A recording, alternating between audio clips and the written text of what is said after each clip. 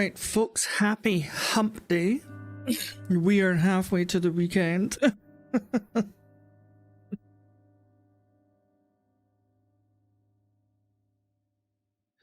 So yesterday in JudgeSim, this game was pretty crazy. I was really enjoying it. Very story based, and we met some funny characters yesterday.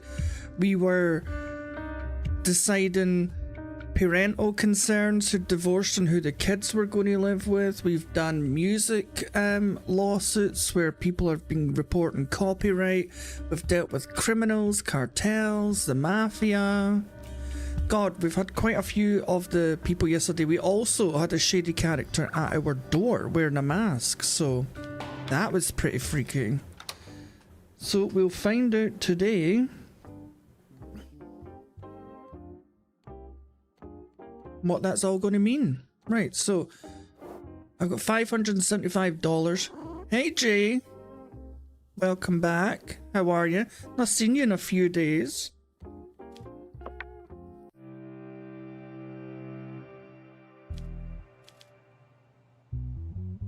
Right.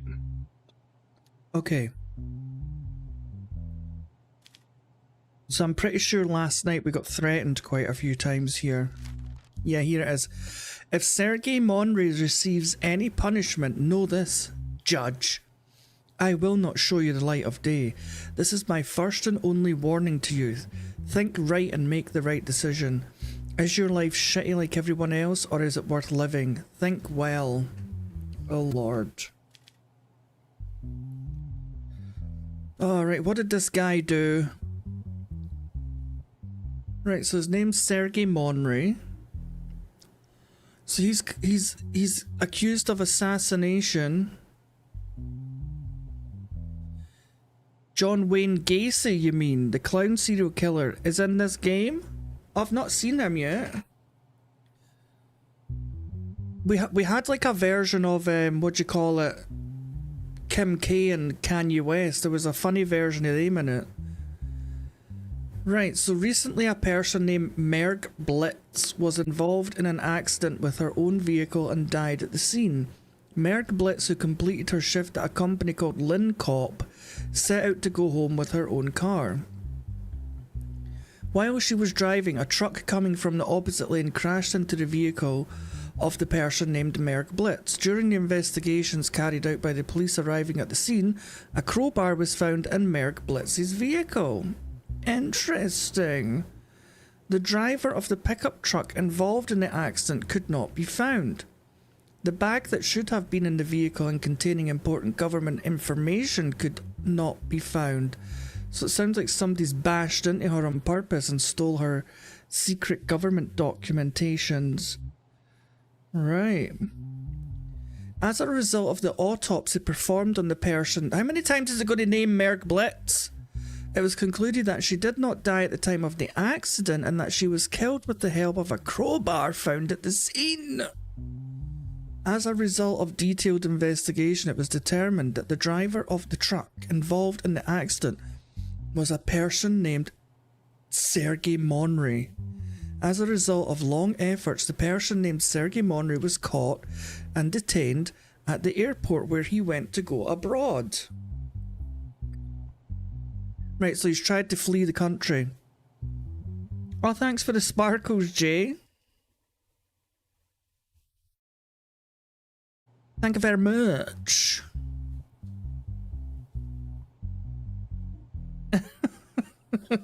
I think in total, since those things got turned on, I've made a whopping 15 pence. So that's about what, 18 cents in American money, so thank you everybody. Right, so what happened next? So this is what he says. I am not guilty. I went to the airport just to see my family who lives abroad. I have nothing to do with this incident. Please release me. I have no reason to commit this kind of crime. I can't even hurt an ant, let alone kill a person. Alright, that's what you're trying to say. Well, it's very strange that he's not got a criminal record so far. Right, let's have a look at the secret evidence. Right. So this goes all the way down here. This goes over to here. This is going up to here.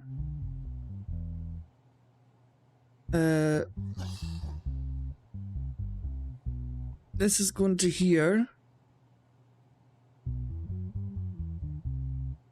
That is going to here, and this is going to here. Right. So here is the fingerprint number 2121352. 212. Yep, definitely has fingerprint. You just got to raid Shadow Legends. I didn't really like mobile games. I've never really played mobile games that much, you know that. I see you can actually stream to YouTube live playing mobile games, I'm pretty sure. Right, so so his fingerprints are definitely on the murder weapon, right? That's a fact. So here's messages between two strangers on the phone. What's the situation? I have the bag now. How much do you offer? As we talked about, 50 million. I'm on it. Do you have a meeting place? Wait to hear from us. Right. So it seems like Mr. Sergey here has went and murdered Miss Merg Blitz and stole her government documents. The only problem is I've been threatened. If Sergey Monry receives any punishment, know this, Judge. I will not show you the light of day. This is my first and only warning to you. Think right and make the right decision. Is your life shitty like everyone else, or is it worth living? Think well. So now I don't know what to do. If I prosecute him, they're probably going to kill me. If I let him go, he's a murderer.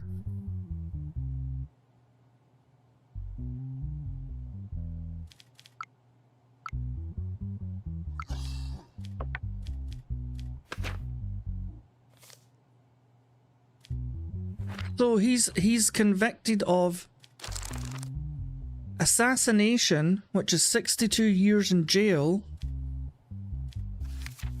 Also, high treason, which is 100 years. So he should get 162 years in jail.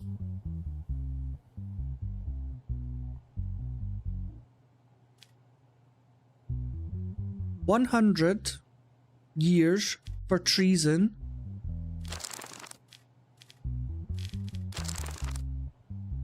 And 62 years for assassination. What do we do? Do we let him go or do we sentence him? Because I don't know if they're good. In the stream last night, someone knocked on our door, and when we looked through the peephole, there was a man in a mask, and we had to phone the police. So I think there's people stalking us. You know what?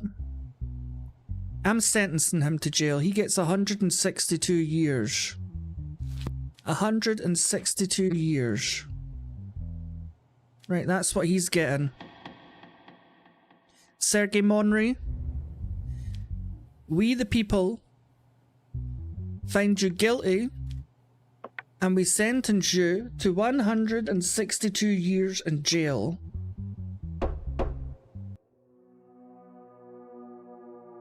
That's going to come back and bite me in the ass, I know it.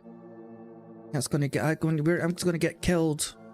As a result of the decisions you made in your cases, we've decided to raise your salary this week to $1,600.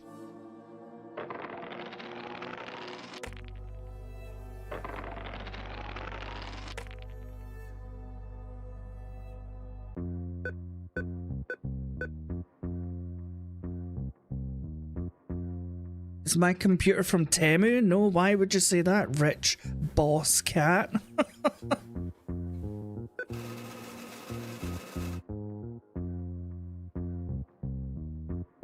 These headphones were very expensive, thank you very much. Go and look them up. Actaris Nova Pros. Not from Temu, my dear.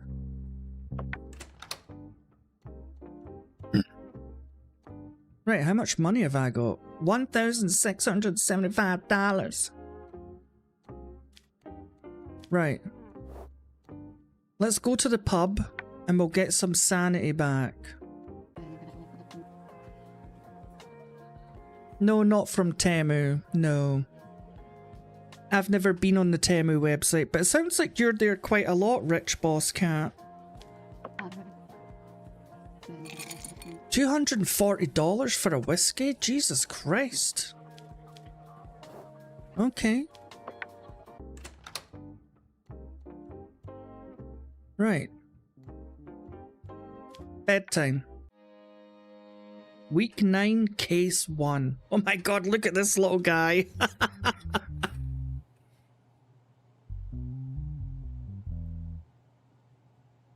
This looks like Rich Boss Cat. Frumpy little old man. Release Winston Gerald and accept the $750 we give you.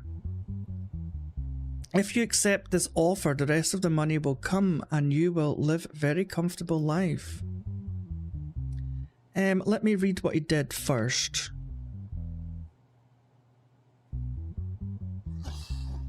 Corruption.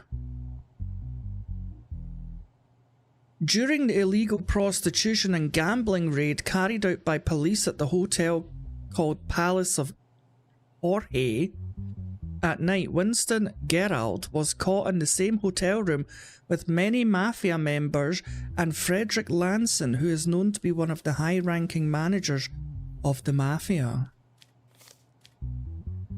4 mafia members and Winston Gerald, who were in the same room, were arrested, but Frederick Lanson, one of the high-ranking managers of the rich mafia, committed suicide with his own gun at the scene. Well, you say you've got an RTX 590, but there's no proof of that, Rich Boss Cat lady. 7 women thought to be prostitutes, drugs, weapons, and $1 million worth of cash were seized at the hotel room. I don't know why I'm in the hotel room. Earlier, I was drinking at the bar with a few friends and we got quite drunk. I remember asking my driver to take me home. I got in the car and opened my eyes in the hotel room. I was with women and men I didn't know. The police came and arrested us. I am not guilty. I am a member of parliament. You exist to serve us as police. How dare you question me and keep me waiting? Oh dear. So this guy's a corrupt politician. Let's see what evidence we've got against him here. Oh, I hate these puzzles.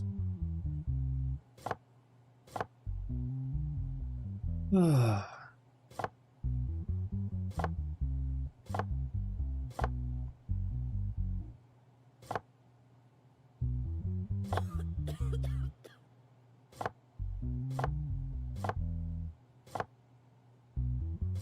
Oh.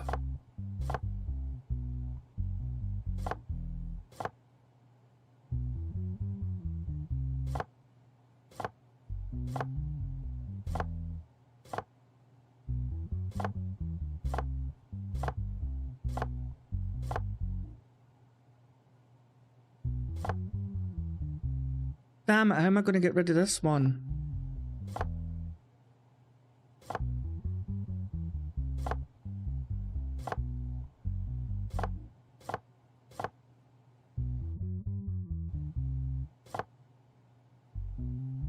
Oh.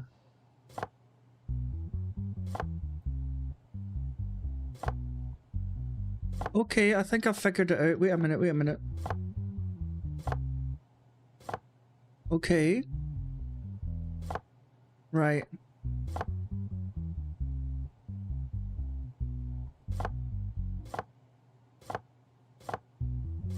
Okay, we got it. We got it.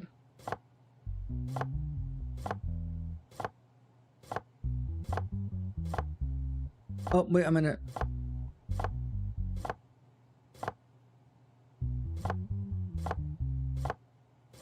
Look at that. Puzzle genius.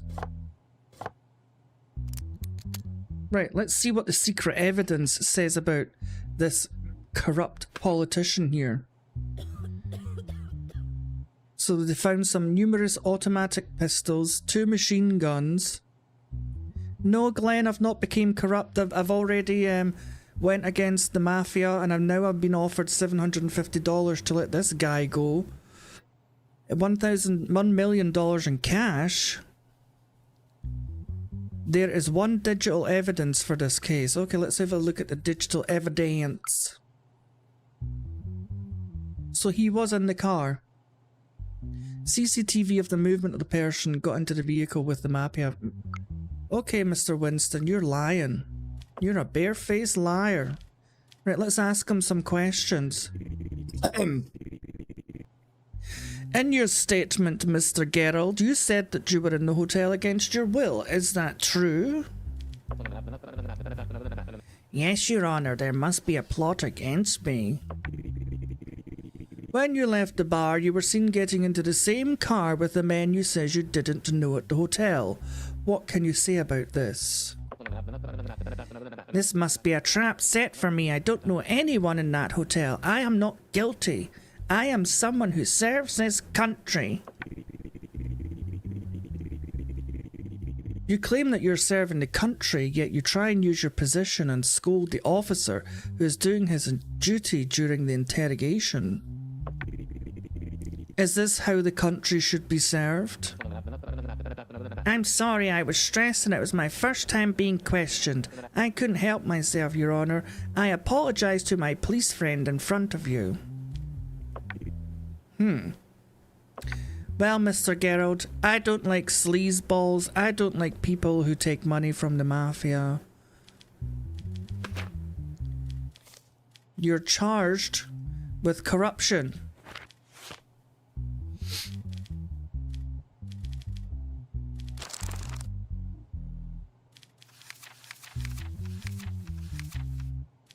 What is that under again? Crimes against the state? Corruption. 10 years in jail and a $10 million fine. Well, that's what you're getting, Mr. Gerald.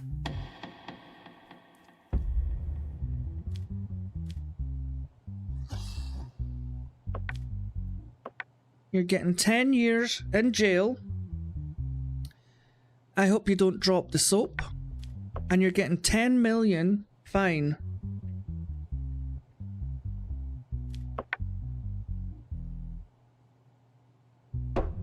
Enjoy prison.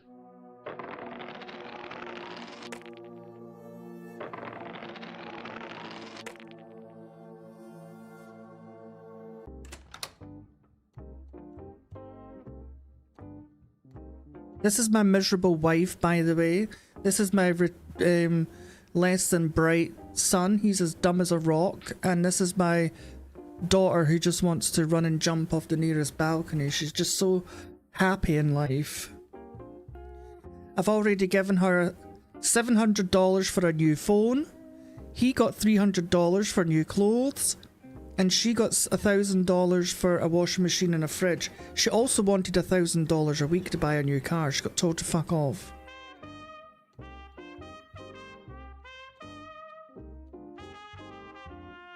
Yes, and this is a cat.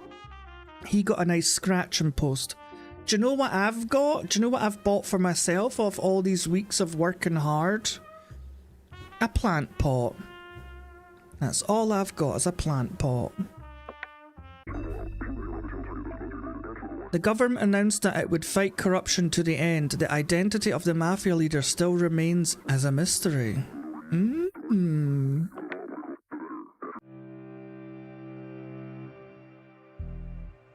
Oh god, my little bars went up. There's a 35% chance I could get assassinated. And a 30% chance I could get arrested. Okay, who are these guys?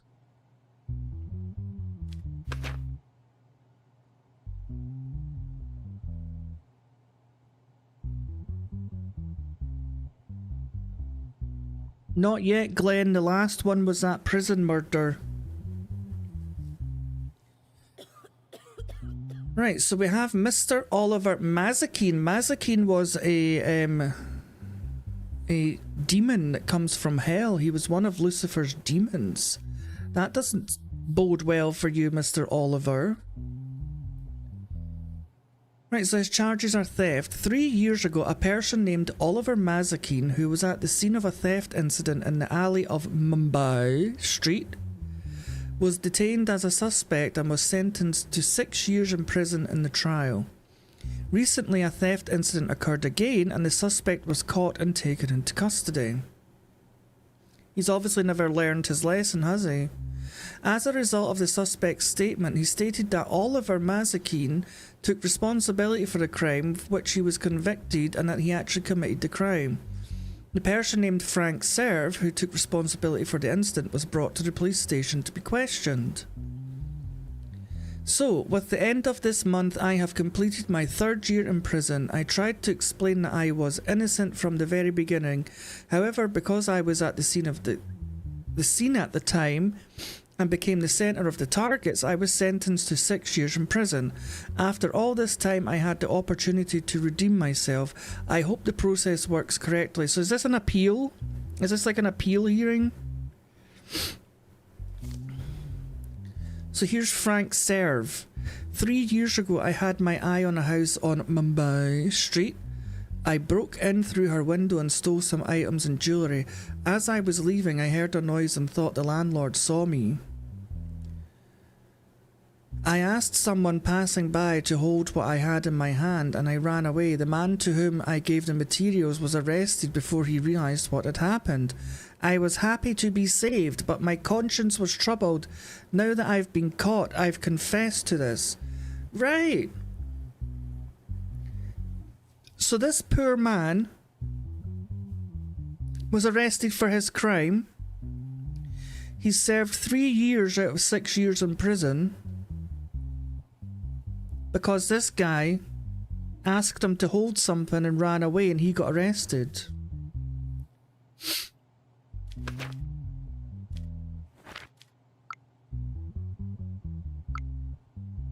Isn't he Peak Glen? I don't know who that is. Peak Glen?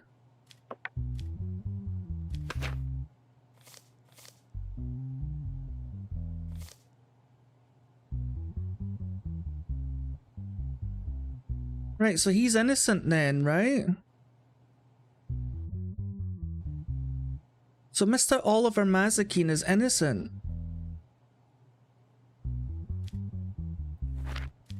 So what do you get for theft?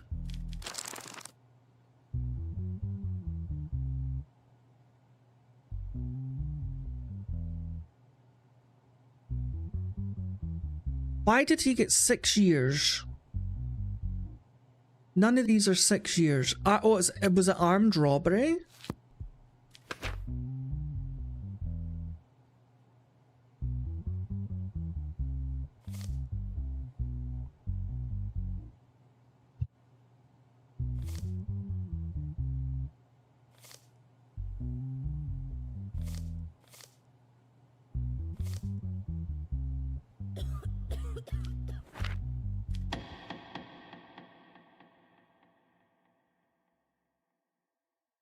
Okay, so he should be set free. Not guilty. The Mr. Serve guy isn't there. Look, this... I can't sentence this guy. That must just be his lawyer. So this is an appeal case, so we've only to judge his case. And it's quite clear that he was set up. It wasn't even his fault. So, you get to go free, Mr. Mazikeen. The state of Banana Publics apologises for your false imprisonment. You may sue the police department at a later date.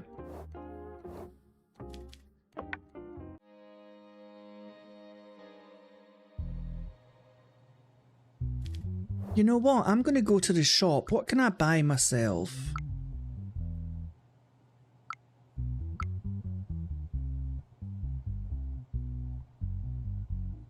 going to buy myself the horse. There we go.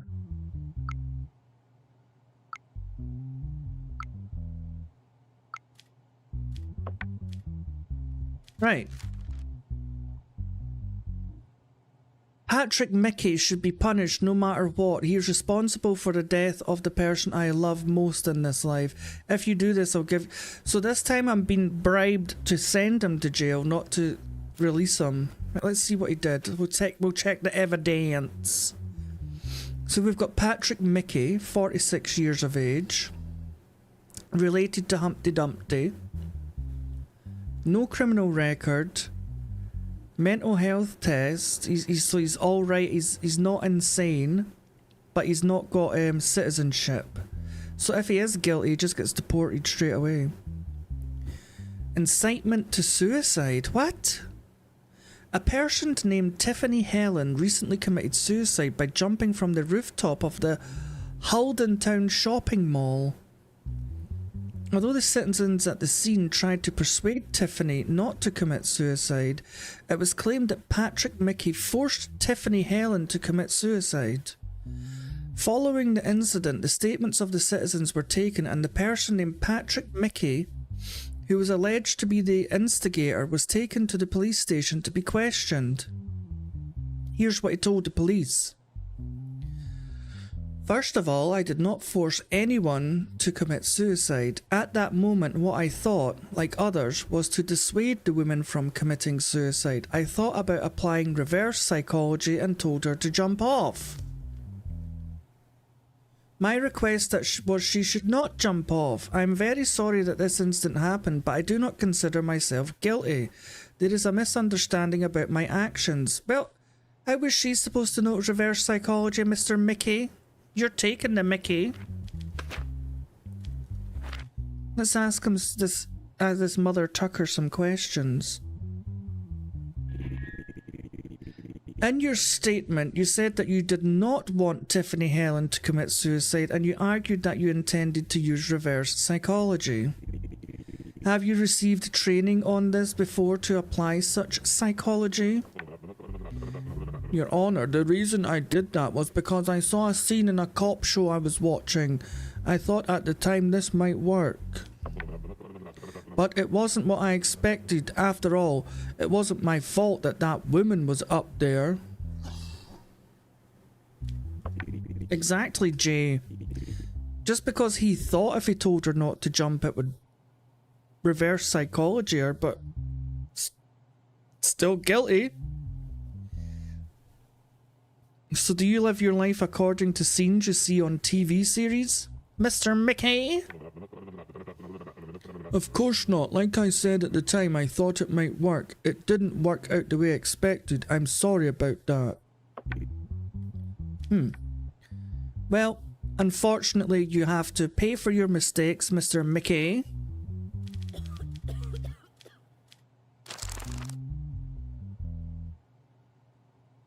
So that's 4 years in jail, Mr. Mickey. Does he have a criminal record? No. So he gets 4 years in jail. I, Justice Vaughn, find you, Mr. Mickey, guilty of incitement to suicide.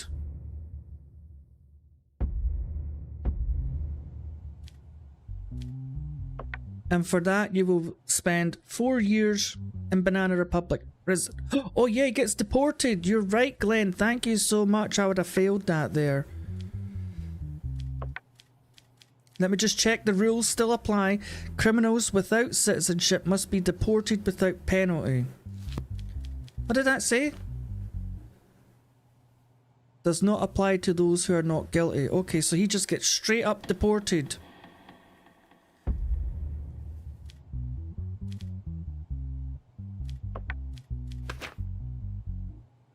National status? No. Mr. Mickey, due to your crimes and your involvement in a young woman's suicide, I have no option but to send you back to Bonislava.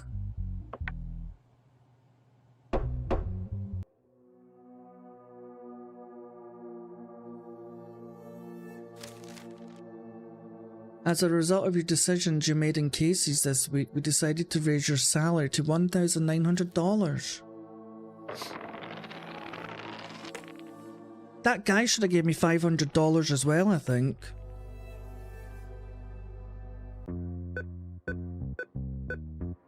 Okay. $1,400. Give me it. Give me all of it. Oh, thank you.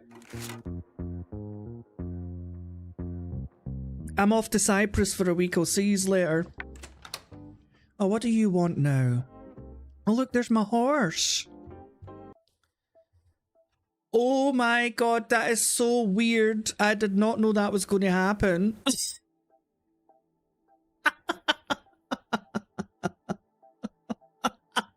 What are the chances of that? Me making a joke about going to Cyprus and she wants to go on holiday.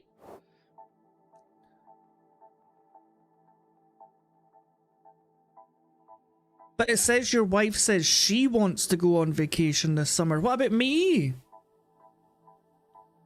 Or does she mean all of us?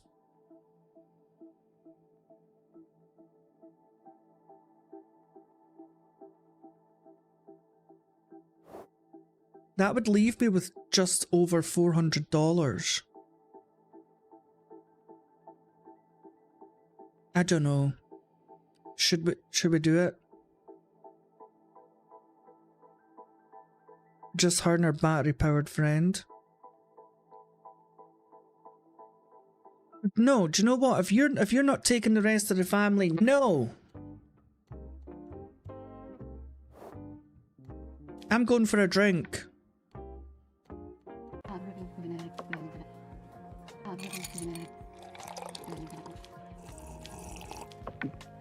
And I'm going to give the casino a try this time.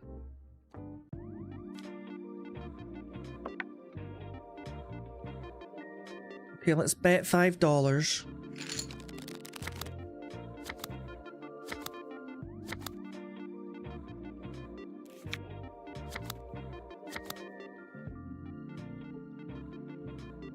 How did that happen? What did they get? 16 plus... This is the last one, and see if this is rigged, I swear to God. They always seem to get a perfect fucking 21 score, the pieces of shit. No, Glenn, I've never won.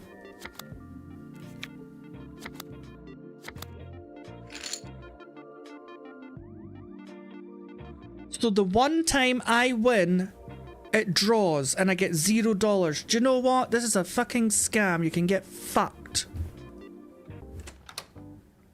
I'm going to my bed.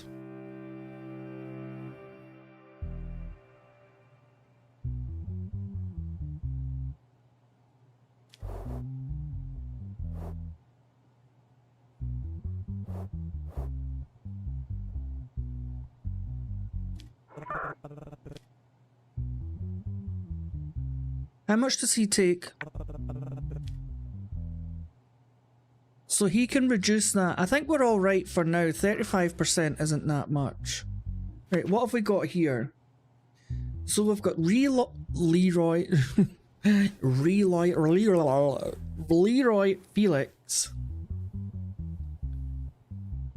No criminal record. He's sane in the membrane and he's a citizen. Then we've got Emric Abraham, who is not a national. And then we've got Douglas Darien. Okay, right, what did these three stooges get up to?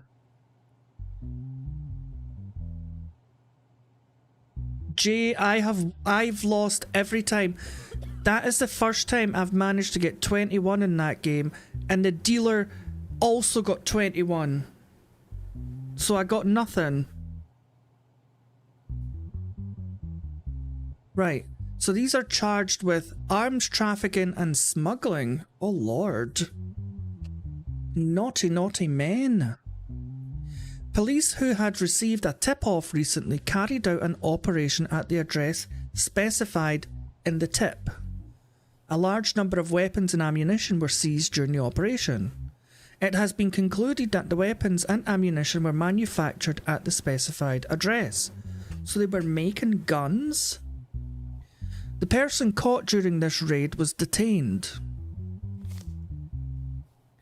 First of all, so this is Leroy, this is his statement. First of all, I would like to point out that I do not belong to any organisation. Before the event, my friend Emmerich Abraham called me and said he had a workshop and I should come and see it. So I went to the house in the location he sent me. I couldn't hide my surprise at what I saw next. I had not guessed that the products he produced could be weapons and ammunition. Afterwards, I told him that this was a crime. The police came when I wanted to leave the workshop to avoid being affected by the situation. They detained me before I could explain the situation. Please understand me, I am innocent. That's what they all say, Mr. Leroy. Oh, I went to visit my friend and he just so happened to be making guns in his basement, and just at that moment the police showed up. Right, this is what Emmerich is saying. Douglas Darien, so they're all blaming him. They're all blaming this guy. Douglas Darien, a friend I had just met, invited me to his workshop. Oh, that sounds familiar. Which he stated belonged to him. When I asked him about the content of the workshop, he told me that it was an art workshop. Since I love art very much, I was curious and went to his workshop. I didn't know I would encounter something like this. Just as I was getting over my surprise and leaving the weapons workshop, police arrived. They detained him without giving him a chance to talk. I want to make it clear that I have nothing to do with the incident. Right, so what's Douglas saying? I am not guilty of the incident. Those responsible for this incident are individuals named Leroy, Felix and Emmerich Abraham. It's only been a few days since I met these people and they invited me to their workshop. I accepted their invitation thinking it was an art workshop. After entering the workshop, I was speechless at what I saw. When I wanted to leave the scene, police came and quickly detained us. I have no connection with the workshop. So they're all like, no, it was him, it wasn't me, it was him. Right, let's see what secret evidence we've got. Oh god, here we go.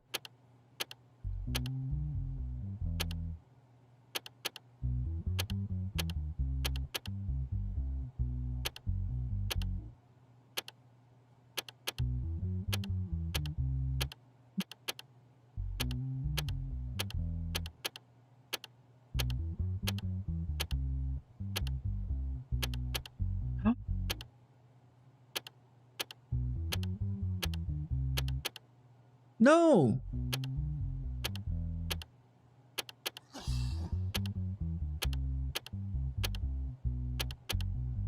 Damn it, I forgot.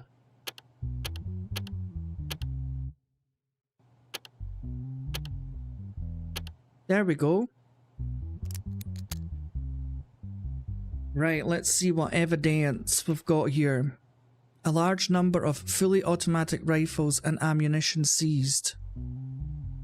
Text messages between the individuals. Leroy, what about the shipment? Are there any problems with the weapons and ammunition?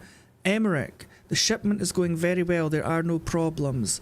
Felix, well Leroy, what's the situation in the workshop? No problem, we will produce weapons and ammunition quickly and make them ready for shipment. Emmerich, is everything alright? Douglas, we're making... So they're all guilty. Wait a minute, this is just Leroy and Emmerich. Oh no, Douglas is there too. Leroy, Emmerich, so they're all guilty. They're all talking out their arseholes. Let's question them. In all three of your statements, I see that you blame each other. Why do you blame each other instead of confessing your guilt? Your Honor, first of all, everything I said is true. I saw the person named Douglas Darien at the workshop and we have no prior acquaintance. I had just met Emmerich Abraham and how could I have known it would turn out like this? How long have you been doing this job? I have nothing to do with the incident. I only went to the workshop upon the invitation of my friend Leroy Felix. In your statement, you identified your friend as Douglas Darien. I'm sorry, Your Honor, I got mixed up. Exactly what position are you in?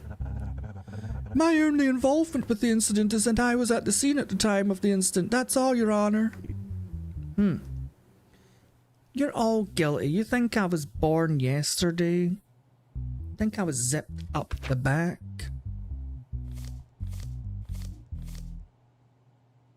Trafficking and smuggling. Right, let's see what they get.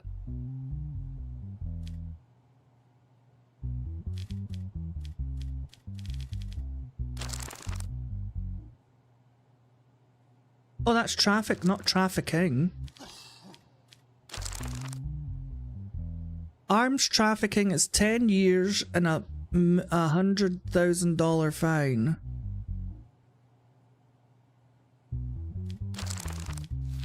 Right, let's check them.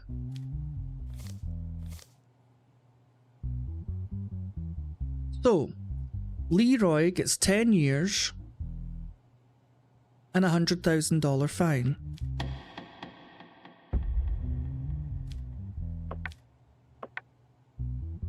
$10 years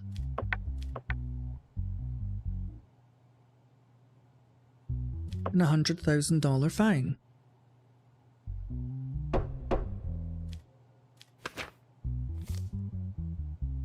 Emmerich gets deported.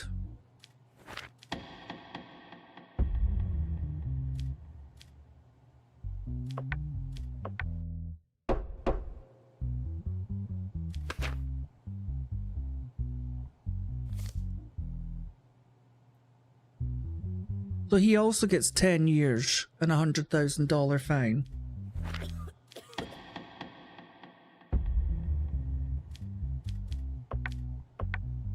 $10 and a $100,000 fine. I don't know where you're going to get the money. This is a decision of the court. Don't ever let me see you in here again. Judge Von Bon Jovi.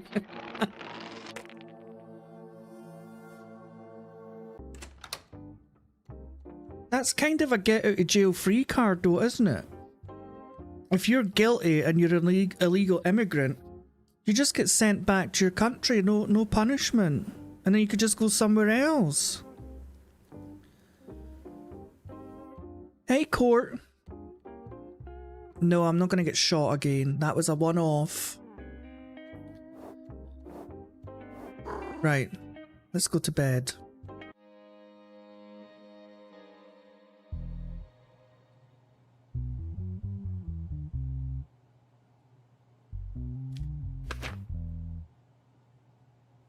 Okay, so we have a divorce case filed by Jennifer Jade against her husband Adam Harold. So, Jennifer Jade stated that she was subjected to violence by her husband Adam Harold and filed for a petition for divorce. Jennifer stated that in her petition that the reason for the divorce was that the trust in her husband was shaken and that the promises her husband made to her as some marriage criterions were not fulfilled. Additionally, Jennifer said that sometimes he would try to take her up the back. No, that's terrible. Additionally, Jennifer said that she was faithful to her husband throughout their marriage and did not have any difficulty in fulfilling his wishes.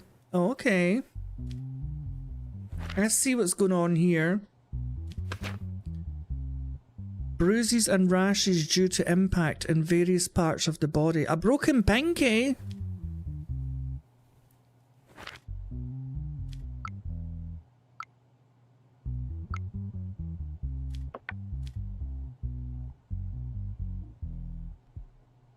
Well, he's not lying. 8-Ball normally lies about me, but he's telling the truth this time.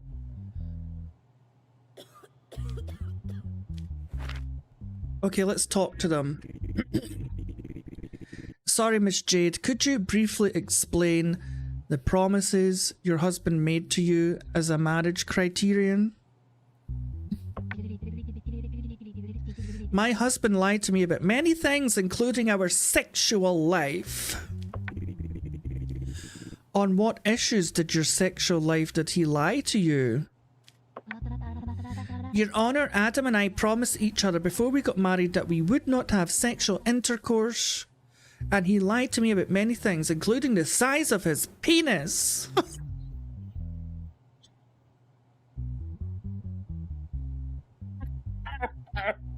Oh my lord.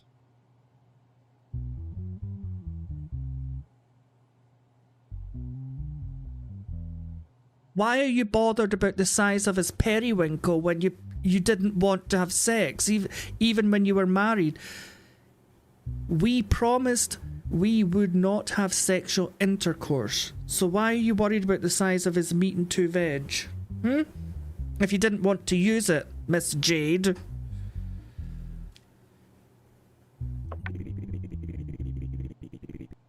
Is your husband's penis size the reason you want to end the marriage? Not only that, when my husband did not enjoy our sexual relationship, he used violence against me without my consent and blamed it on his incompetence. Wait, I thought you said you weren't having a sex life. Are you lying to me, Miss Jade? Is it true that you used violence against your wife, Mr. Harold?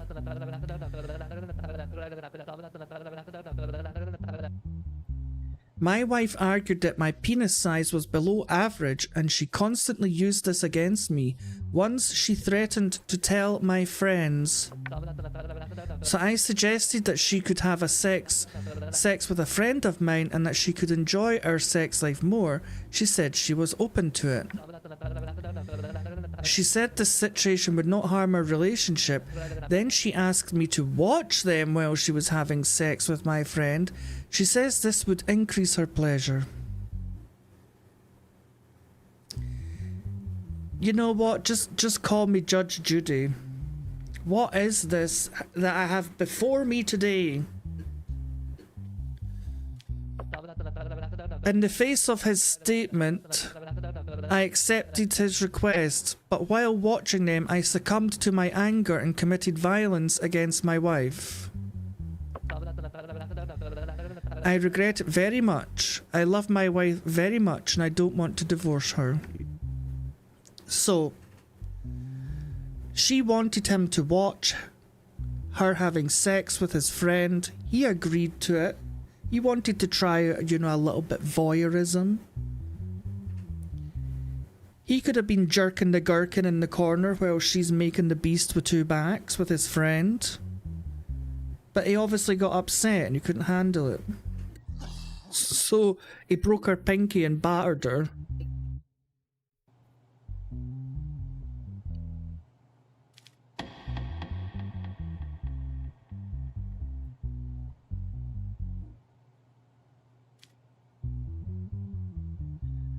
Well, unfortunately, we have to allow them to divorce.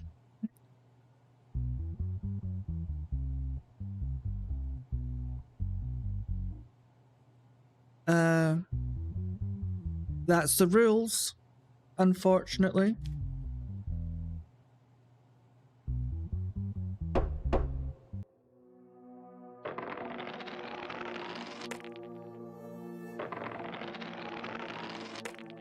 I still don't know what these dice mean, by the way. I have no idea.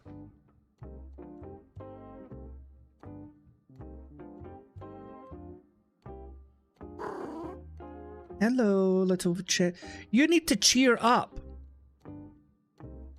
I bought you a new Lubble phone and it hasn't exploded yet. You should be thankful.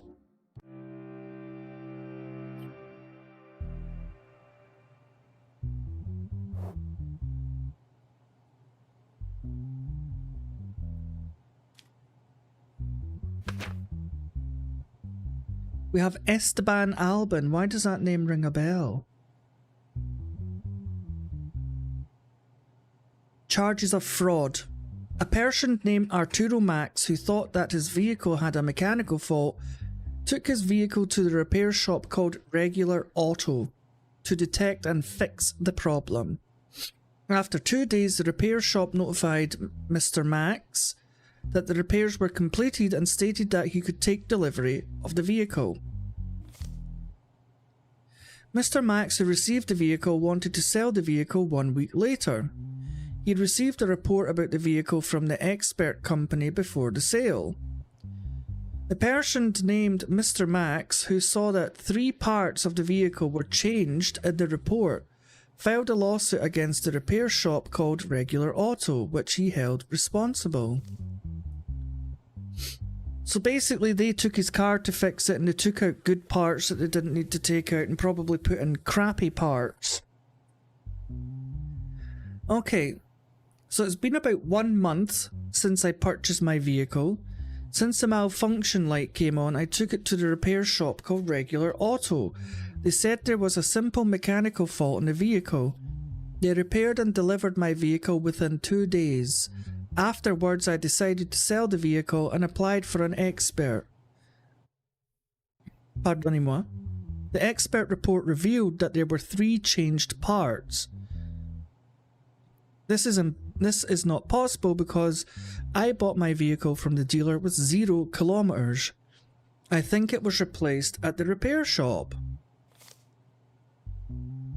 So this is what Mr. Albin has to say for himself. When the vehicle came to us, the malfunction light was on. We said we could fix it and deliver it in a day or 2, and we did. We were very surprised when we received the notice that a lawsuit had been filed against us. We did not remove or replace any parts from the vehicle. We think that the victimization is due to the irresponsibility of the vehicle owner. These accusations are great slanders against a reputable corporate company like us. I mean, he could have bought the car with his shitty parts in it, you don't know, but let's find out.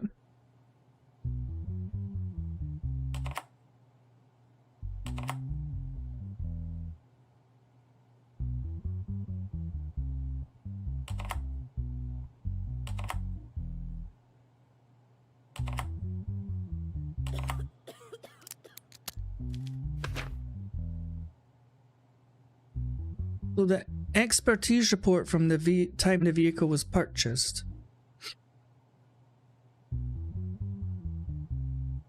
So it had no fake parts originally when he bought it. And when he got it back, it had a fake door, a fake roof, and a fake whatever that is.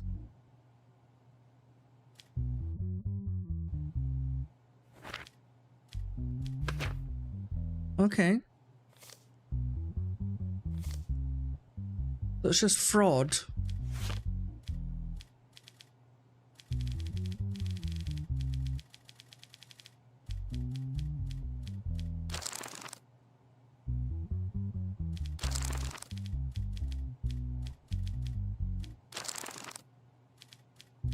Where's fraud?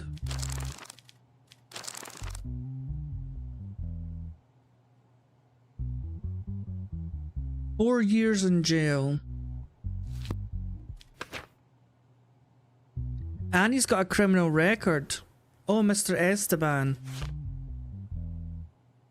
You now get 10 years in jail, unfortunately.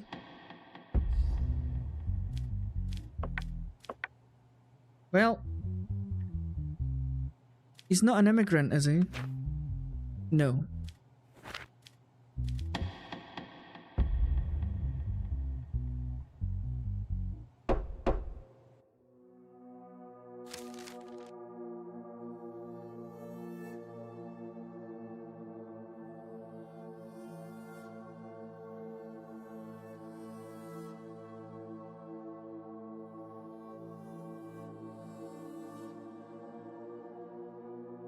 As a result of your decisions you made in the cases, we've decided to raise your salary to $2,000.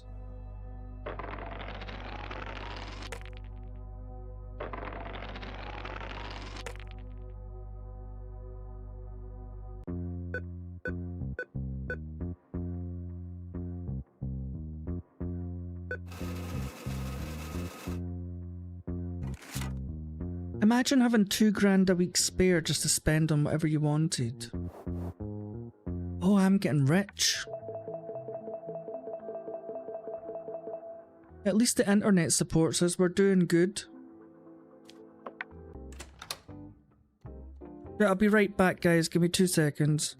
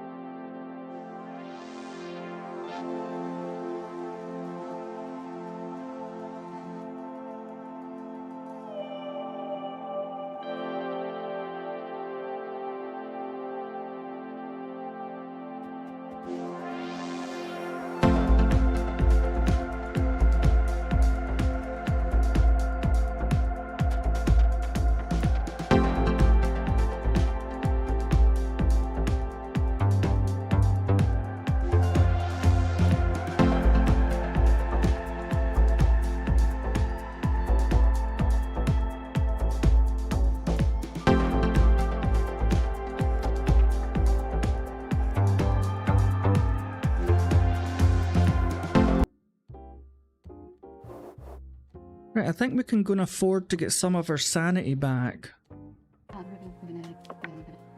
$960? Jesus Christ. You should be in my court for robbing people, you witch.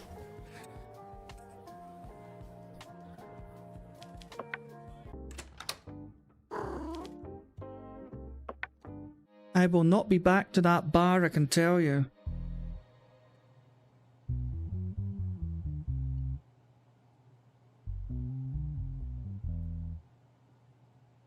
Okay, let me just get a refill here.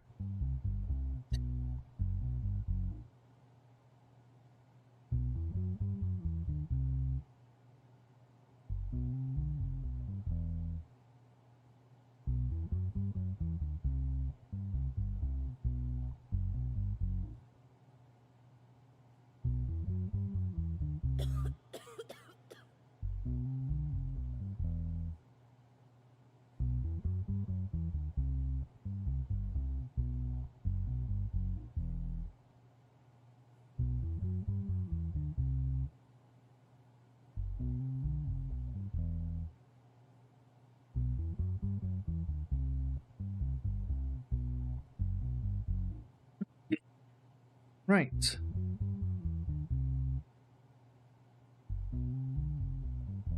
Let's see what we've got here.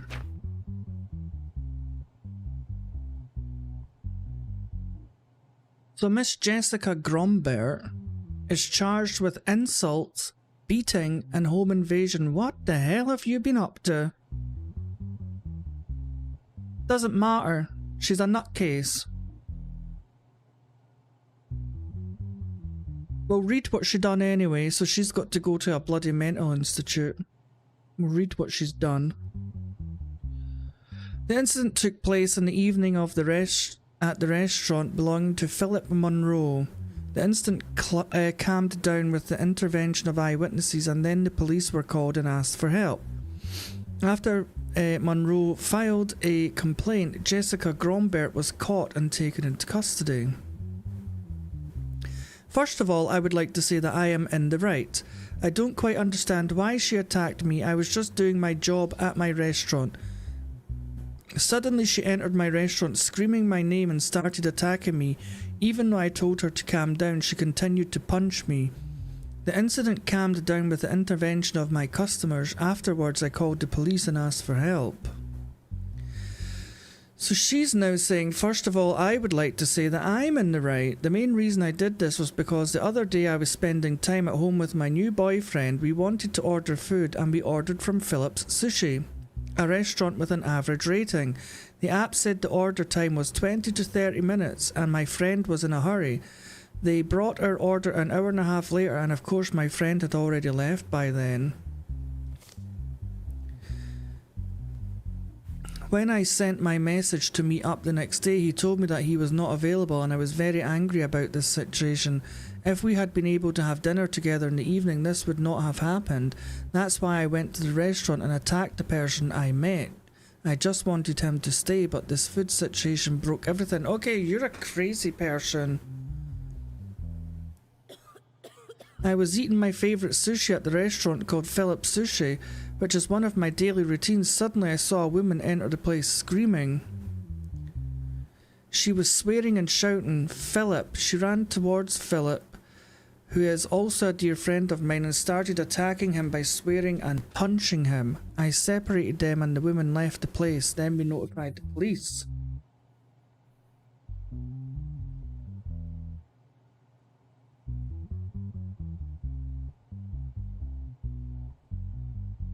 Hey, Jörg.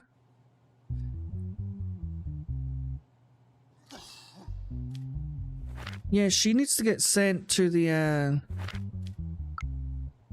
she needs to get sent to the mental house, you know that? Oh, here's camera records. There's Jessica attacking Mr. Philip. Hello, Phil.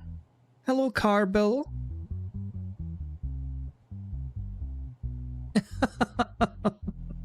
You went to the horizontal? You know, that's why I put vertical in the thumbnail and the title. Oh, Jörg, you silly sausage. Right. Hello, dear. Hello, dear. Right, so she's nuts. So she just has to go to the mental asylum.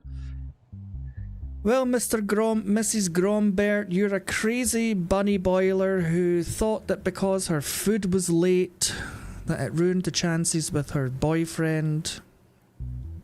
So you have to go to the loony bin. I'm sorry, Miss Grombert. I hope this helps.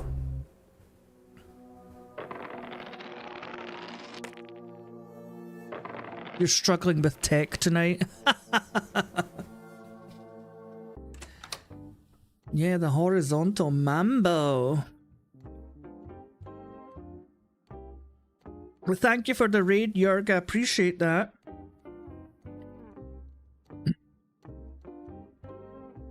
The Bologna Bop. Right. Let's see what crazies we've got tomorrow. Alright. First the remote and then the mic. Okay, so here we've got a compensation lawsuit filed by a person named Matt Geller against a person named Julia Armstrong. Right, so here a person named Julia, who wanted to break up with her boyfriend, filed a lawsuit saying that her boyfriend did not want to break up with her and threatened to blackmail her. You just missed a divorce case. I felt like Judge Judy, where the woman did not like the size of her husband's penis, and so she ended up having an affair with one of his best friends while he watched, and then the jealousy overtook and he attacked the wife.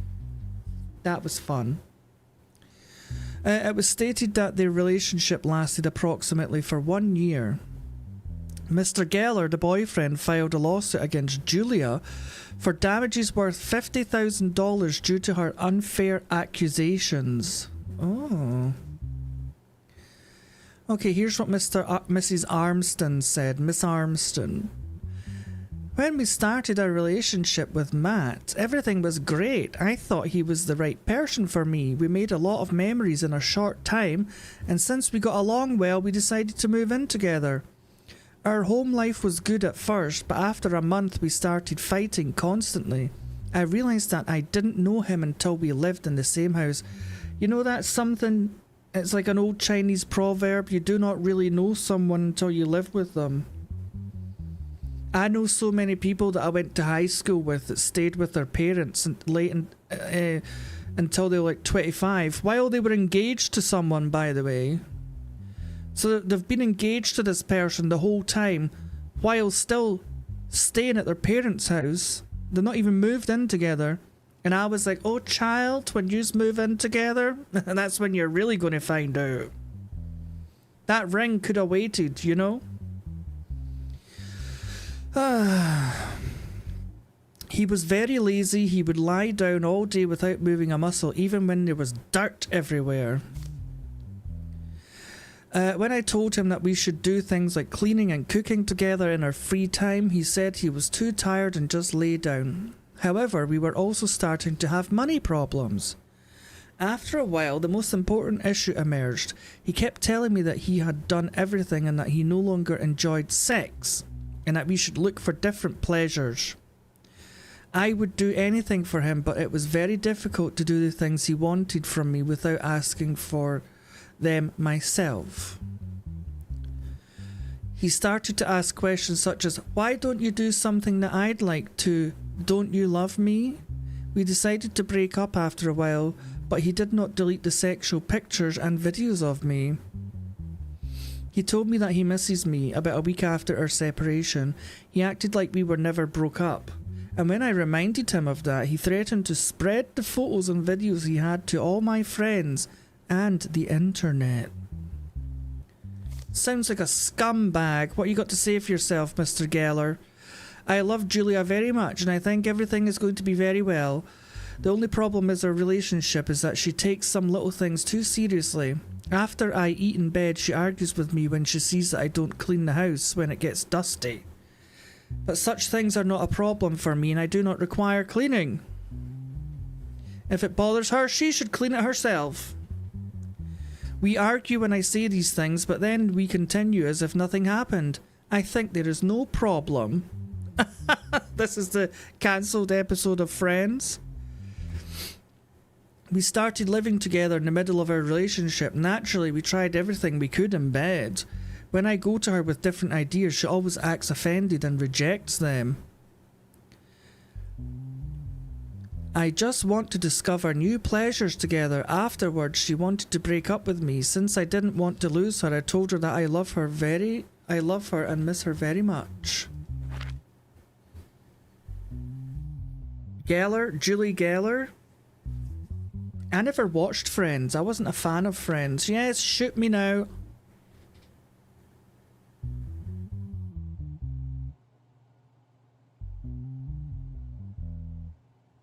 Nip slip. Ooh.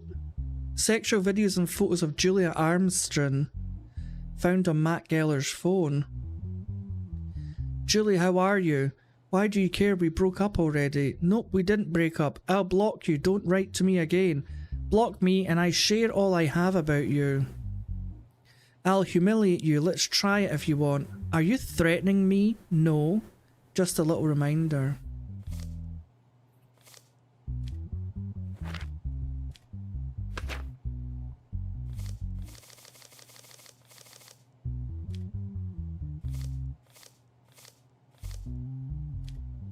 Okay, let's see what they have to say for themselves. You're a scumbag, Mr. Geller.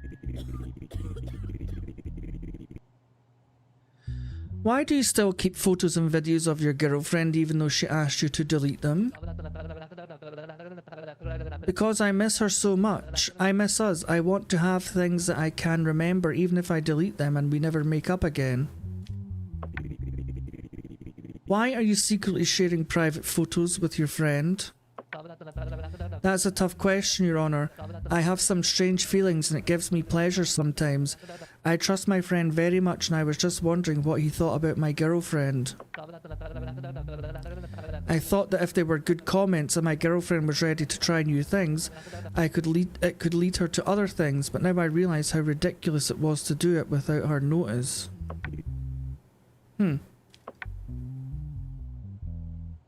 Baloney!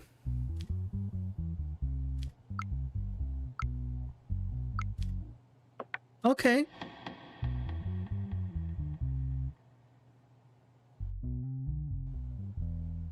So Matt Geller is going to pay Mrs. Julia $50,000 in damages. Judgment for the plaintiff for an amount of $50,000.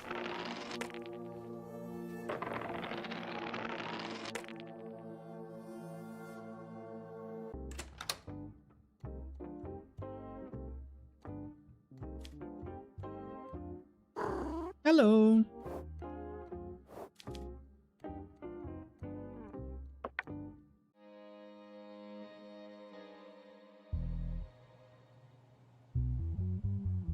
Oh God. Are you on speed or something? Okay, so he's being charged with high treason. Jamal Roderick. He looks very alert. Jamal Roderick, who was captured by Prime Minister Matt Drake's guards during their patrol around the property at night, surrendered without difficulty. According to the information provided by the Prime Minister's guards, the police officer was wearing his official uniform and had a gun with the safety on in his hand when he was caught. The guards who searched the person found a red rose and a steel choke rope. Is this the Red Rose killer?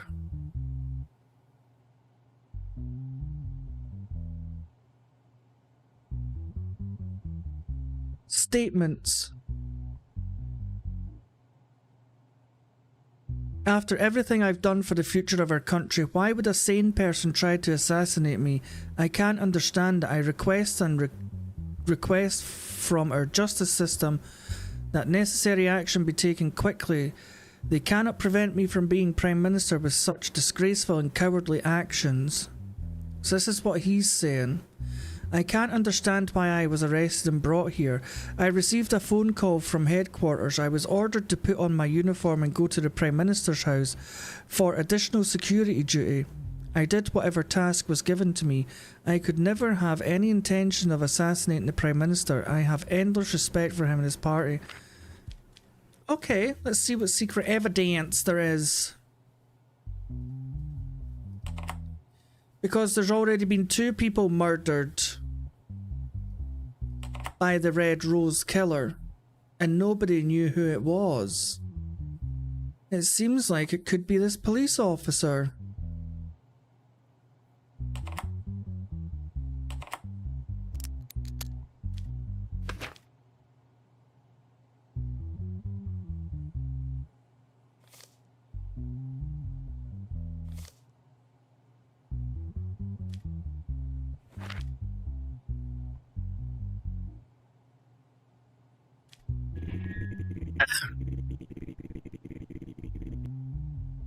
The exact same rose found on the corpses in previous assassinations was found on you. How do you explain this, Mr. Roderick?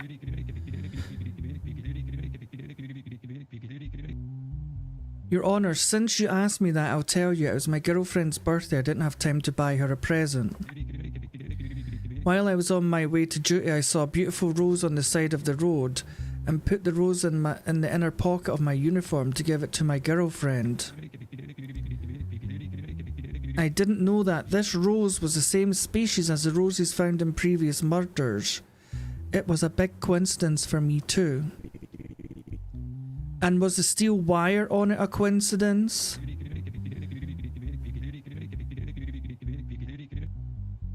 I always take into consideration all possible negative situations as a professional habit.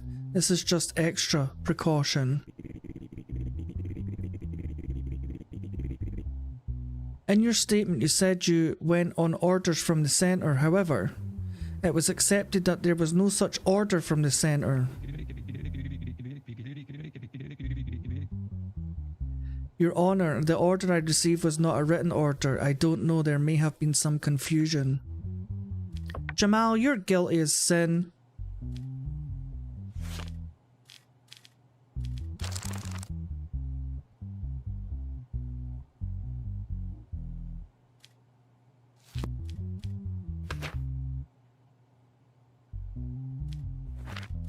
I feel like we have to... He's had multiple planned murders.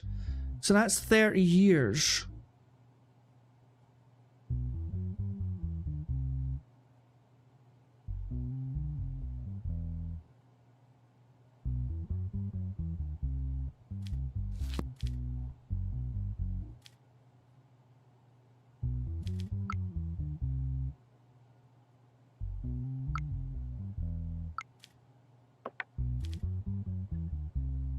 This is difficult because he's murdered 2 other people, plus he's been accused of fraud.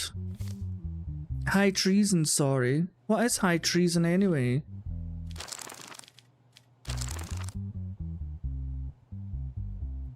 $100 years in jail.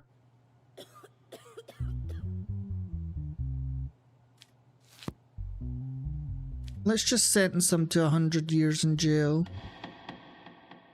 He's not gonna get out anyway.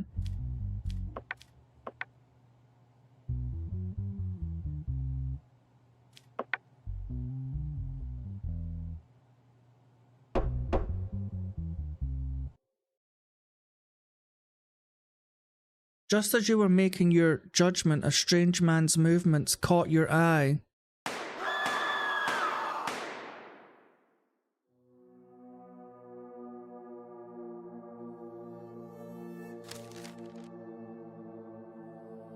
Did somebody shoot him?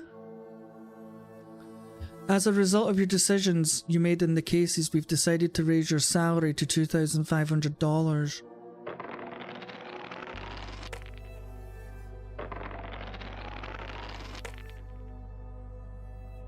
Good lord, who just got shot?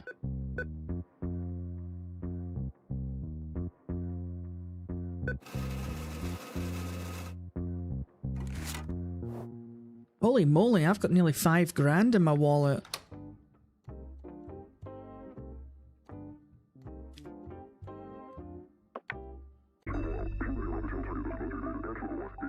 The police officer was shot and died during the trial in which he was tried as a defendant. The assassin was caught, so they killed him. I mean, he's already killed 2 other people, and he tried to kill the mayor, and someone took him out. Why has my courtroom got bigger?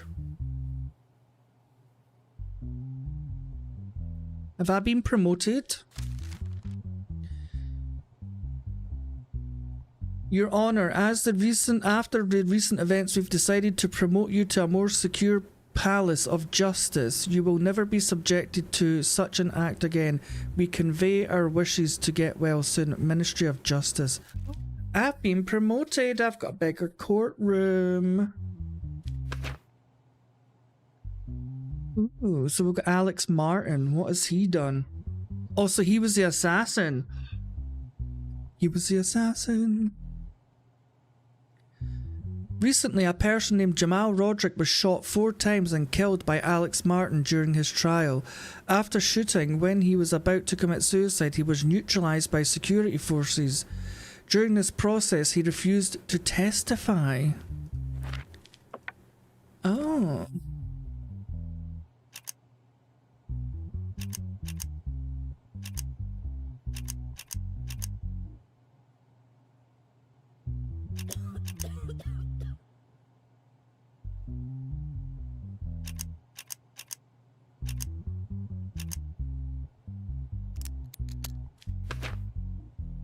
Two 2121362. It's obviously him.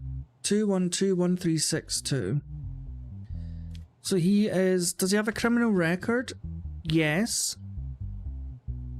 Right, so he gets tried for assassination. 102 years in jail.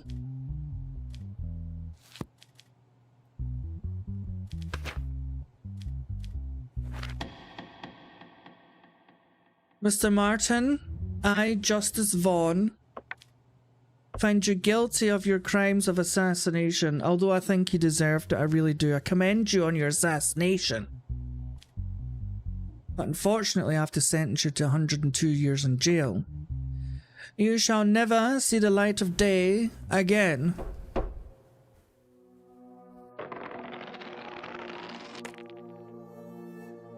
What? What?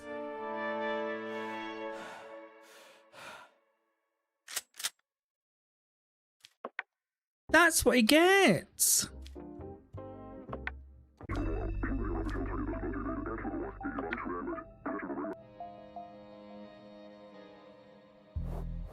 Oh wait, I need to bring this down. Hang on a minute, hang on a minute. Yes, how much? 750? Yes. Thank you. How much for it again? Yes, give me it again. No! Okay, that should be fine. Oh, can we? Oh, we never questioned him. Hang on. Let's see the case file. I've seen it.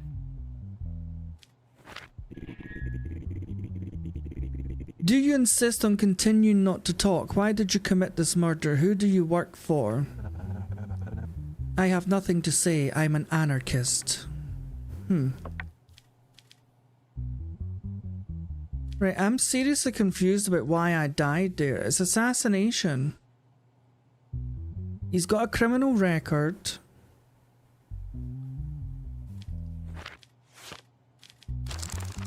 Which means he gets aggravated, so he does get 102. I'm going to try it again.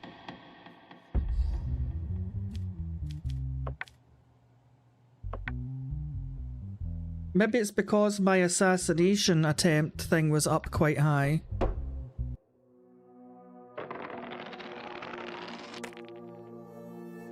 Woo! Thank you, Bunny. Appreciate that. Right, so the reason we got shot the last time was because that bar had moved up quite a lot.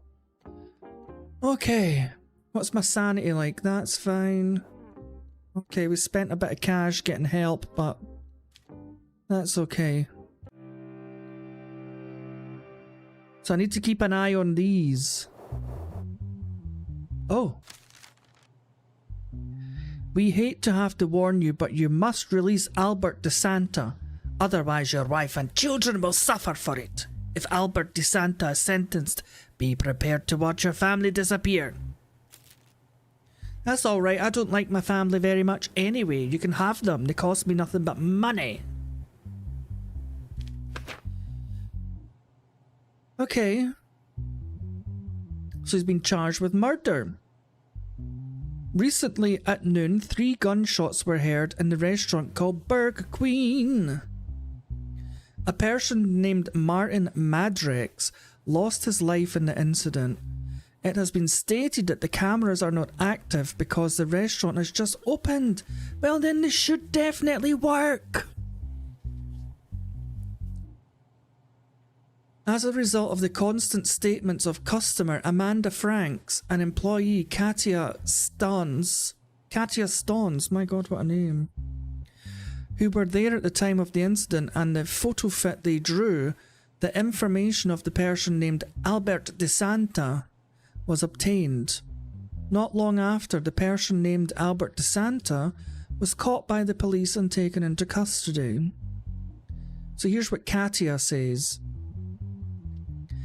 I started my shift at noon. Since the restaurant is secluded, I can remember the customers' faces. While I was waiting at the counter, I noticed that the customers at the table 14 were arguing. The customer in the leather jacket suddenly pulled out a gun and pointed it at the person in front of him. As soon as I saw the gun, I hid under the safe. Then I heard 3 gunshots. I didn't show up for a while because I was afraid. When I came out, I saw the man laying on the ground. Then I notified the police. Here's what Amanda Frank says.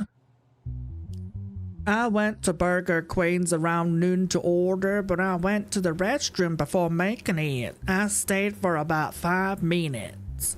After leaving, we made eye contact with the customers at table 14. While I was heading to the cash register to my order, I heard the scream of the cashier.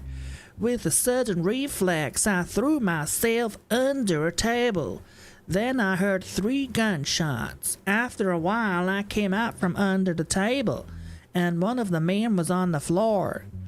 The other one had left the place. Here's what Albert says. I was sleeping at home at the time of the incident. You accused me of shooting a man, but I was at home until the evening hours that day. I only went out for drinks with my friends in the evening. This is a murder they are trying to pin on me. I am not guilty. There's no evidence. I don't know, court. She said the restaurant was secluded, so I just imagined it was in the middle of the sticks somewhere in like South Texas or something like that, you know?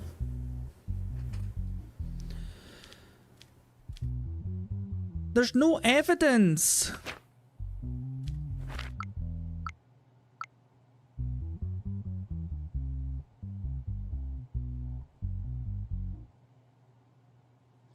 I mean, that looks like Hitler to me. I guess he does look like Hitler, actually.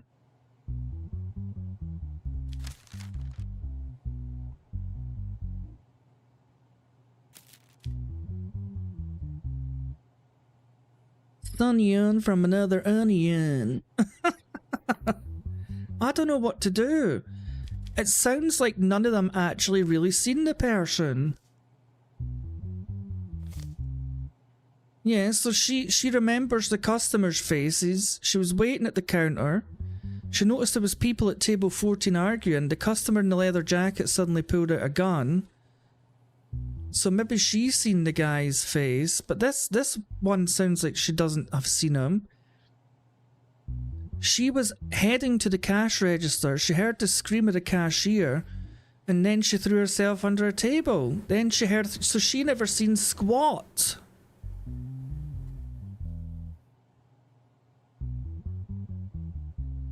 So she made eye contact with the customers at table. Maybe she did see him then. I don't know.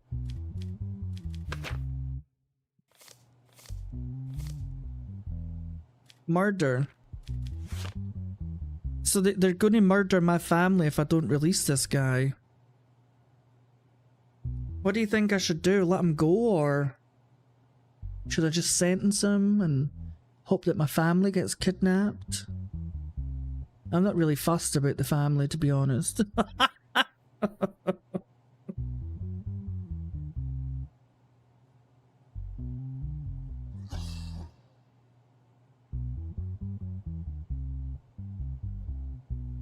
You know what? I'm just going to sentence him to murder.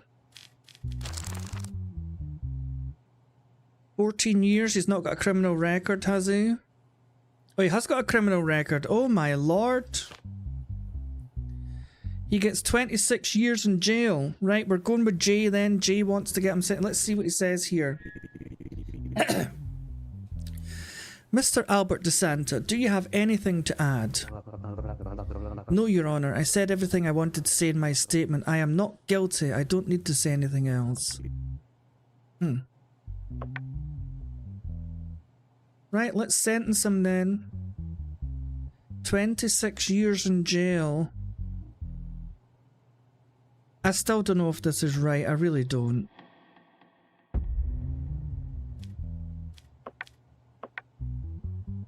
Mr. DeSanta, I, Justice Vaughn, find you guilty of murder in the first degree, and I sentence you to 26 years behind bars.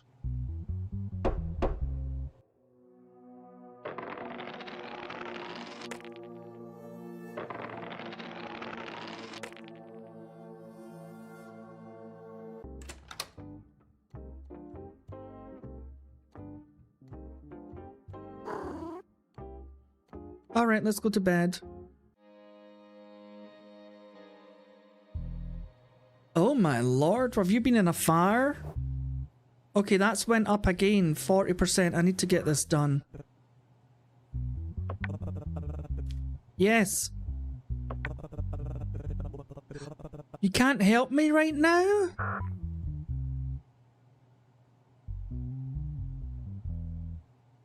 I have to be very careful. Right, so we have Mr. Joseph Gray.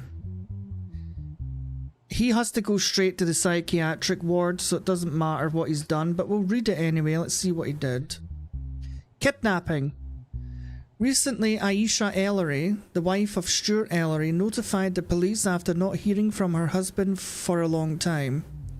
As a result of the extensive searches carried out by the police, it was determined that Stuart had left his workplace and headed towards his home. Security cameras on the route of his home were examined, and it was determined that Stuart Ellery was put into a black minibus without his consent. As a result of the intense work of the police, the person named Joseph Gray, this handsome devil, the owner of the minibus in which Stuart Ellery was kidnapped, was caught and taken into custody. As a result of the searches carried out in the house of Joseph Gray, Stuart Ellery was found unconscious with his hands, feet and mouth tied in a secret compartment of the house. In addition, many people were found dead or unconscious in other secret apartments. So this is his statement. First of all, I would like to state that I am definitely not a murderer. I only treat sick people who are on their deathbed. While doing this, I do not ignore their consent. I provide them with the opportunity to continue living. This is an opportunity for them. I am not crazy. I didn't force anyone to do anything. He's only been charged with one murder. Kidnapping? Dead people were found in his house.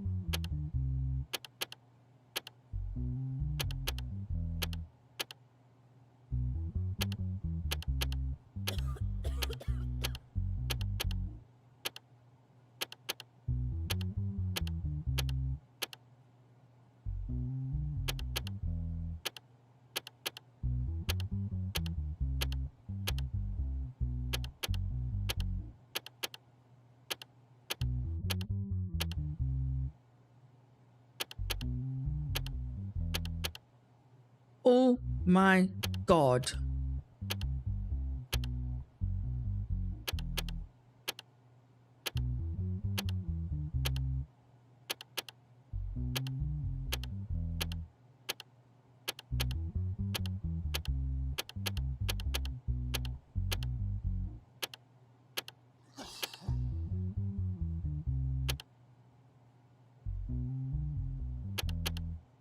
You mother tucker.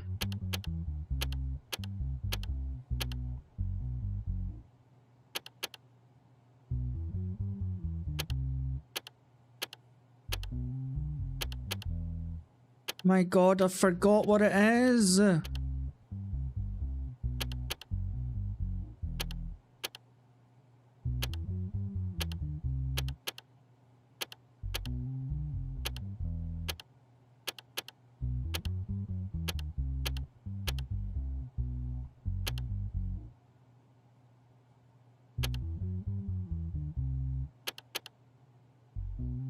You have got to be shitting me.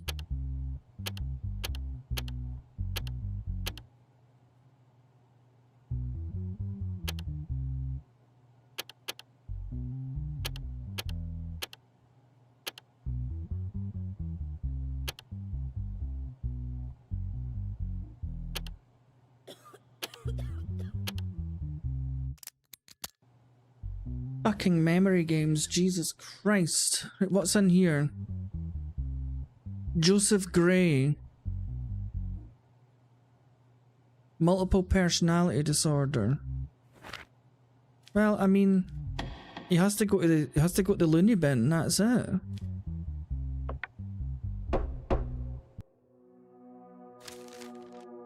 As a result of the decisions you've made in the cases, we decided to raise your salary to $2,600 a week.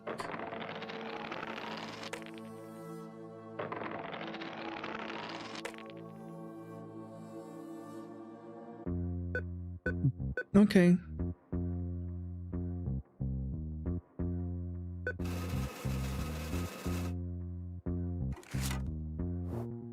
Holy moly. Right, let's go to bed. Are you gonna help me again? For God's sake, when does it reset? Do you know what? I'm gonna buy myself something.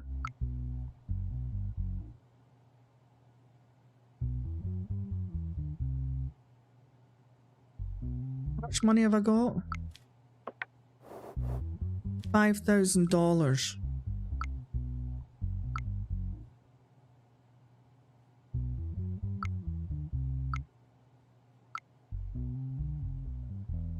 Does loving someone cost $50,000? Didn't your conscience ever hurt when you made this decision? I did whatever he wanted. What I got in return was nothing and a $50,000 fine on top of that.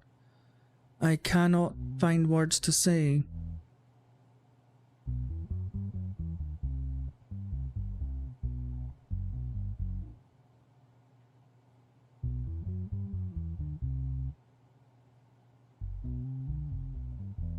Oh my god, did I accidentally fine her? I thought she was to get compensation. I did do that. Well, that email makes no sense. Shut up. Right, so I bought all the items. Lovely. Right, what's going on here, folks? So we have a lawsuit filed by Ashley Cowan against Ostevik Construction Company. Right.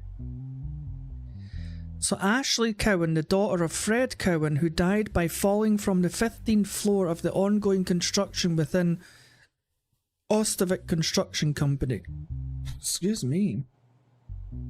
About a week ago, filed a lawsuit for compensation worth $120,000, stating that the construction owners did not take sufficient safety measures. Relevant units carried out the investigations and added the results to the examination report. On behalf of Ostevik Construction Company, attorney David Hamilton is featured. Right. So here is Ashley Cowan. Although here she's Ashlet. Spelling mistake. I was taking my child to school the day the accident happened. I know. Well, you never know. Looking for antique plates and paintings. The call came and they said that my father had had an accident at work and was taken to the hospital. When I reached the hospital, they gave me the news of my father's death. I couldn't see my father on the first day because he was being examined, but the next day I saw his terrible state in the morgue. Those who did this should never see the light of day. I request that necessary action be taken against this construction company and its officials, who did not take any safety precautions against the possibility of him falling from the area he was working in, even though he was too old and aimed to make a profit even from security costs. What? There are exactly 60 workers working in our construction. None of these people fail to prioritize their own safety. This is exactly what should happen. However, the employee named Fred Cowan constantly endangered the safety of himself and his friends by being too hasty in everything he did. The accident was entirely his fault. Oh, good lord. So here's the report. Only iron fences were built around the building construction. There are no signs to deter pedestrians passing near the construction site. Employees have sufficient protective equipment. As a matter of fact, it has been observed that employees who are required to use protective equipment, even if not during working hours, do not use this equipment. There is no safety rope on the scaffolding built around the building to prevent the working teams from falling. So they've got scaffolding with no barrier. All the damage occurred in the upper part because the person hit the ground head first while falling. The brain was critically damaged and the person died instantly. I thought they said he got taken to hospital. So there's no safety rope on the scaffolding and he was on the 15th floor. Okay, well that's up to the insurance company.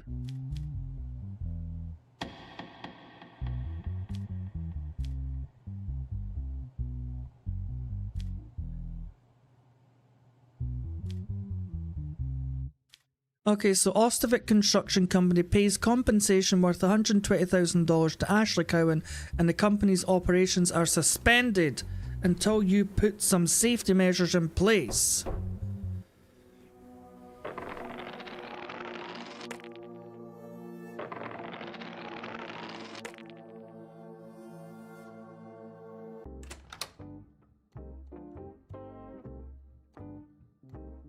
Well, there's my painting and there's my plate. Wow. Hello. Right, let's go to bed.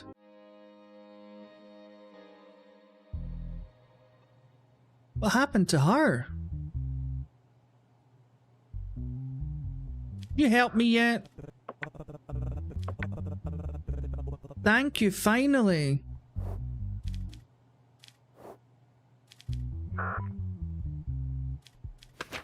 Right, so we have Valentin Plaus, 37 male, okay. Charges beating. Recently, Vinnie Plaus made a report to the police and stated that her husband was violent towards her. The police went to the house where Vinnie Plaus and Valentin Plaus lived, checked the situation and seriously warned the person named Valentin Plaus. The next day, Vinnie Plaus notified the police again and reported the same situation, and the police went to the house where the couple lived to detain the person named Valentin Plaus. Vinnie Plaus stated that she had a complaint against her husband. So here's what Vinnie Plaus says. We're married for 5 years. I have never experienced any violence from my husband until now. But during this year, he increasingly started to use physical violence against me. I had to report him to the police. I thought it would calm down a bit after that, but it wasn't what I expected and he started to take a more aggressive approach towards me. The last incident I experienced was the last straw. I complained and filed a complaint against him again. I request that the necessary action be taken. Okay, here's what Mr. Valentin Claus has to say for himself.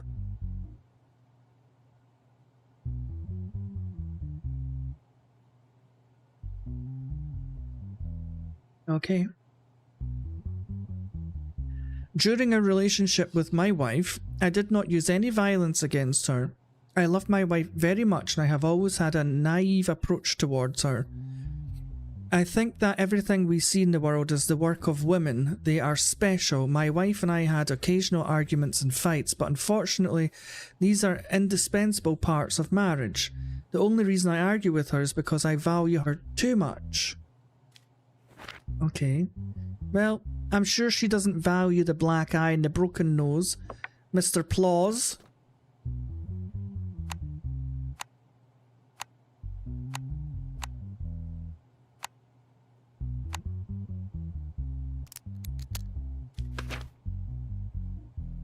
Swelling and bruising around her right eye due to impact. A broken nasal bone. Right. Beating. What does that get him? Has he got a criminal record? Yes. Where's assault?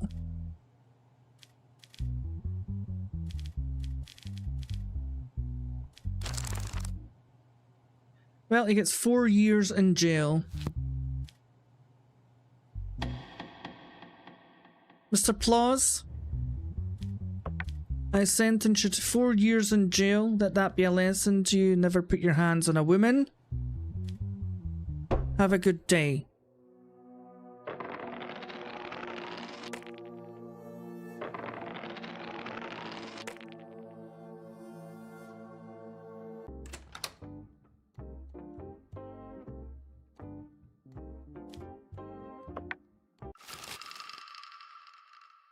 Bill passed. Penalty reduction has been arrived for criminals over 50 years of age. God damn it.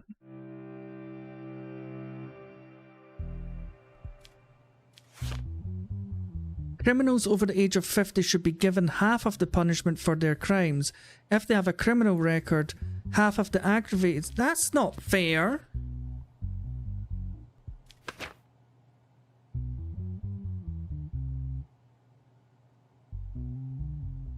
Right, what has Miss Jean Isaac been up to? Cyber crimes. Okay.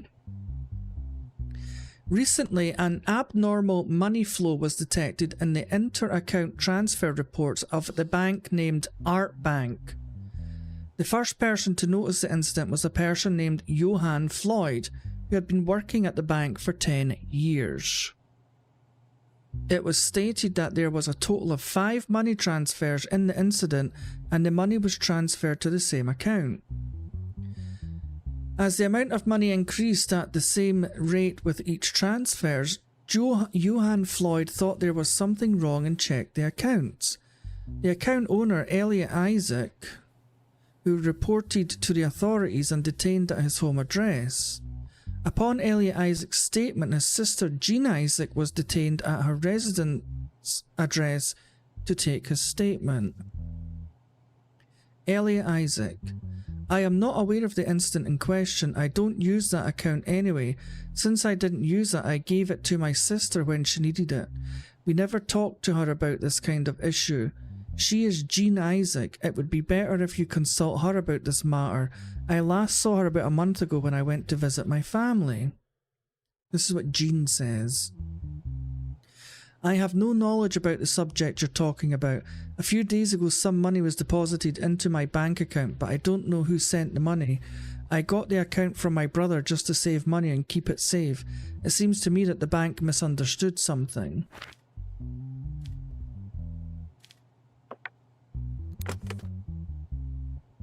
Let's see what secret evidence there is.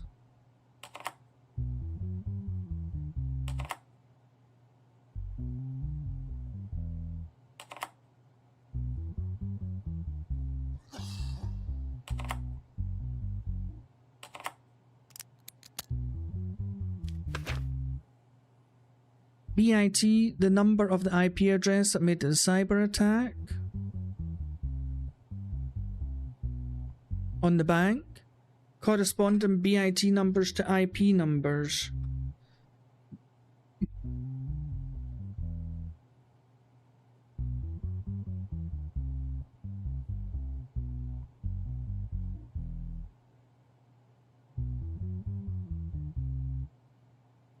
Right, so 172, 164.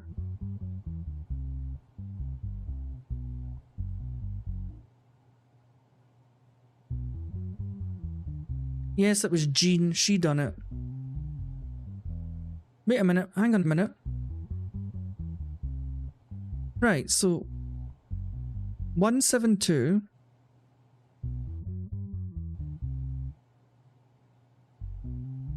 One 164.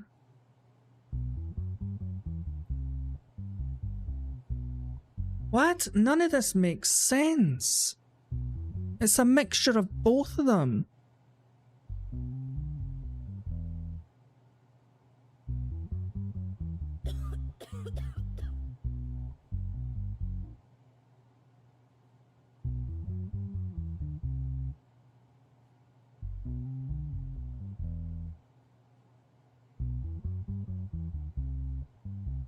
One 1011010, which is 172. 000 10,000. 000 10,000. 14. 254. Yep, it was Jean. She done it. You stated that some money arrived in your bank account. Haven't you wondered who and how this money came from? I was doing a different job at the time and saw the incoming notification. I didn't even know the amount of money. Money was transferred to your account 5 times and you were notified each time. Didn't you look at any of these notifications?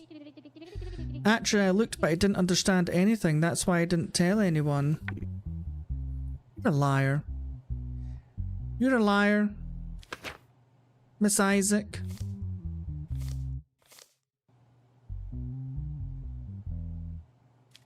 Cybercrime. Yeah. 4 years in jail. Ellie Isaac. You're innocent. Jean Isaac. Enjoy your 4 years in Wentworth.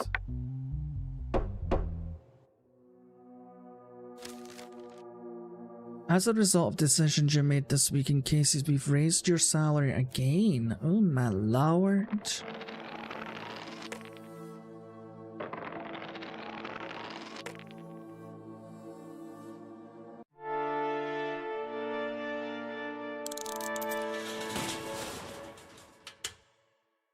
What?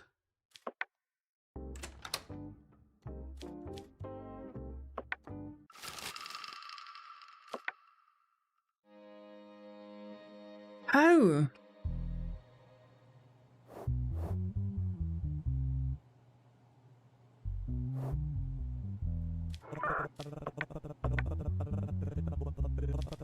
How?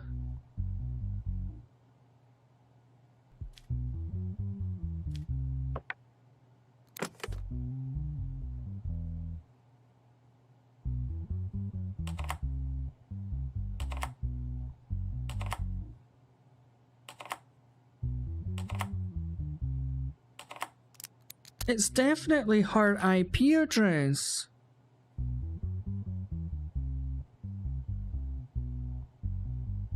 $172, that bit's obvious.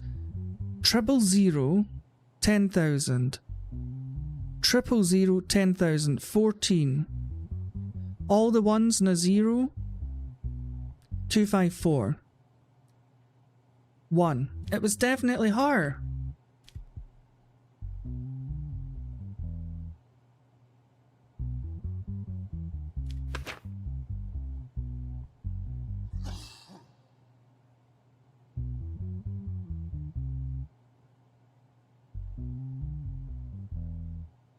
Maybe I just need to do it again. Maybe I just got a bad roll of the dice there.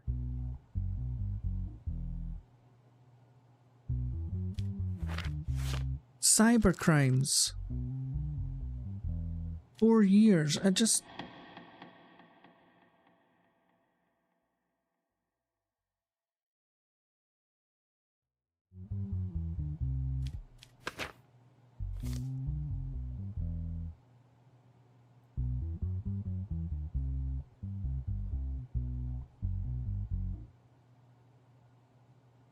See, he has got a criminal record.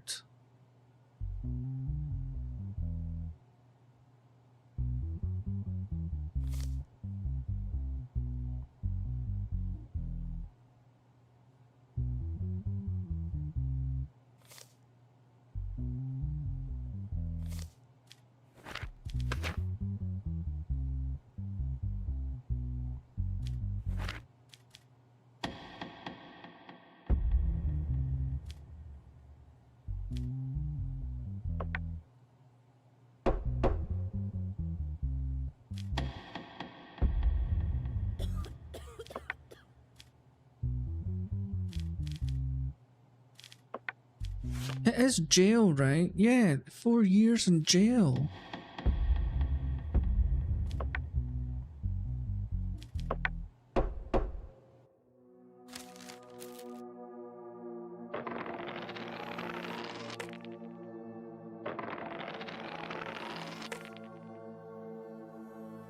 Yes, I just got a bad roll of the dice.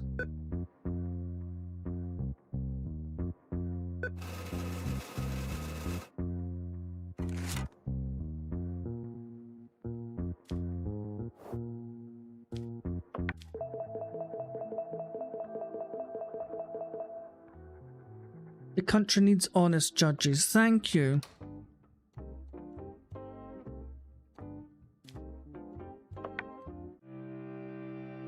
Week 14. Oh Lord.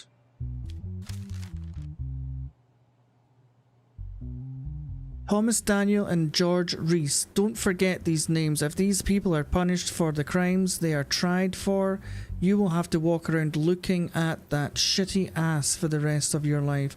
I think these guys, as the centre of a city, if the city centre disappears, the city also disappears. If the city is destroyed, you will be destroyed too, Judge. What? That makes no sense. Shut up.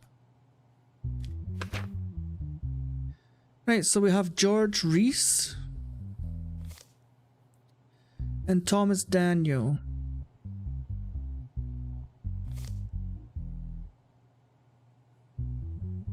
Human trafficking, organising prostitution activities. Oh, good lord. In recent weeks, a person named Lisa Margaret went to the police forces and claimed that individuals named George Reese and Thomas Daniel were forcing her into prostitution. Thereupon, police followed the individuals named George Reese and Thomas Daniel, who were thought to organise the prostitution ring. The police, in agreement with Lisa Margaret, placed voice recorders on the person. It's been determined that the gang secretly smuggles women from foreign countries by land and sea intermittently. During the simultaneous operations, persons named George Reese and Thomas Daniel were caught and detained. I've no idea, Jay. They obviously don't need lawyers. They don't get lawyers in the Banana Republic. I wanted to go abroad because there was not enough job opportunities in my own country. While doing research, I met people named Thomas Daniel and George Reese on the internet. They introduced themselves to me as businessmen and said they would help me with passports and visas to enter the Banana Republic. They said that they would also help with finding a job after entering the country. I thought I should take advantage of the opportunity. They demanded $10,000 from me for the transactions, and I paid afterwards. We came to Banana Republic on a boat with many whose nationalities I did not know. Immediately afterwards, they called me to a hotel room. When I went, they told me about a few businessmen. The job was about serving alcohol to these men and spending time with them. Shortly after accepting the job, I realised that this was actually prostitution for money. I said I didn't want to do the job. They also threatened me, saying that they would file a complaint against me because I entered the country illegally. Right, here's what George says. I don't know why you arrested and questioned me. I'm not guilty of anything. What you say is just ridiculous gossip. We run an institution that has a certain reputation abroad and provides language training. We provide job opportunities in Banana Republic for affordable wages to people who achieve 95% success in our institution's training. I have nothing to do with organising the prostitution ring of which I'm being accused or trafficking in women. Thomas says you can't ask me to tell you anything. I know my rights and I don't have to explain anything. I do a very respectable job. I do not accept the accusations. I find them disgusting. I want to speak before the judiciary. Well, now's your chance. Let me look at the secret evidence.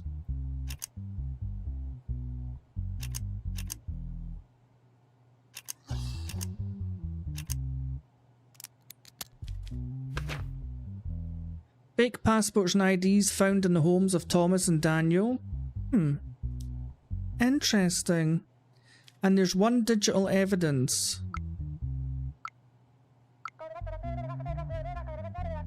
George, I've got it covered. This is the money I earned today.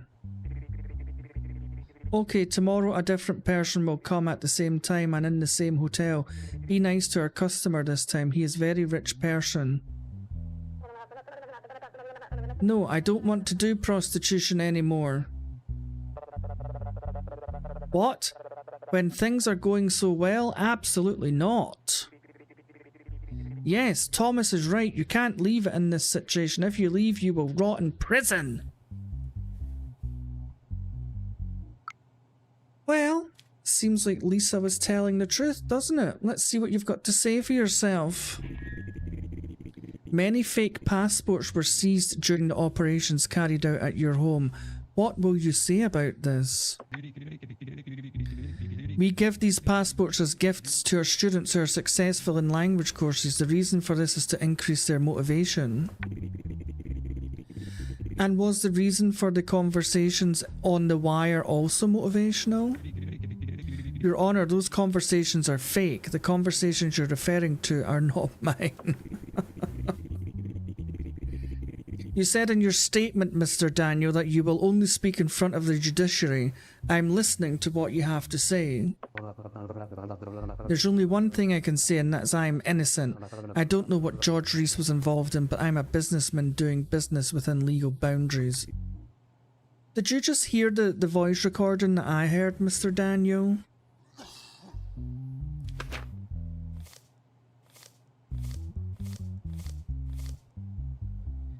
Human trafficking and organising prostitution activities, they've both got criminal records, so they get aggravated, right? So human trafficking.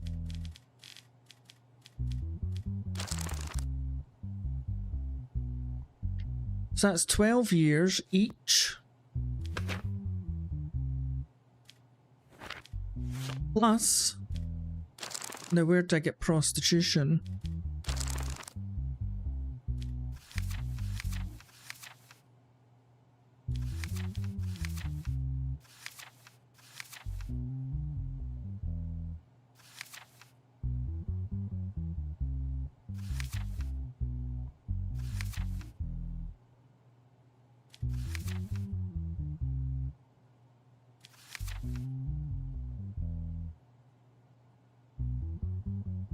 So they both get another 20 years plus a $500,000 fine. So that's 20 years.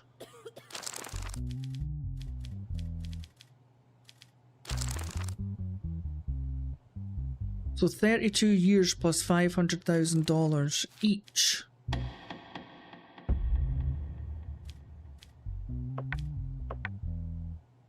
$32 years in jail and $500,000. There you go. And you, Mr. Daniel, will get the same.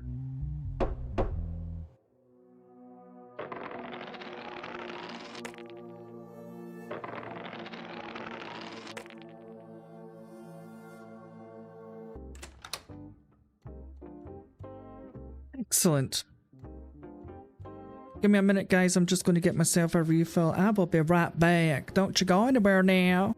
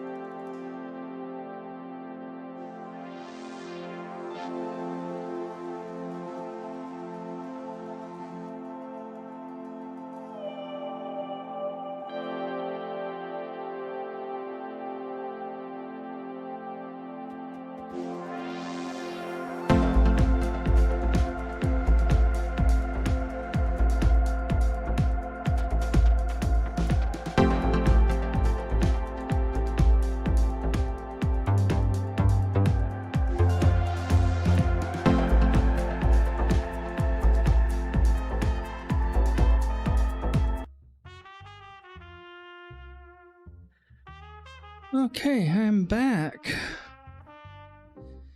Back again.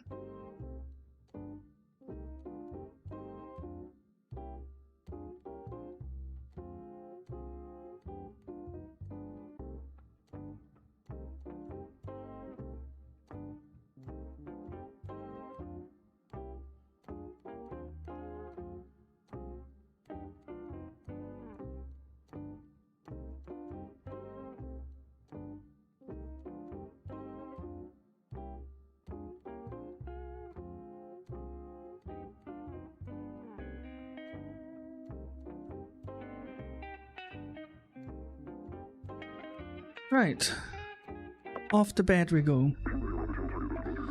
As a result of the depression caused by the economic crisis, people took to the streets. The government, on the other hand, targeted the mafia as responsible for these protests and said that it organised people.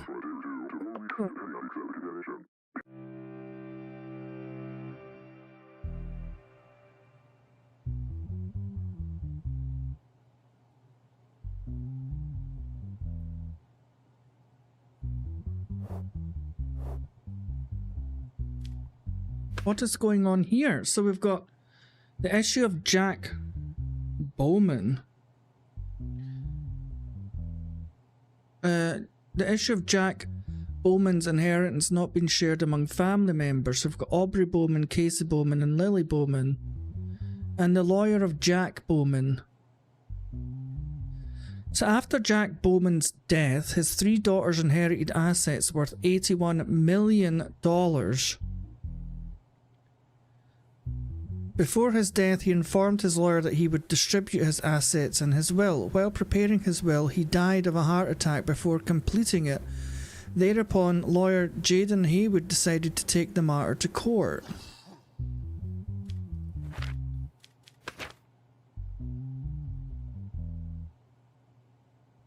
I am Jack Bowman. I give away all my wealth to my most beautiful daughter. Oh, good lord, how are we meant to know who's the most beautiful?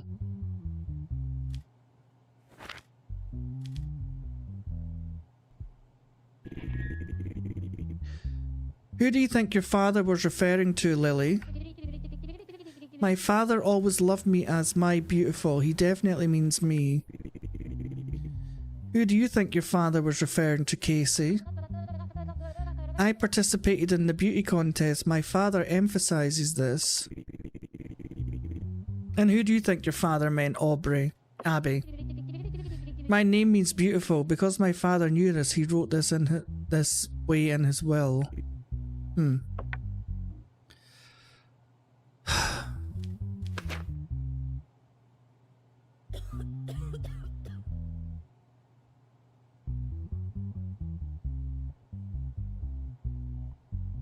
So what are the decisions?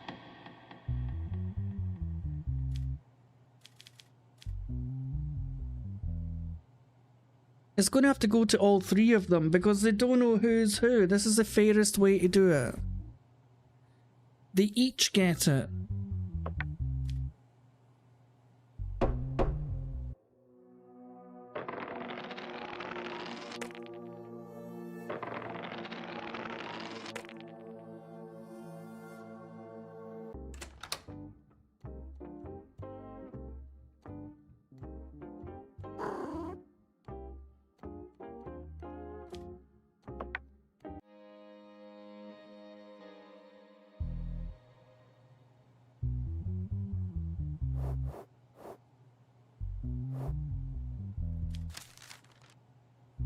If you do not find Max Freud guilty in the charges for which he is tried, his acquittal will be your end. Understand that we say thoroughly and make a careful decision.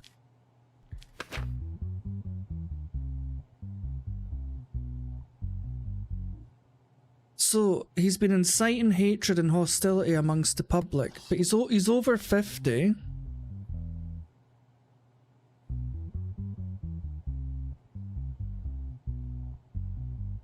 Max Freud has been criticising the current government on his social media accounts for the last 2 months. Posts shared from these accounts contain both misleading data and incorrect information. Says who? The government? People from the public who believe in him and tend to be anarchists took to the streets, demonstrated without permission and committed illegal actions collectively in some regions.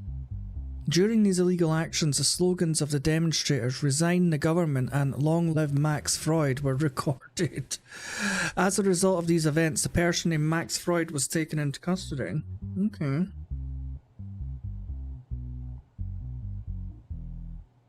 Alright.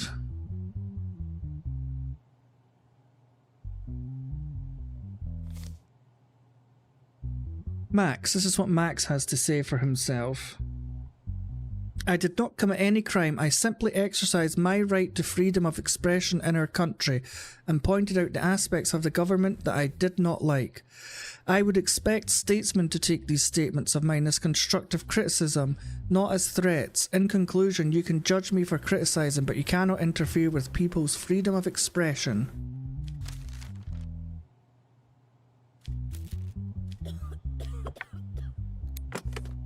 This has been happening a lot in my country, actually. People getting jailed for fucking Facebook posts.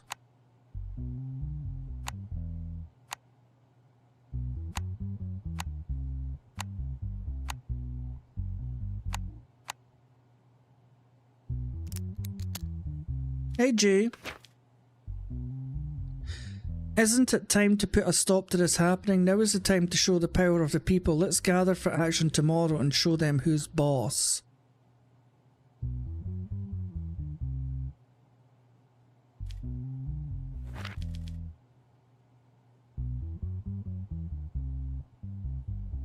Oh, thank you, Jay.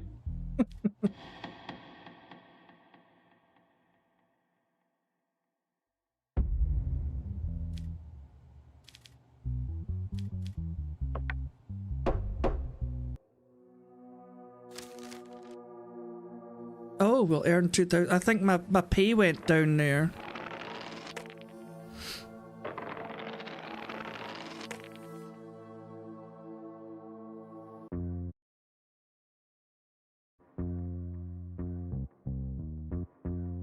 Okay, give me all the money. All the monies. Thank you. So how's your week been anyway, Jay? Done anything exciting? Like, what do you want, witch? Your family says they don't get along with the neighbours and want to move to a new house. If you move to a new home, the weekly household expenses will be $2,000.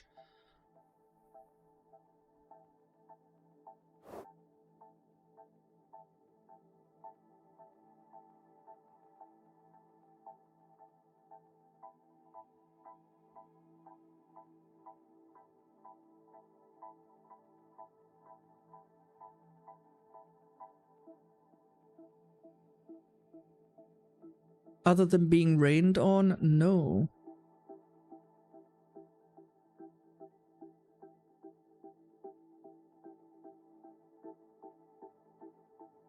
That's that.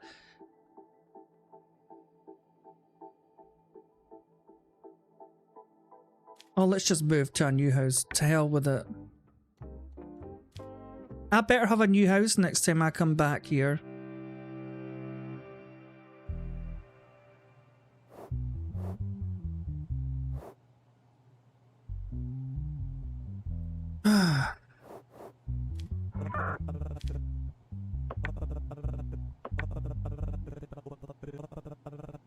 Thank you.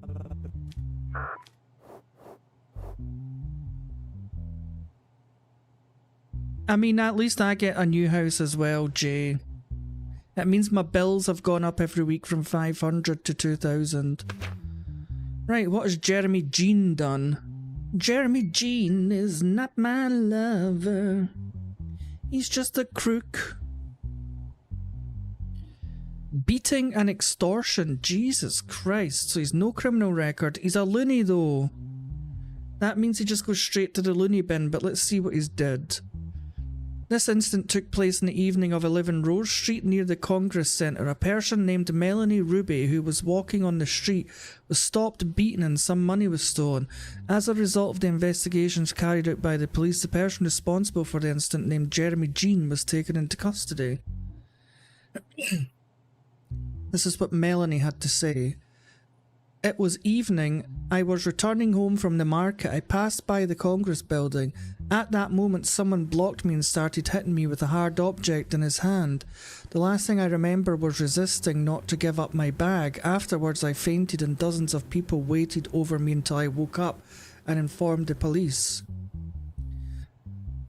So let's just see what Jeremy says. It was evening time and I couldn't find food for a long time. I saw a woman coming out of the market. I had no idea who she is. I thought she might be a good person and asked her for something to feed me.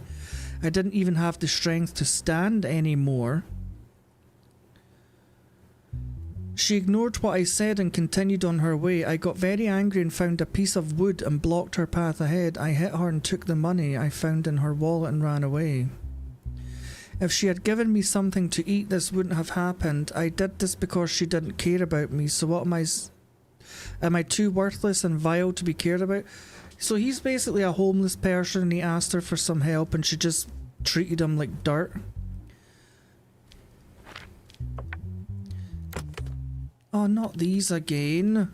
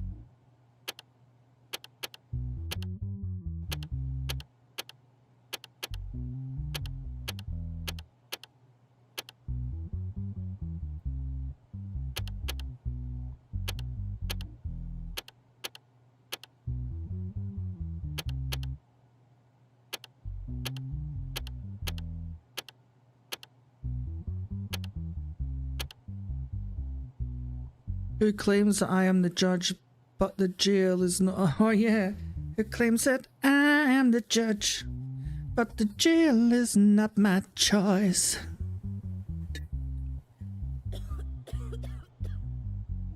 Let's see what he has to say. Yeah, okay. In your statement, you cited the fact that she didn't care about you as the reason you assaulted her. Is the fact that a person doesn't care about you a sufficient reason to beat them? Yes, Your Honour, a person who doesn't care about me deserves to be beaten. Well, I mean, he's failed the psychiatric test, so he goes to get help anyway. At least you'll get 3 square meals in the loony bin and a bed over your head, okay, Mr. Jeremy Jean?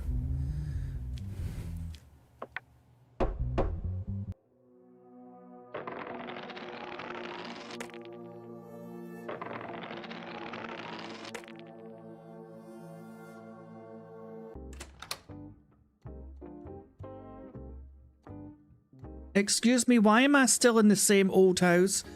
I'm giving you $2,000 a week.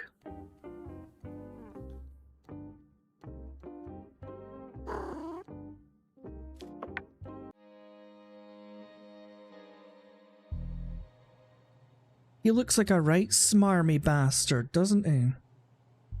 What are you getting charged of? Planned murder. Okay, Teddy Bun. I take it that's Teddy Bundy. In the past 6 months, reports of missing women and children began to increase in the Gamble Village region. During this process, many women and children who were murdered in the same way were found dead. It was determined that the victims stayed at Preston Hotel at different periods.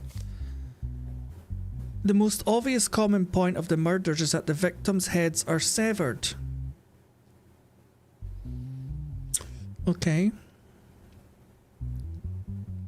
Based on the common characteristics of the victims, the police prepared a female police officer as a potential victim and placed her in the Preston Hotel.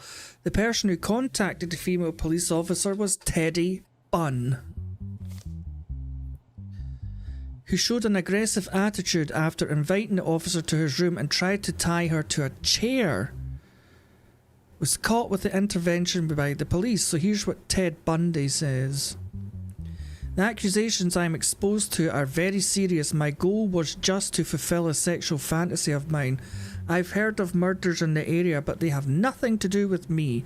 I am not a murderer. I'm just someone who wants to experience different pleasures. That's all.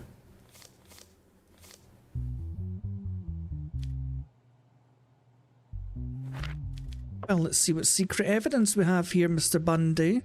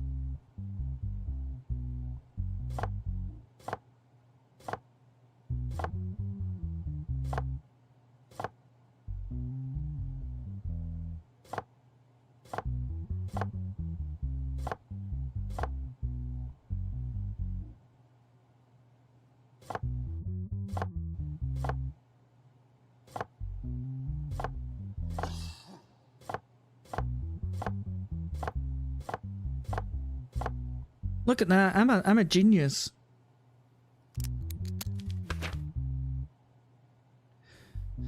A large number of cutting and piercing tools found in the hotel room where the suspect was staying. A large number of human teeth were found in the garden of the person's house. These teeth were tested for DNA.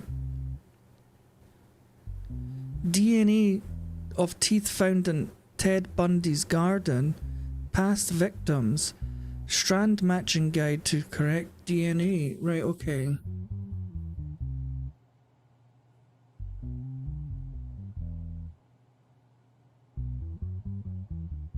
That's right.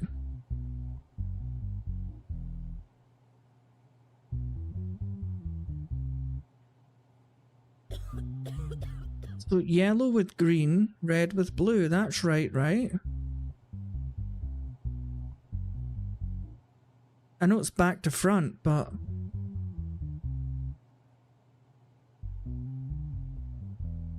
Or is it wrong? I don't know.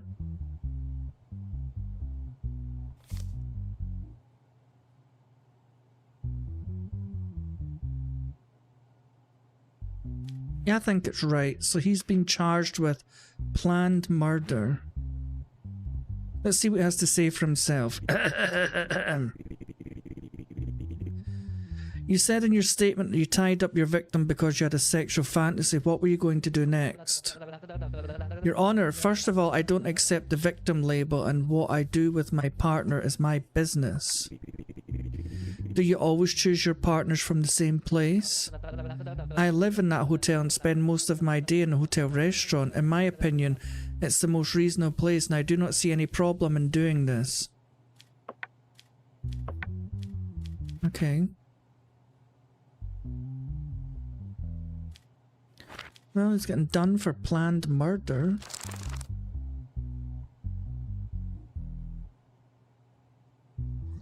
"30 years in jail."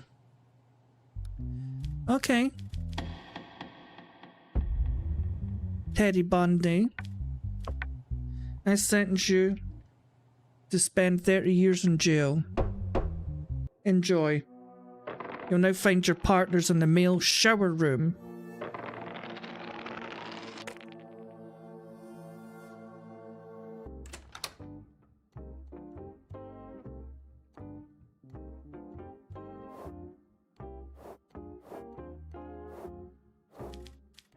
Right, let's go to bed. Still waiting on this.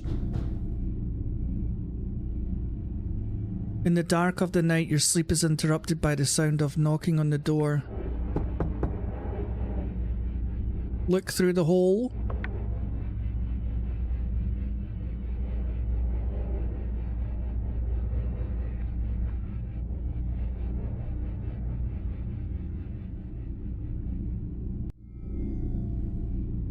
Since it's saved, I'm going to open the door. Oh! A note was left in an envelope containing $500. Thank you for everything, Judge. I owe you my life. Oh, thank you. Thank you.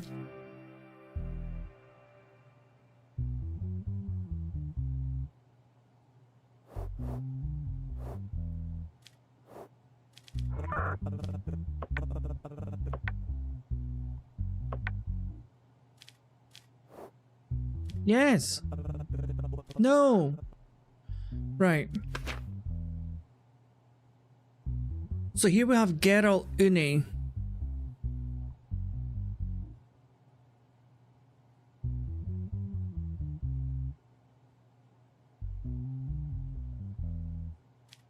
Right, so child abuse and sexual harassment. Ellen Amy lives with her own mother.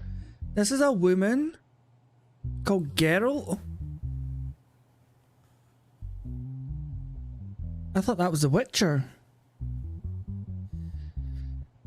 And a person... Oh, this is Geralt. Okay, so this is a guy. I thought her mum was called Geralt. Whom her mother married after breaking up with her ex-husband. A week ago, Ellen Amy called the police and reported that her stepfather was sexually harassing her.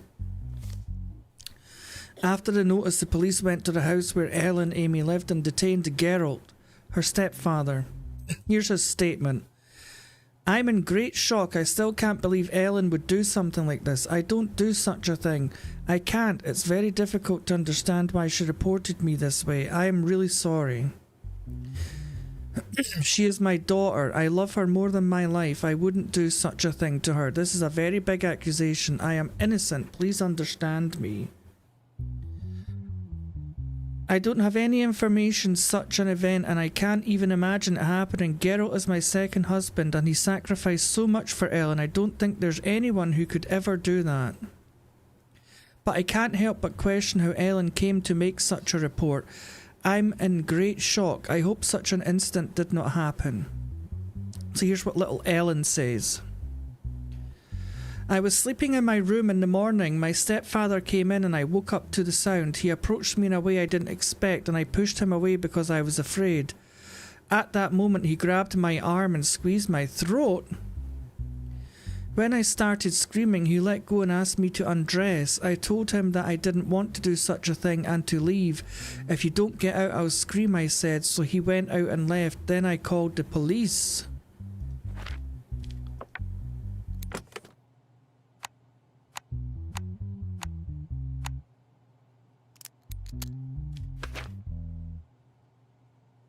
No, there were no signs of any assault. Is she lying because she just didn't want her mum to get married again? Oh, little Ellen Amy, are you lying to me? Let's see what she has to say. Your stepfather said it never happened. What do you think about that? I never expected anything like this from my stepfather, but... And you realise it's a very serious accusation, don't you? If your stepfather is found guilty, he will be punished severely. How much punishment will my stepfather receive?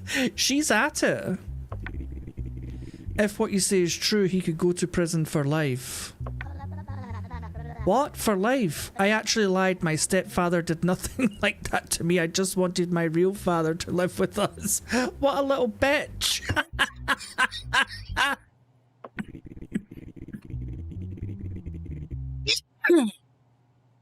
What do you mean? Did you slander your stepfather so that your real father would come back?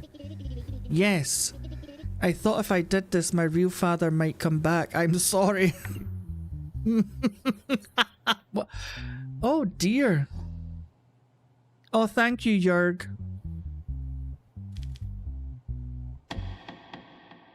I mean, he's innocent. Not guilty. I mean, she should be punished for lying. As a result of the decisions you made, you decided to raise your salary to $3,000. Good, I need it. My wife's taking $2,000 a week off me.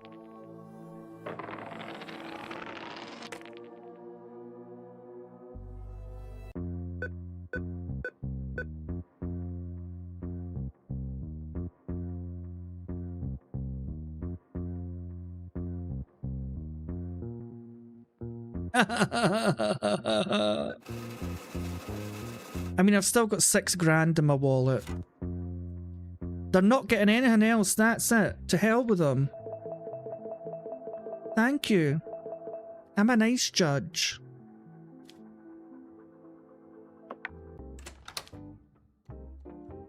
You ask me for money and you're getting kicked out, lady. I have had enough of your demands. Your wife says her mother was hospitalized and needs $4,500. No!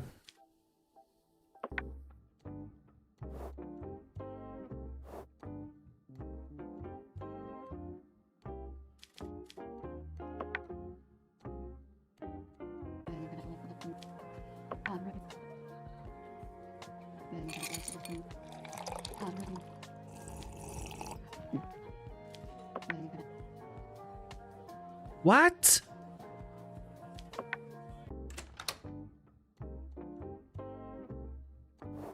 Wait, why did my sanity go up there?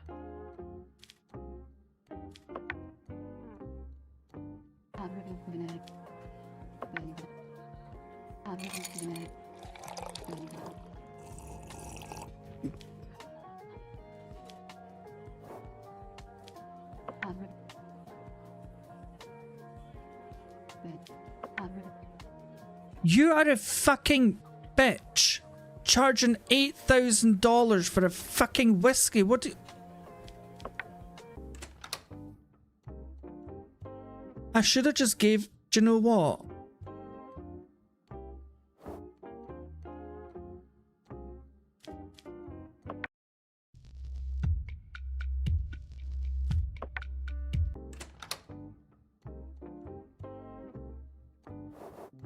Oh no! I can't go back.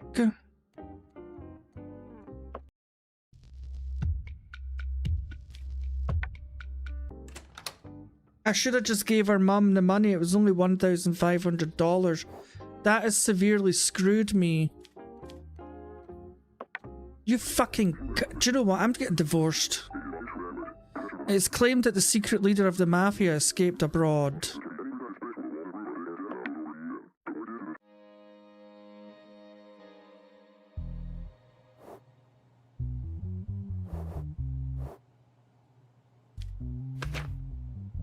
Right, William Burke.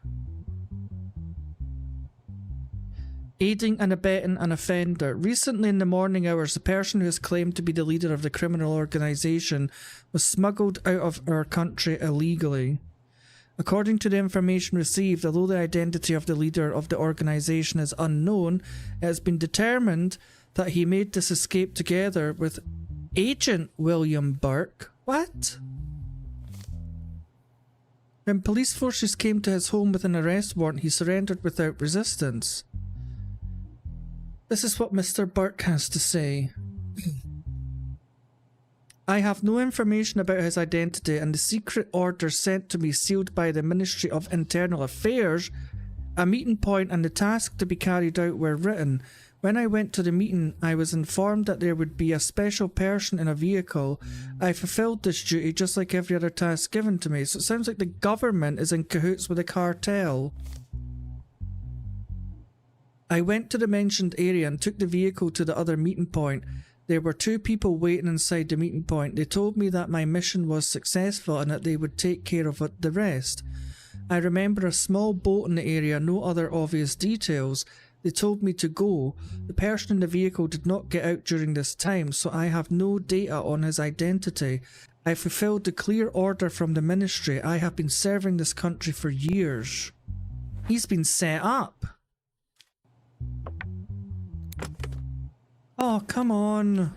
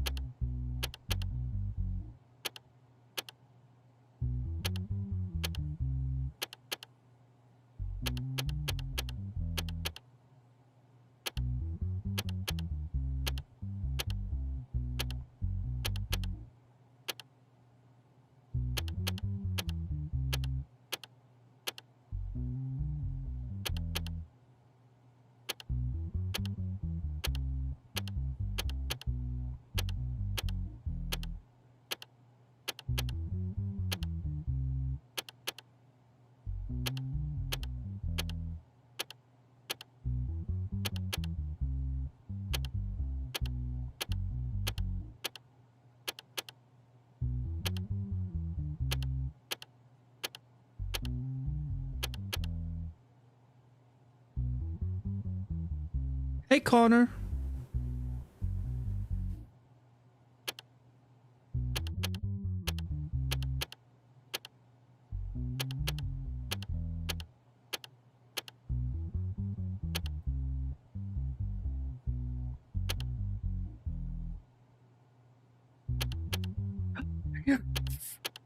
Mother Tucker.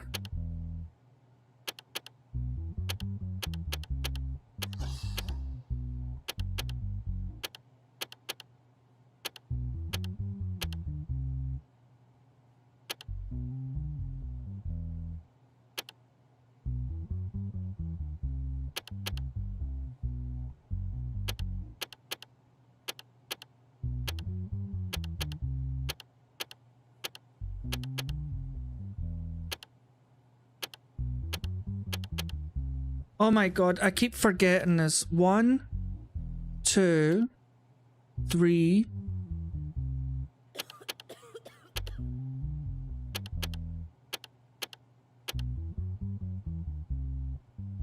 Oh, thank you, Connor. Sorry, Cannon. Why did I call you Connor? Sorry, I was too busy trying to fix this puzzle. I just looked over and said, oh, that says Connor, but it's Cannon. Sorry, Cannon. Thanks for stopping by. I appreciate it. I'll get the name right the next time. Oh, come on. 2, 3, 1, 2, 3, 4, 5, 6. Oh, thank God.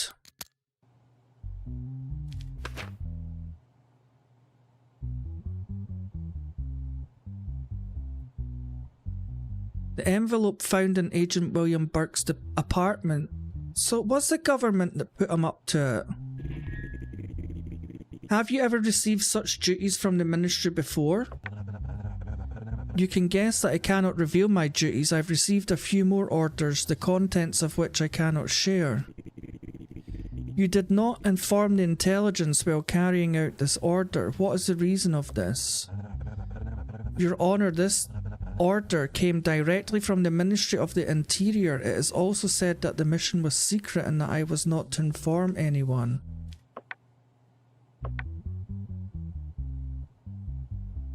I don't know what to do.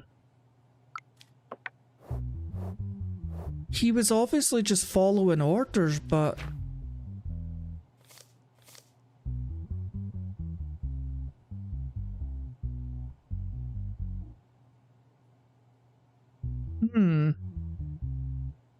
I really don't know what to do.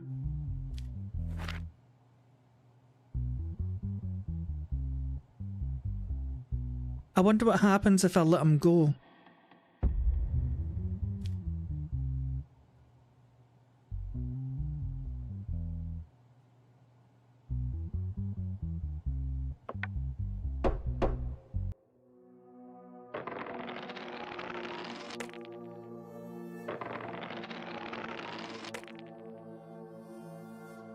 Okay.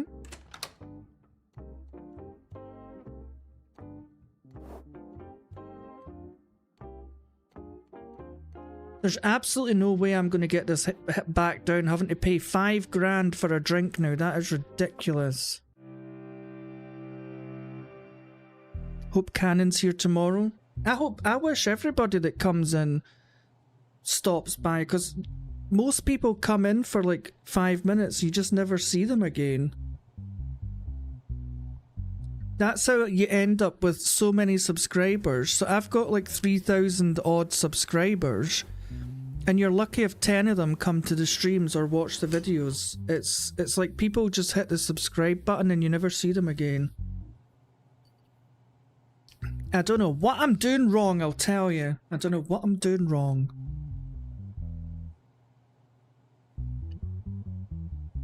Right. Okay, so we've got a lawsuit here. So we've got a lawsuit against the clothing company Blazer logo on the grounds that it contains obscene content. The clothing company named Blazer introduced its new logo and advertised on billboards in the past weeks. Following this situation, CLA representatives filed a lawsuit to change the logo and remove it from the billboards, on the grounds that the logo has sexual content and is intended to harm the morals of the society. In this case, Katie Rose representing the Blazer Company and Representative Peter Smith representing the Conservative Life Association. Did I get to see the logo?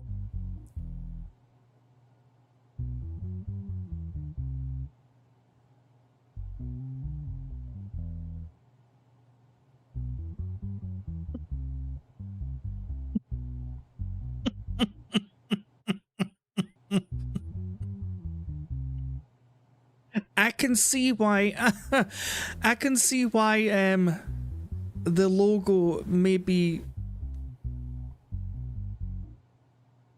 identified as sexual content. Let's see what they've got to say. Mr. Smith, what do you have to say?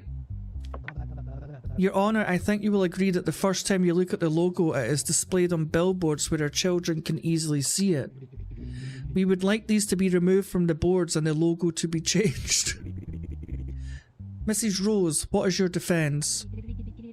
Your Honour, as a woman, I don't feel uncomfortable looking at this logo. I think it's very well designed. You will never allow this association to be a moral watchdog over us. You cannot put giant vaginas as your logo on billboards. Hello?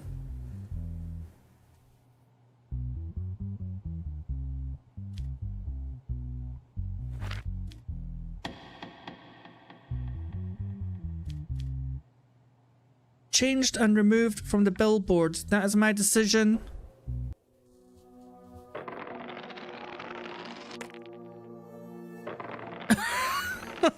This game is wild. Oh, good lord. Right, let's go to bed.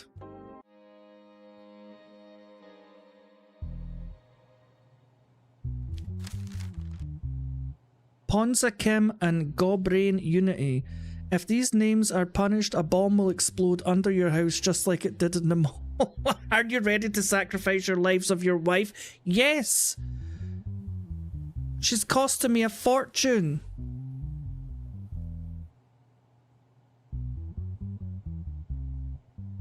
Exactly.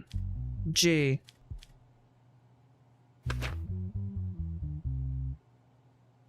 Right, so we've got Jamil Kozganev, terrorism and planned murder. Oh my goodness.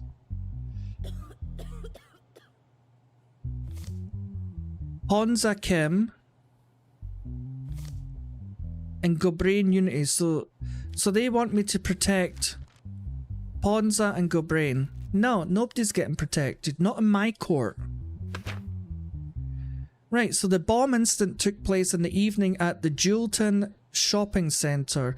44 civilians lost their lives in the incident. 3 suspects were detained upon review of camera records. Ponza Kim, the fact that you caught me doesn't change anything. Such actions will continue. Everyone will know who we are. Okay, Ponza. I have no connection with the terrorist organisation you mentioned. I was just there to shop. Just because I wasn't physically harmed doesn't make me guilty. I was trying on clothes in a store booth when the bomb exploded. Okay. I don't understand why you detained me. I am innocent, and this is the first time I have even heard the name of the organisation you mentioned. I am a doctor who practices his profession and loves his country. My job is to keep people alive, not kill them. So this is the guy they don't care about. They want him to be punished, and they want these 2 guys to go free. Let's see what evidence we've got here.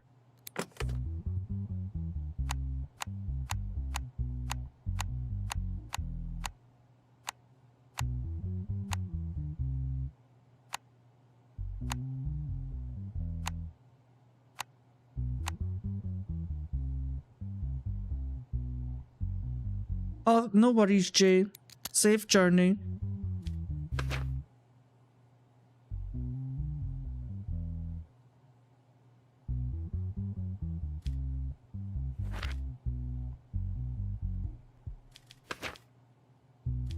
Okay, this guy's innocent. If you give me the name of the leader of the terrorist organization, I will do my best to ensure that you receive the minimum sentence. There is no one in charge of the organization I'm affiliated with. We are people from among the people. We don't have a leader. Why did you carry out such an action? What is the fault of the civilians? Oh, no worries, Jay, thank you. They are creatures living in comfort. When we were in so much trouble, you never thought of us. You never saw us. Of course there will be recompense for everything. You pleaded not guilty in your statement, but your face matches one of those wanted on the red list. What do you say to that? Your Honour, I think it's a great coincidence. I think it's natural for people to look alike. How do you know these guys? Your Honour, this is the first time I've seen these men. I was so scared there. I ran to the person closest to me. How was I supposed to know he was a criminal? So he's definitely not one of the wanted people. Him. Right. So they're being accused of terrorism and multiple planned murders. So he's not got a criminal record. He's not got a criminal record. But this guy does.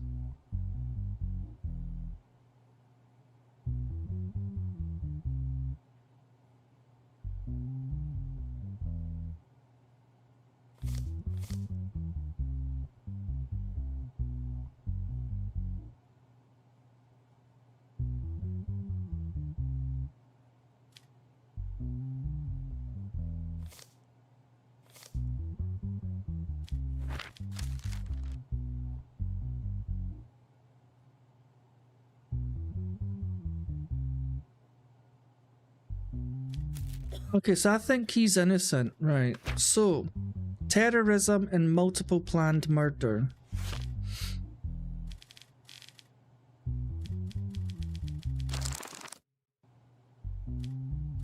Where is terrorism?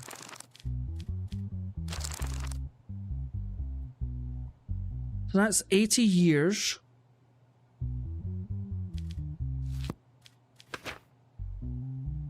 Plus planned murder.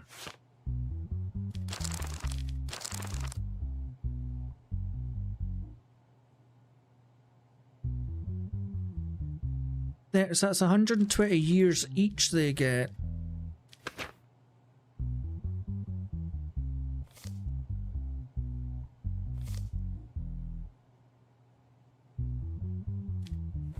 Okay.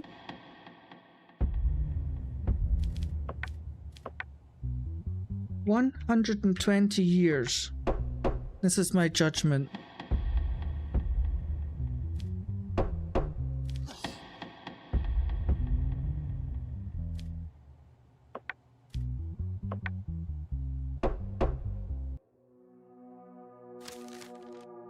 This week I will earn $3,200. Thank God.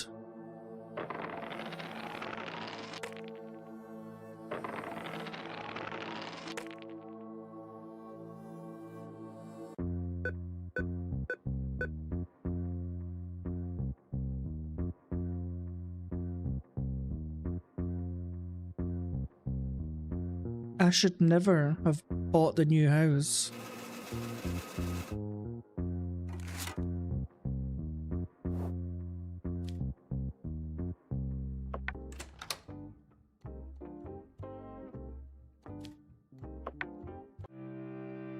I thought my wife and all that was going to get blown up.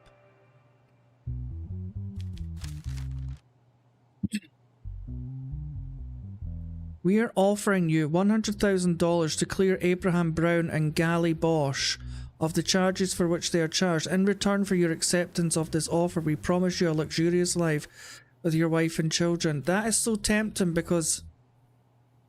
what are they charged of? Match fixing? God, that's hardly anything. Player mistakes made in the match between Frontard FC and Panzia FC led to an investigation. After the accusations against Abraham Brown and Gally Bosch became clear, they were taken into custody for questioning. You claim that I committed match fixing, but this is not match fixing. It's definitely a conspiracy against me. It's a sham. Gally Bosch. You know what? I might just let them go, because that's 100 grand I need.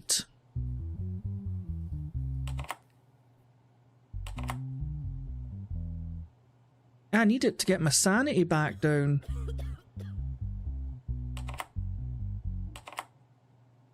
Although I grudge paying that lady for the bloody money. Hi Micknan, how are you? Hello Mr. President, I'm fine, how are you? I'm also good, I have an offer for you. If you accept, it will be better. I'm listening to you, President. You know that we have a competition with you this weekend and it's of critical importance for our championship.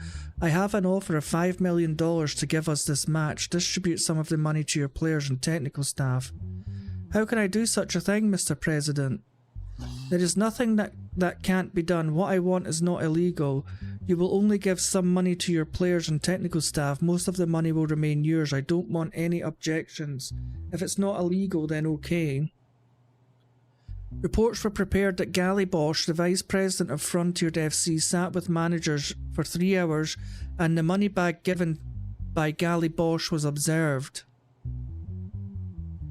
Telephone records of the football. Okay. Hello Vex, how are you? Thank you, Mr. President. I'm fine. How are you? I'm good, thanks. I'll tell you what. Yes, Mr. President, you know that we will play a match with you next week. Yes, President, I know. I have an offer for you. I want you to play badly in that match. Don't score goals. Don't run too much. Avoid tackles. If you do what I say, $1 million will be in your bank account as soon as the final whistle blows. Mr. President, it's not possible for me to do what you say. This is a crime. No, it's not. If any trouble happens to you, responsibility belongs to me. There is nothing illegal here. Okay, Mr. President, if you say so. So it sounds like Abraham Brown was the worst one. What do you say to the accusations that you gave incentive bonuses? Your Honour, I'm a president who, like every president of a club, meets with the executives of other clubs. I have given incentive premiums due to the sincerity between us and not match fixing. So you don't admit to match fixing? No, Your Honour, I don't match fix. All club presidents do what I do.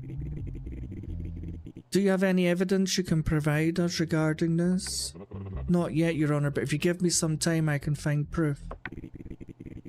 What do you think of these charges? As my president said, incentive bonus is not a crime. This is also frequently done by other club presidents. And you have evidence you can give me about that? Not yet, Your Honor, but I'm sure I can find it if you give me some time. Should I just let them go and get $100,000?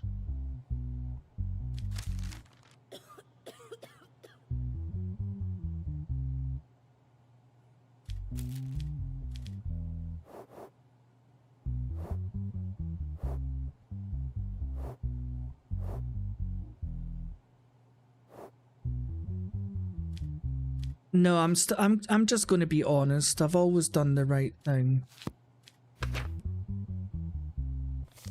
I think as long as my sanity doesn't get to 0, I'll be fine. Match fixing. What does that come under? Organized crimes?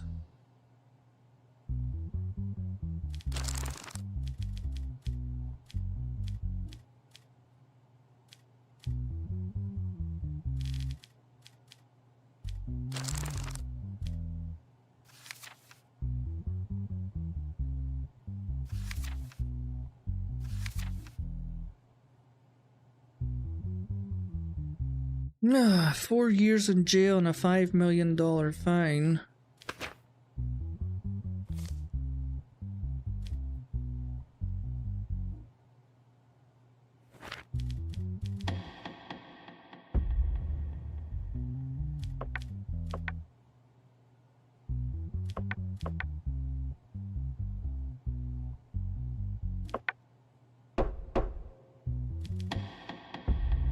You the same, Gally Bosch.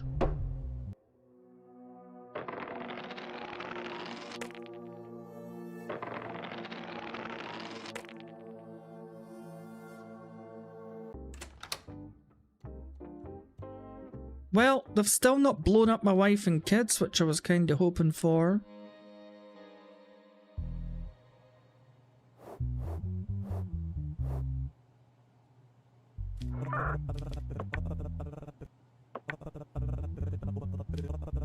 Thank you.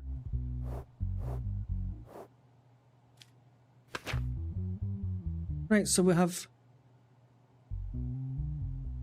Hedrick Bonds. Insult. Frankie Hook, who works at Peaky Burger, was subjected to racist remarks by Hedrick Bonds while delivering an order. There was no discussion or similar situation as a reason. When the security cameras were examined, it was observed that Frankie Hook was just doing his job. A person named Hendrick Bonds was taken into custody after Frankie Hook filed a complaint. While I was doing my job, I started to hear racist remarks from the person named Hendrick Bonds, who was sitting at a table number 11. He started insulting me about my skin colour. He must have seen my name on my caller ID because he addressed me by that name and said words that were very difficult to digest. I do not know the reason. At first I thought that day was just another ordinary day when I ate at Peaky Burger, one of my favourite restaurants, but there was a difference. I noticed that the restaurant, which I thought did not employ black staff, started to employ black staff. We won the independence of this country by fighting, and none of them were there while we were fighting. It bothered me that he was happy and able to do his job. If it doesn't bother you, the problem is with you. So it says that he needs mental problems, but I think people just say that to get out of this. I might just sentence him for being a racist pig. Insult.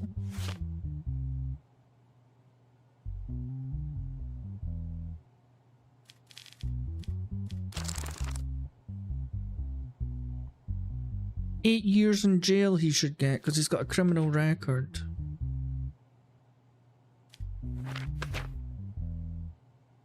Hey Frankie, who took you to this restaurant? I'm sorry, did you call me? Yes, is there anyone else here besides you? Yes, you wanted something, sir? Yes, what I want is for like you to get the fuck out of this country as soon as possible.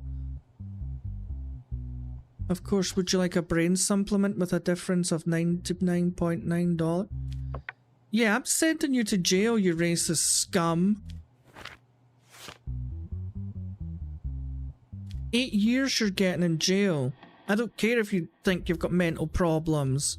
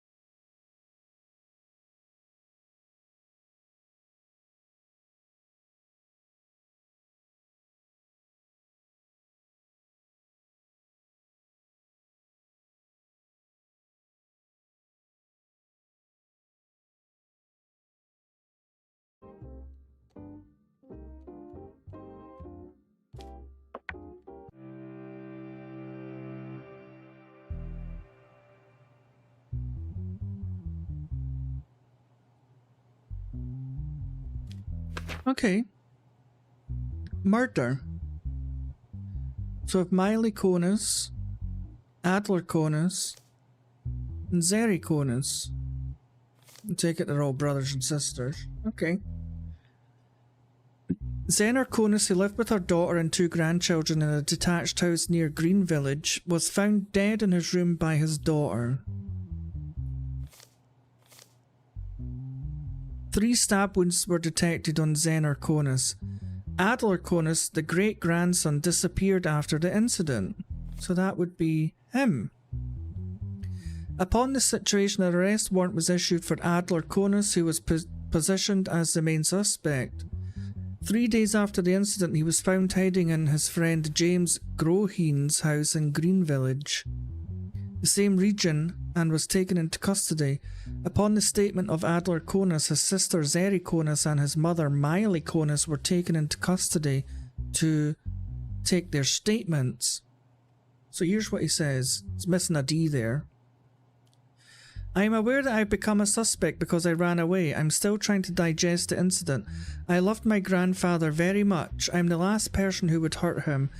There were constant fights in the house over an inheritance issue. My mother and sister were constantly arguing with my grandfather. I should have predicted this would happen. I'm so sorry about my grandfather. So Zeri, I think, is the sister, right? And this is the mother. I don't understand why I'm here and giving a statement right now. The guilty person is my brother. Why don't you arrest him? I was watching TV with my mother downstairs when the incident occurred. Well, thanks for subscribing, Fafo Gamer. Appreciate that.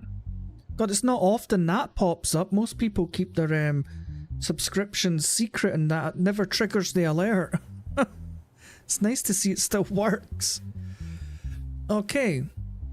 So what is the mum saying now? Even though I'm in such a state of mourning and depression right now, why do you bring me here and take my statement? I think the real culprit of the incident is clear. Go and question him. So mother, son, daughter, and both them are blaming him. Right, let's see what secret evidence we've got here.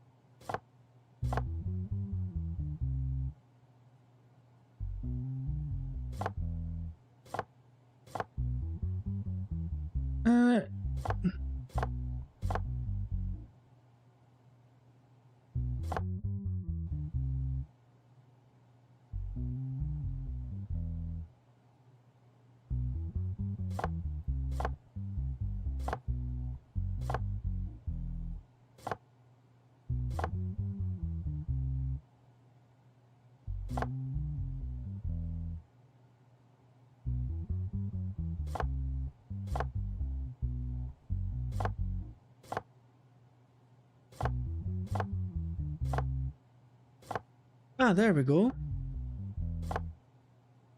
Easy peasy lemon squeezy. There we go.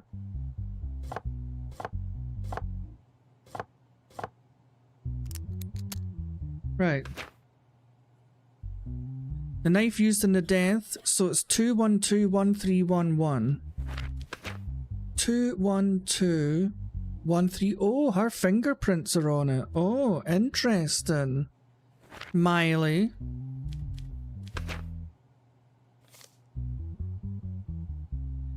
DNA sample of hair and nail marks found on the body.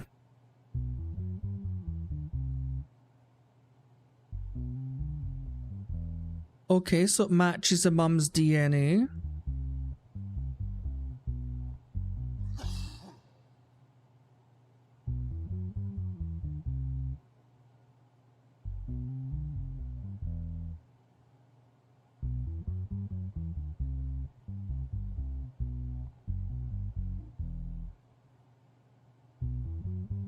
I don't understand this DNA.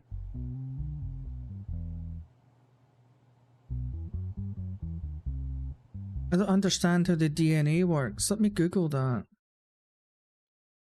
How does the DNA in JudgeSim work?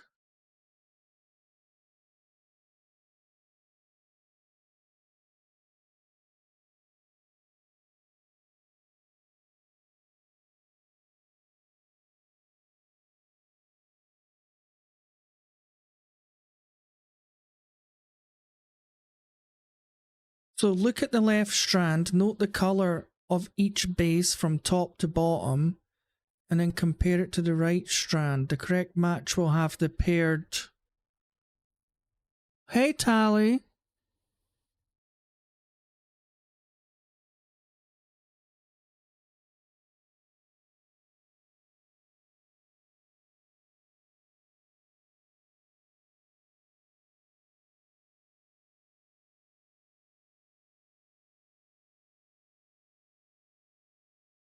I don't understand this.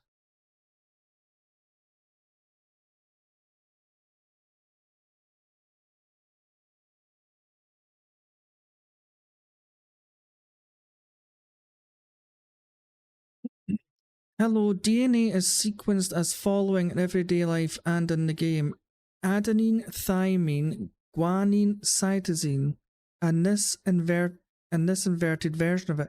In the game, you can find the right match to the DNA image, but it's easier to match the colours. In JudgeSim, adenine is yellow, thymine is green, guanine is red, and cytosine is blue. In this way, you can find which DNA matches and which does not by matching the corresponding colours.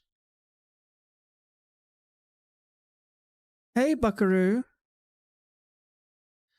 So, if on the left side, from top to bottom, the colours are, for example, red, green, blue, yellow, then they must be the same on the right side in the same position and order, because that was never the case.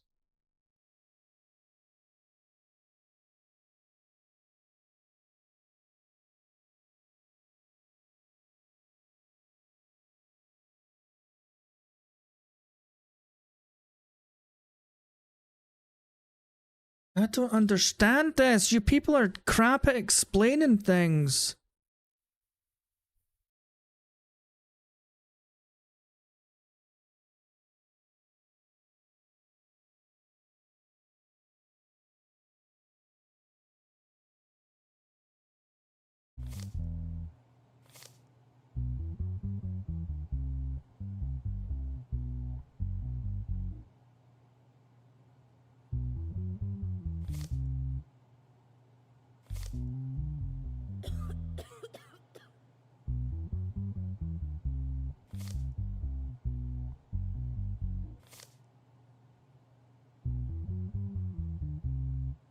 I don't understand.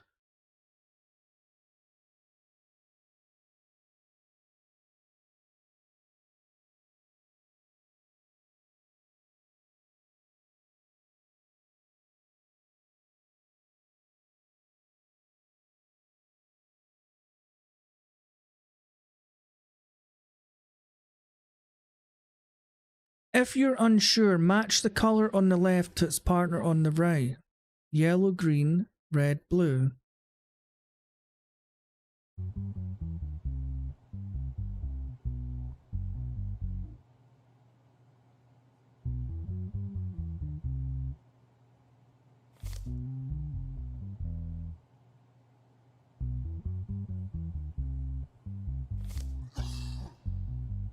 They're all the same!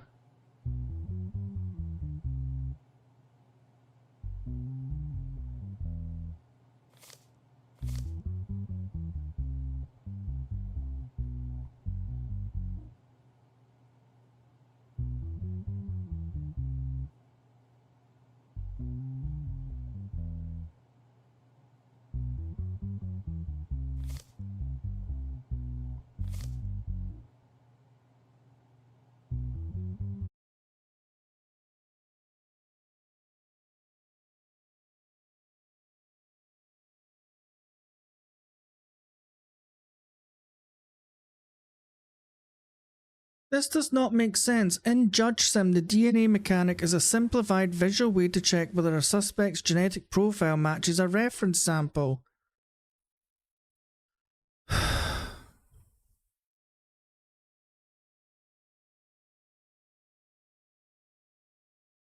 The DNA is shown in two vertical strands, left and right.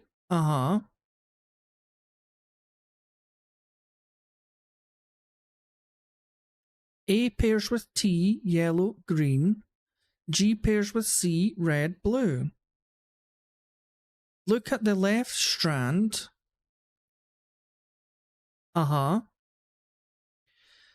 the colour of each base from top to bottom. So yellow.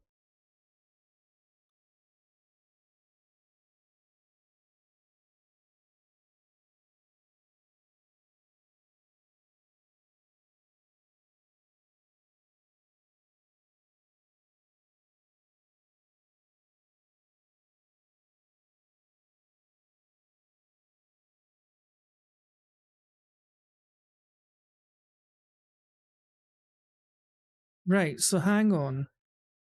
Yellow pairs with green, red with blue, so that should be right.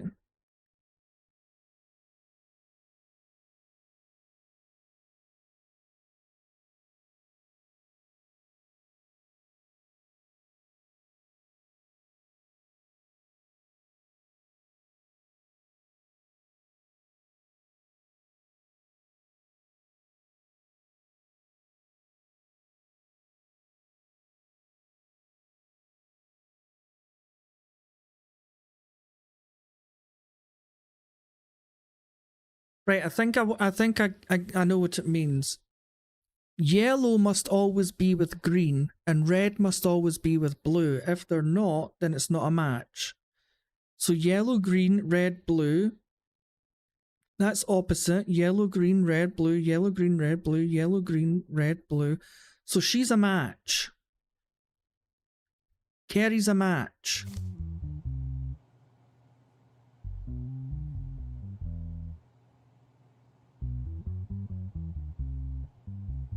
He's not a match because there's two greens. That shouldn't happen.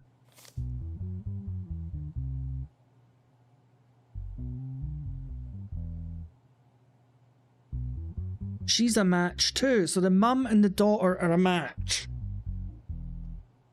Yellow, green, red, blue. Yellow, green, red, blue. Yellow, green, red, blue. Oh no, she's got a yellow, yellow. So the mum's not a...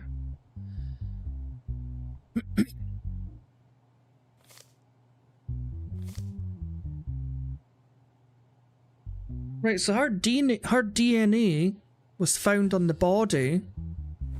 The mum's fingerprints, however, were found on the knife. So they've both got something to do with it. So the son's innocent.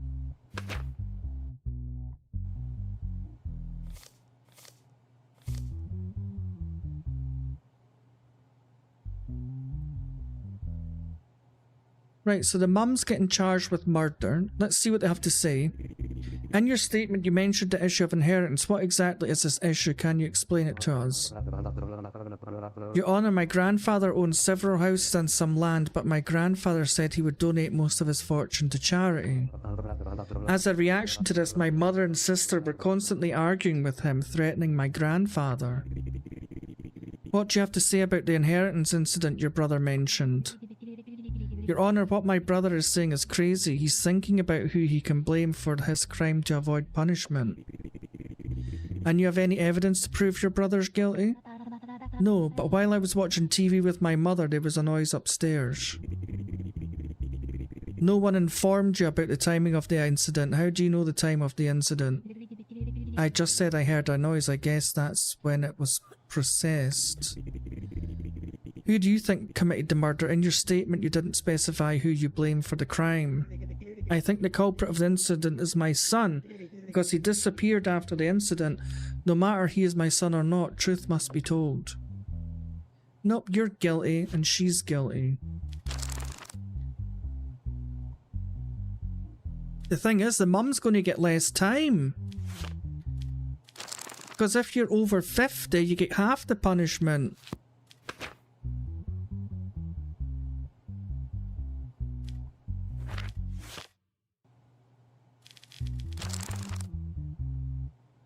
So the mum gets 7 years in jail. I don't know why she gets less time, just because she's old.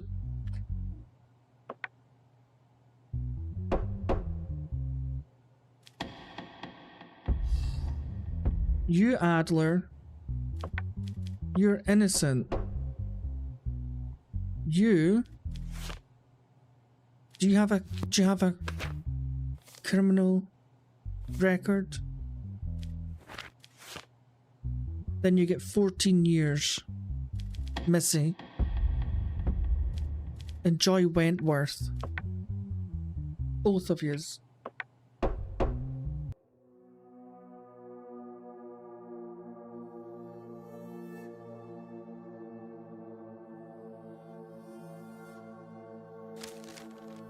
Nice, I'm getting $3,400 a month now, a week now.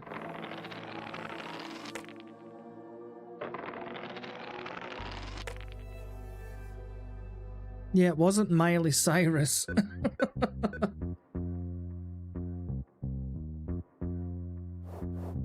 Okay.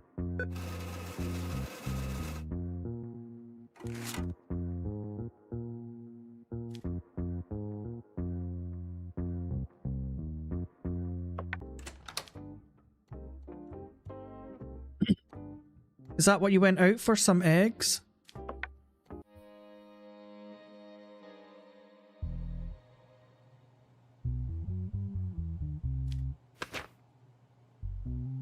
Okay, Mary Alvick and Henry Gaz.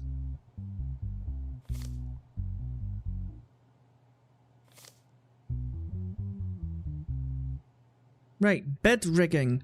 People named Mary Alvick and Henry Gaz replaced the CEOs of Glenswick and Karen Wells' companies who were killed suspiciously in the past.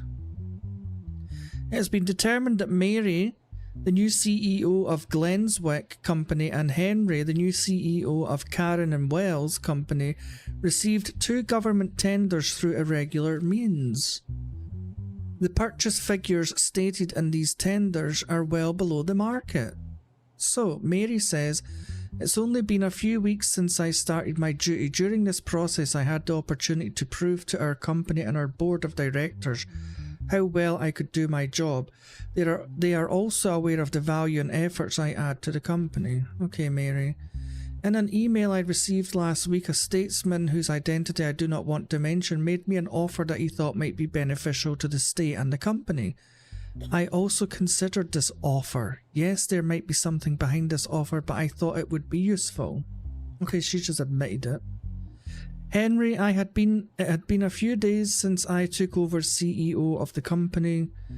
During this time, I received an email from the person who introduced himself as the mafia leader. He told me that he had killed the company's CEO who had been killed before, and that if I didn't do what he wanted, the same thing would happen to me. He also threatened my family In order to keep the situation under control, I had to accept his offer.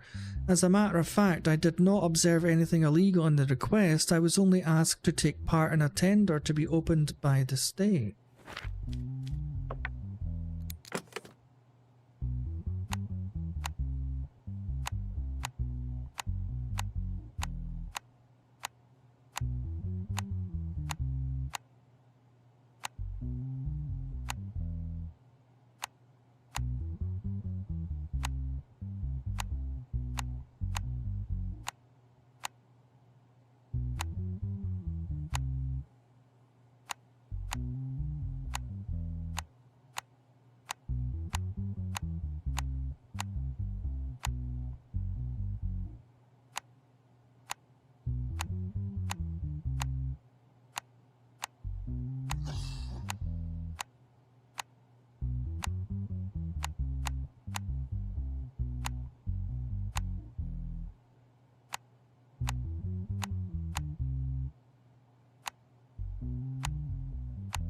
Good Lord.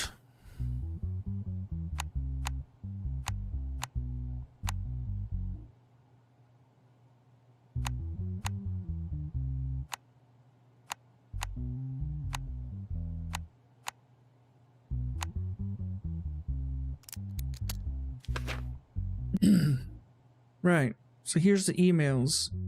Hello Mary, I am Martin Redrow, Interior Minister of the Banana Republic. I would be happy, very happy if this information could be kept between us. I will make you an offer that will benefit both of us.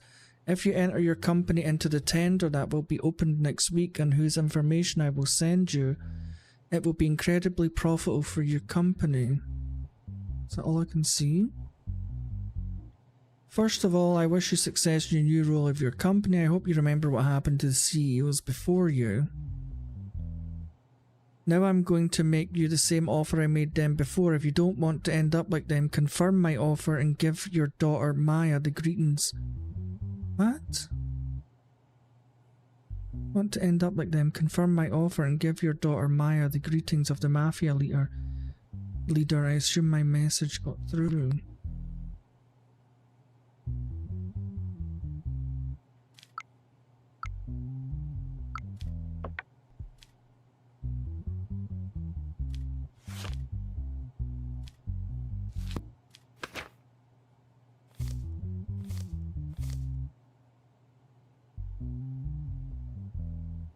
I think she's guilty. She wasn't threatened, the other guy was. So, Mary, bid rigging.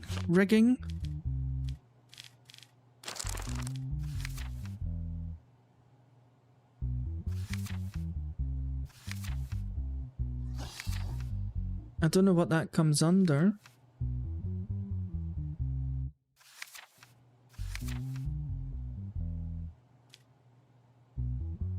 $8 years in jail and a $1.5 million fine.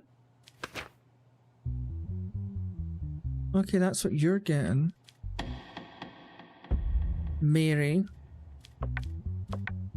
8 years in jail and a 1.5 million.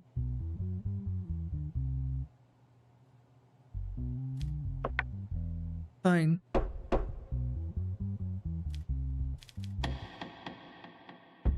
You, Mr. Henry.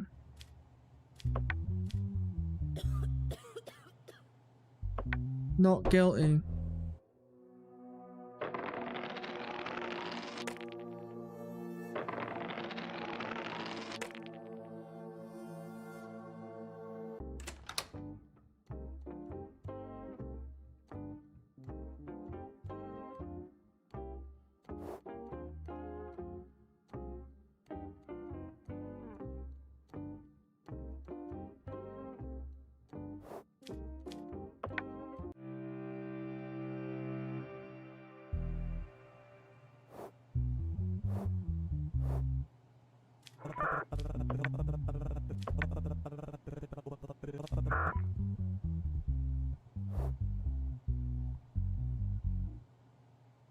It's very close to me getting assassinated. Gwen Stone, Ross Deep, okay.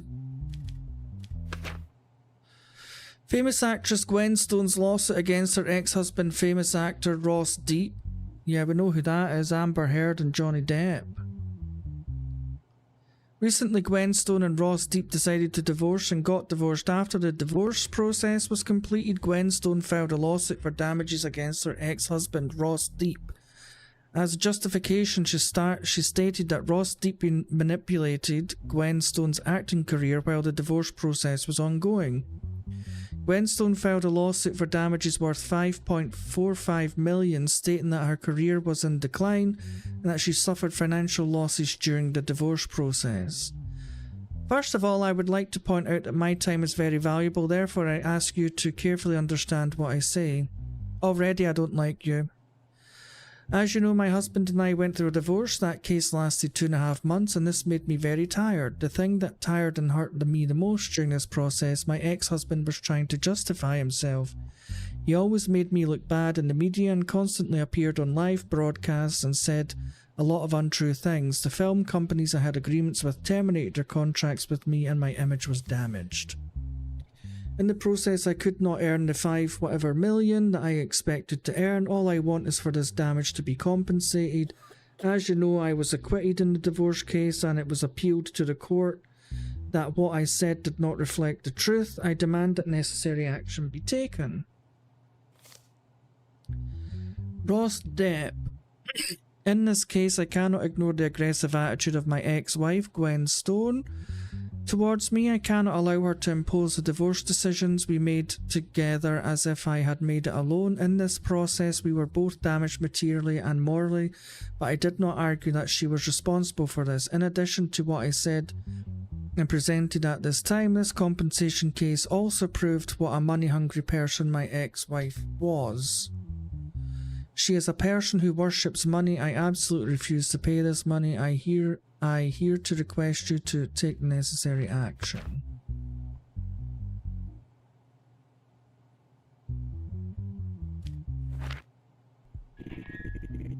In your statement, you said that your husband manipulated you during the divorce process. Can you explain this more? Yes, Your Honour. I never appeared on live broadcasts during this period. I never even gave interviews, but my ex-husband appeared on live broadcasts all the time. It embarrassed me to my loved ones and fans. Even in this situation, I did not join a broadcast to respond to my ex-husband. In the live broadcast he attended, he said I was money-grabbing person. I do not accept this. I just do my job and get paid for it. Do you agree with what your ex-wife said? Absolutely not. In my opinion, what she does not... What they say does not reflect the truth. During this process, we were both badly affected financially and morally. I stand behind what I said. I never held her guilty or had any expectations during this process. I only expected respect and understanding from her, but sometimes I forget that she is not that kind of person.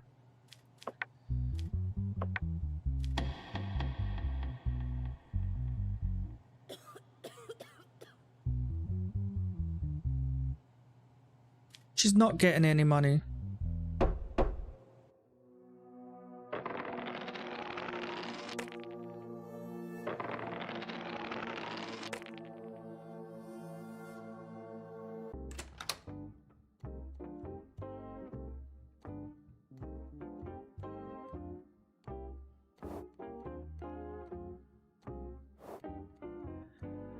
Oh. Anyway guys, this is where I'm going to call it quits. I was going to stop half an hour ago, but I thought I could finish the game, but there's still another like 9 cases or something to go, so... Oh, you know what, we'll just keep going. Maybe I'll get to finish it, we'll see. Maybe if I just finish the week at least.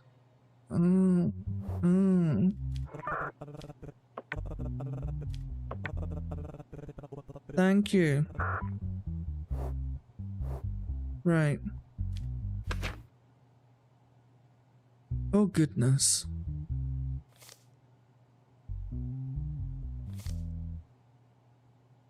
Edwin Darrow. So, details. Violet Terra, who left a nightclub called Jolly Mix recently, took a taxi in front of the nightclub to go home.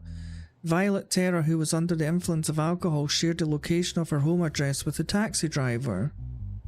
After a certain period of time, Violet Terra realised that she was moving away from her home and told the taxi driver that she wanted to get off.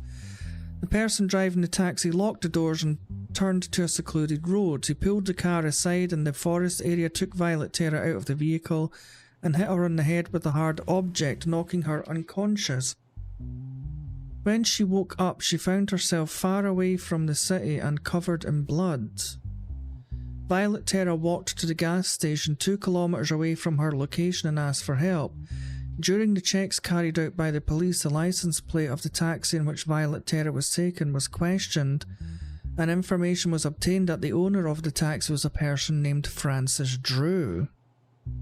Based on the statement given by the person named Francis Drew, the person named Edwin Darrell was detained at his residence address. So that day I went to a nightclub with my friends to have fun. My friend and I consumed some alcohol, not enough to make me lose my temper. After leaving, I took a taxi in front of the club to go home. The distance between my house and the nightclub is about 5 kilometers, and it takes about 10 minutes by car. About 15 minutes after getting into the taxi, I realised that we were moving away from where my house was. I wanted to get out thinking the taxi driver would hurt me, but he didn't even listen to me. We entered a forest area. I screamed as the car shook, but he didn't say anything. After a while he stopped, but he got out of the car, opened the door, pulled me out of the car. As I fell to my knees, he hit my head with something hard. Afterwards I fainted. When I woke up I felt very bad. There was blood everywhere. It had dried a little. I hit the road, half running, half walking. I reached a gas station and asked for help. The taxi driver had a hat on and I couldn't see his face. I don't know what you're talking about, Mrs. Francis. That day my wife and I were invited to dinner at my mother-in-law's house. Yes, I have a taxi plate, but I wasn't working that day. That day I gave the car to a friend of mine who said he needed money urgently and wanted to work in a taxi. His name is Edwin Darrell. So this is what Edwin says. Yes, I worked in that taxi that day, but I'd already delivered the car to Francis before the time of the incident. I was tired because I'd been working all day, so I was sleeping. I had just woken up when the police came to my door. They arrested me and brought me here. I don't know anything. Please let me go. I am innocent. Let's see what kind of special evidence we've got here.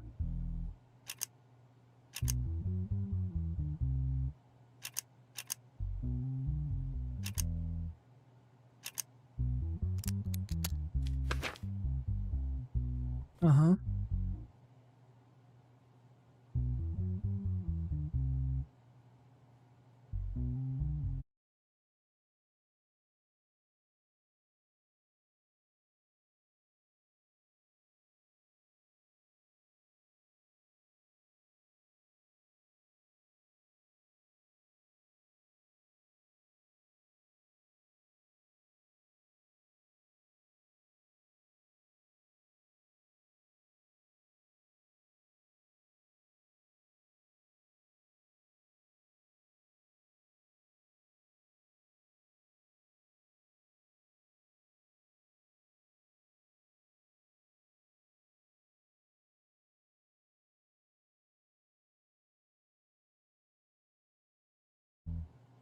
Right, so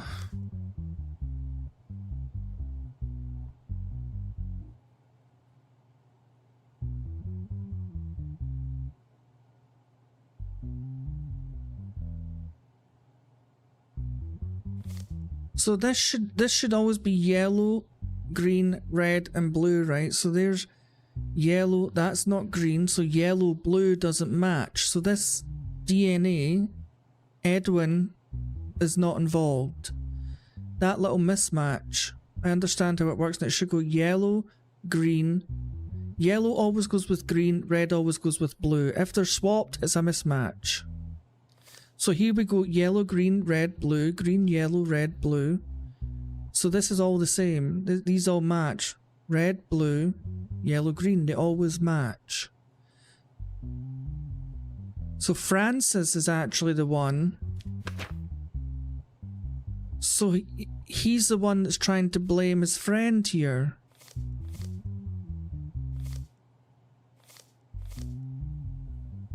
Rape and beating, good lord. And he's got a criminal record. Oh!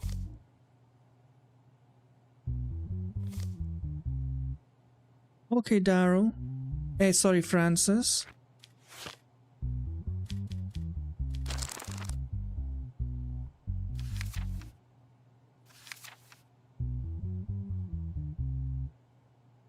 So that's 4 years for beating. What else is he getting charged with? And rape. So because he's got a criminal record, that's 4 years for the beating he's got. So it's aggravated sentence. And oh god, he gets executed.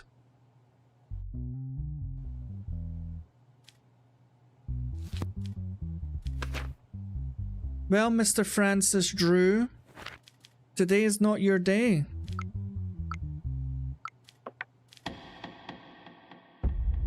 Mr. Darrell, you're free to go. In fact, can I hear what I've got to say first? Your friend said driving the car that day stated he delivered the car to you before the incident. What do you have to say about this? This is impossible, Your Honor. He's lying.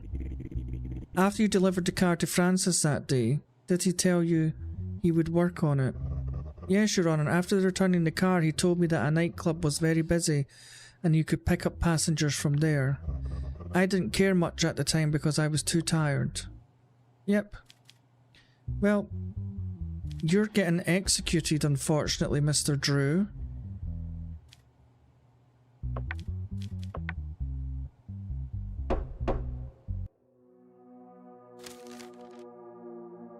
Nice.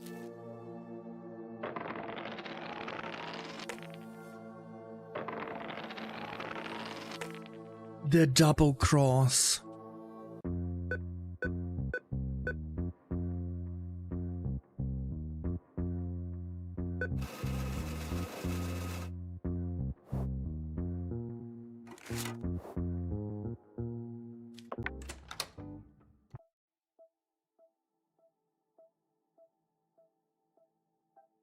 Your wife says she wants to travel abroad on your wedding anniversary? Fuck off.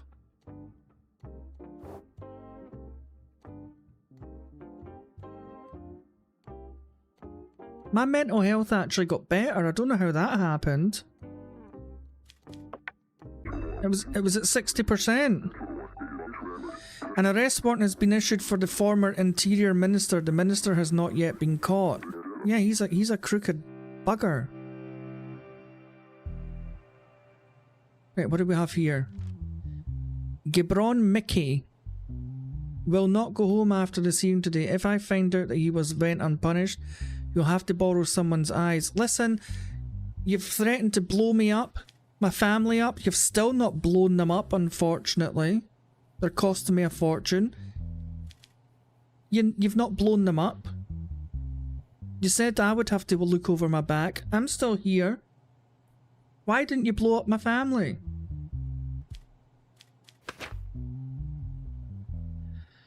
Right, so he's been charged with murder. Okay.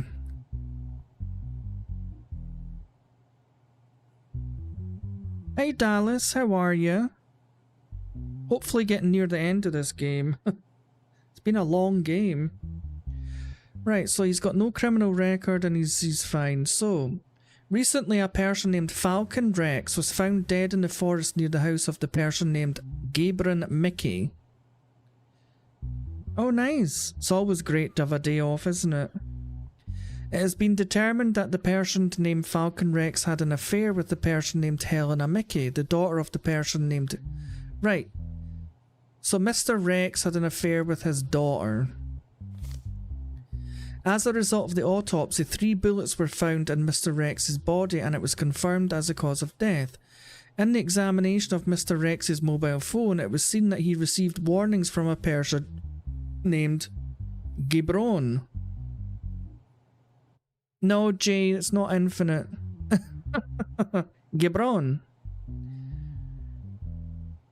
To separate from his daughter, and he rejected them. After a while, it was observed that these messages turned into threatening messages. Upon these observations, the person named Gabron, who became the prime suspect, was detained at his residence address. So this is what he says for himself. I recently found out that my daughter has a boyfriend. My daughter is my only child and I raised her under very difficult conditions. I asked her and she told me that her boyfriend was Falcon Rex. He was the son of our neighbour who lived next door to us and he was a troublesome kid. I told my daughter that I do not approve of this relationship. I didn't get the response I expected from him, so I decided to talk to Falcon. I approached him with sweet words and tried to explain to him properly, but in return I did not receive any understanding or decent behaviour. On the contrary, I was encountered with great insults. My daughter was still insistent on continuing her relationship and I was very uncomfortable with the situation. I sent him a few threatening messages to scare him. He didn't even respond to the messages I sent. The next day I learned that he had already been killed. I cannot say that I am very sorry about the incident. He had a character that constantly provoked the other person to strangle him. I saw that I was not alone in this thought. I had nothing to do with his death. I knew I would become a suspect because of the timing, but like I said, I didn't kill. God must have kept me from getting blood on my hands. Okay, so here's what his daughter says. My relationship with Falcon was going very well. It's only been about a month since we started our relationship. My father noticed my mood changes and asked questions several times, so I told him I had a boyfriend. He responded very positively, but when I told him his name, he immediately objected. He wanted me to leave Falcon, but I couldn't do such a thing because I really loved him. When I asked my father why he wanted me to leave, he said that he was a troublesome person and his circle of friends were very troubled. Therefore, although I agreed with my father, I said that I loved Falcon and would not leave it. A few days after this conversation, I learned that Falcon had been killed. I'm sure my father didn't do this. I still haven't digested his death, and I don't think I can.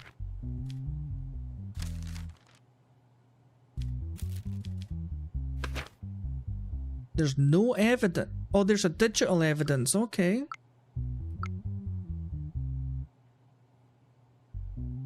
Camera footage from the shopping mall called Jupiter on the day of the murder. So he wasn't even there. He was in the shopping mall.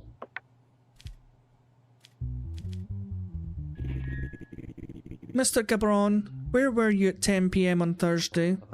Your Honour, on that day my daughter and I were at the mall called Jupiter. The mall closes at 10:30 PM and we had already left near the closing time. I mean, we were at the mall when it happened.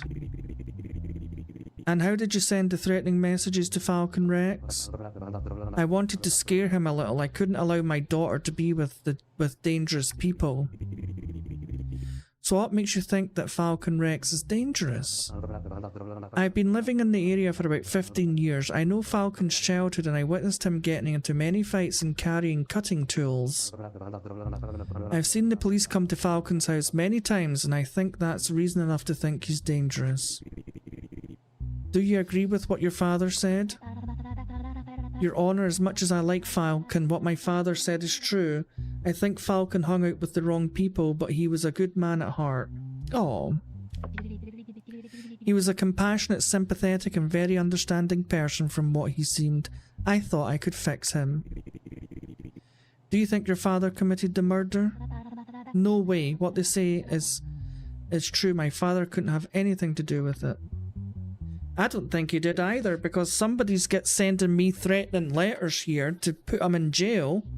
I've got footage of him at the mall with his daughter while Falcon has been murdered.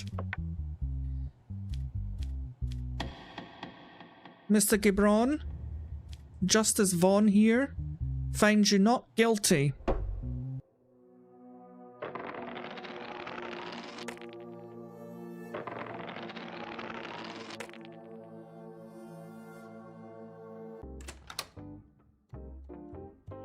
Right, I'm off to bed. That was a long day today.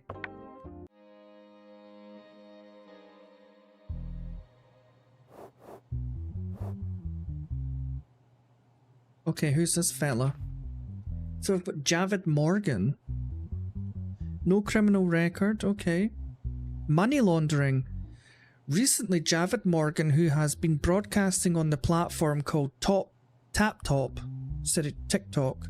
received a large donation from one of his followers during the broadcast. This situation, which seemed normal at first glance, attracted reaction from several different publishers, and an investigation was initiated by the relevant units. As a result of the investigations, it was determined that the user who donated a large amount of money had previously donated the same amount. In order to clarify the incident, an investigation was launched into the incident, and the person named Javid Morgan was detained to be questioned. Here's what he says. Like all broadcasters, I play games and chat with my followers. Me too, Javid. What can I do with the donations sent? Also, what's the problem with me getting too many donations? I think it's quite natural that I regularly receive donations from a follower who loves me very much. It supports me to continue doing this work. I'm publishing more to repay his love. Okay. It could be innocent. A lot of streamers end up with sugar daddies and sugar mamas. I'm still waiting to find mine, anybody? Just kidding. No, I hate this puzzle. Oh, I hate this. This is the worst one. Okay. Oh.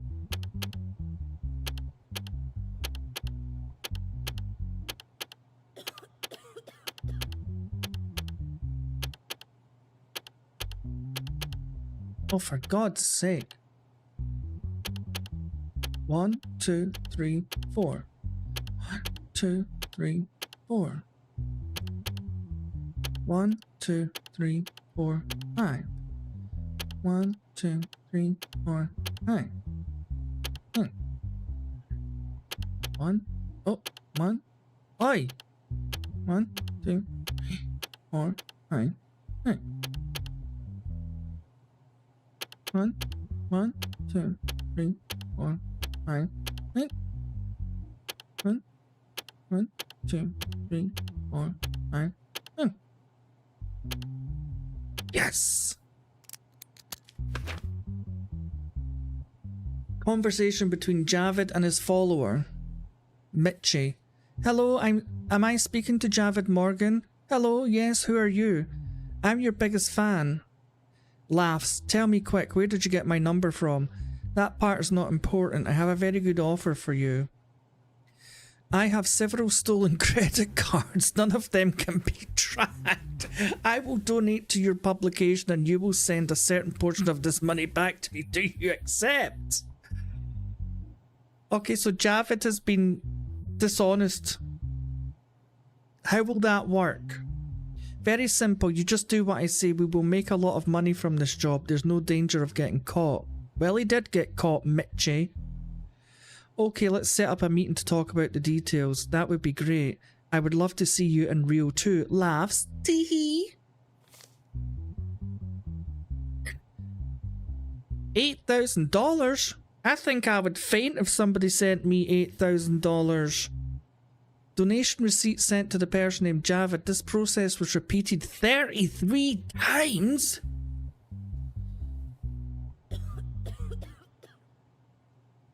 That's $240,000, I think. 8,000 times 33, let me work that out. 8,000 times 33. Yes, $264,000. Some of the donations coming to the bank account of Javid Morgan were constantly sent back to the same person. He's guilty as sin. In your statement, you said you received several donations from a follower who likes you. In the evidences, I see that you received donations exactly 33 times. Is that the number you meant by several times? Your honor, my follower loves me and supports me. What crime is that? I don't understand. You realize I have text messages between you both planning this event and that he told you they were from stolen credit cards, Mr. Javed? Do you know that the donations sent to you were sent through stolen credit cards? Of course not. How would I know that? I mean, they are anonymous people on the internet. What we are talking about here is not the amount sent to you. You are consciously sending back some of this money. I don't think you sent him his money back because you love your followers so much. Why should I send back the money sent by my followers? I did no such thing.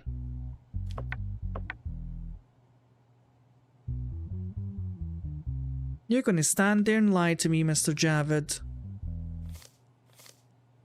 You can kiss your streaming career goodbye. Money laundering? Does he have a criminal record? No.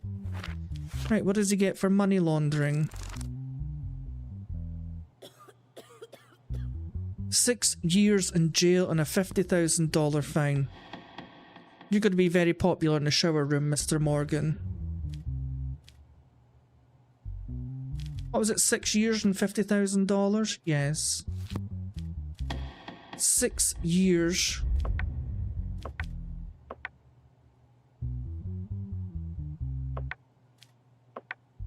And $50,000 fine. That's if you've any money left by the time we take it back off you for proceeds of criminal enterprises.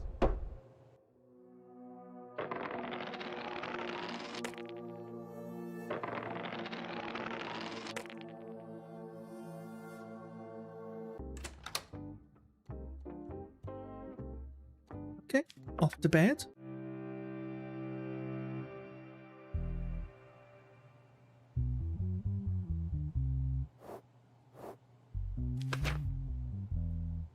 Request for confirmation that Vladimir Arkip is the father of the child born to his ex-wife. Oh good lord, we've got a bloody paternity test here.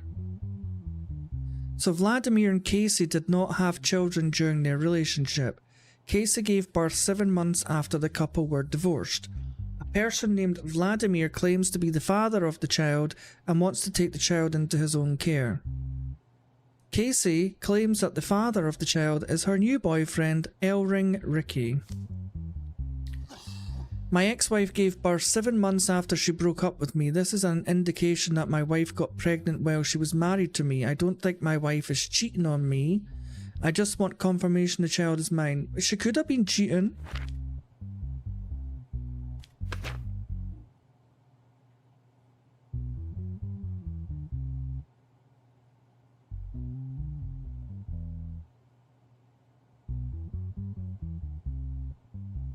Uh-oh, it's not his kid. It's not his kid.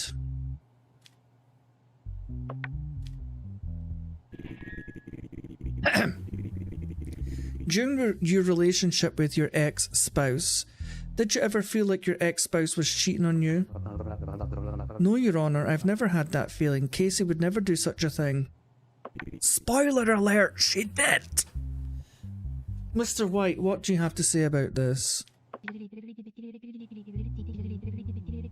Mister? Why did that say Mister? I'm sure that my child is Elring Ricky's. I don't want to say anything more about this. She cheated on you, dude.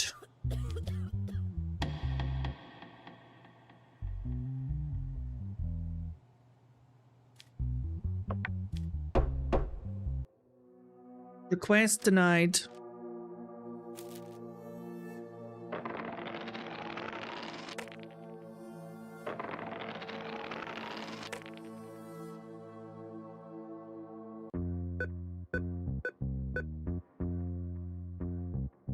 Goodness gracious. Okay, give me the money.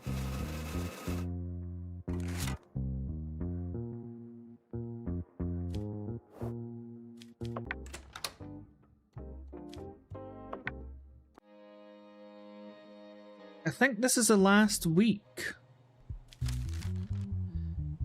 Chai Young Wong is our leader. Under these circumstances, it seems inevitable that he will be punished, but he will not be punished. If Chai Yo Wong is not acquitted and sentenced today, a heavy punishment will be waiting for you at the end of the day. I've been threatened so many times. You know what? You're just talking out your bum hole. Tax evasion, organising illegal activities. He's going to get deported anyway, so... In a report made by unidentified persons, it was reported that illegal gambling was taking place behind a white goods store. As a result of the operation, the shop owner Chai Yo Wong was caught red-handed and taken into custody. I don't have much to tell. We provide environments where people can have fun and earn money. You, on the other hand, promise a capitalist or imperialist future and take the money from their hands. I know there is no gambling ban in your country, but paying tribute to you in the name of taxes seems ridiculous to me. Can you understand this? You fail to understand that the state is not helpful and it's just a bloodsucker. Regardless, the conversation is over. Give the punishment, whatever it is. I don't need anyone's pity. Well, your punishment is literally you just get deported.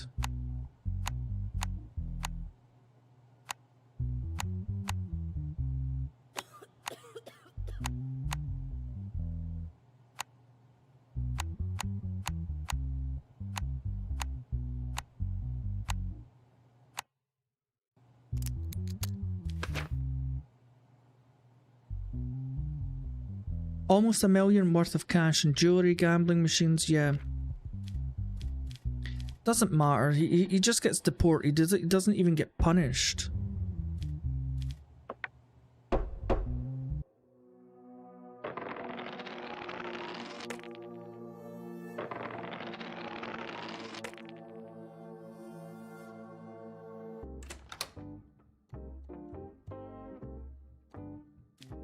Let's go to bed.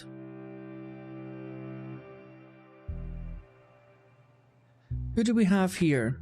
Sheldon Werner. Oh good lord, this is not a good one. Recently, Catherine Bianca took her daughter Bloom Bianca to the playground. Catherine Bianca, tired while playing with her daughter in the park, sat on a bench. She lost contact with her daughter while sitting on the bench. Catherine Bianca, who searched for her daughter for a while, notified the police when she could not find her daughter. As a result of the searches made by police, Bloom Bianca is located in a location close to the park. Her clothes were torn and she was unconscious. As a result of further investigations, security records were found and it was determined that in these records that Bloom Bianca was forcibly abducted by a person named Sheldon Warner.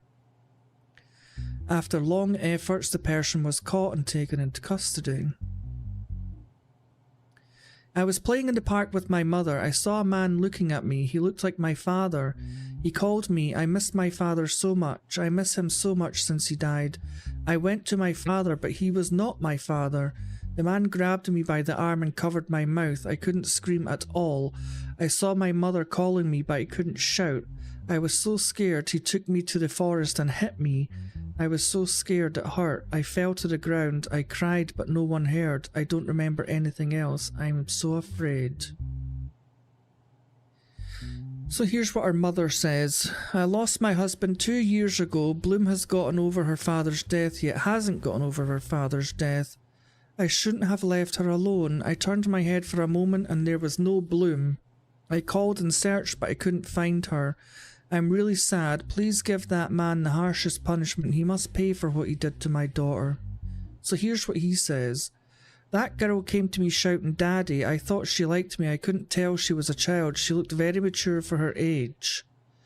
She wanted me to go to the forest with me. She grabbed my hand and pulled me into the forest. I told her to stop, but she said that if I didn't follow her, she will scream. I had to go. My intention was not to harm her. I just didn't want to get into trouble. I told her to leave me when she went into the forest together. She refused. I pushed her to let go of my hand and she hit her head on the ground. I got scared and ran away because I thought she was dead. I didn't do anything to her.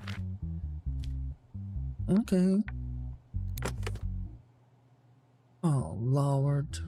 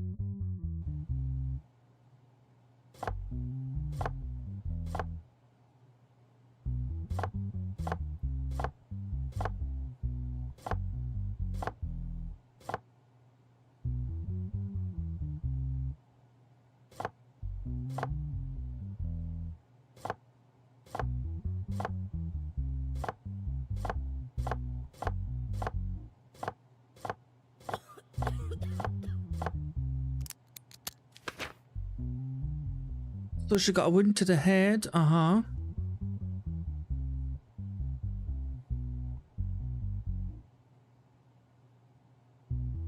DNA sample found in Bloom Bianca's body.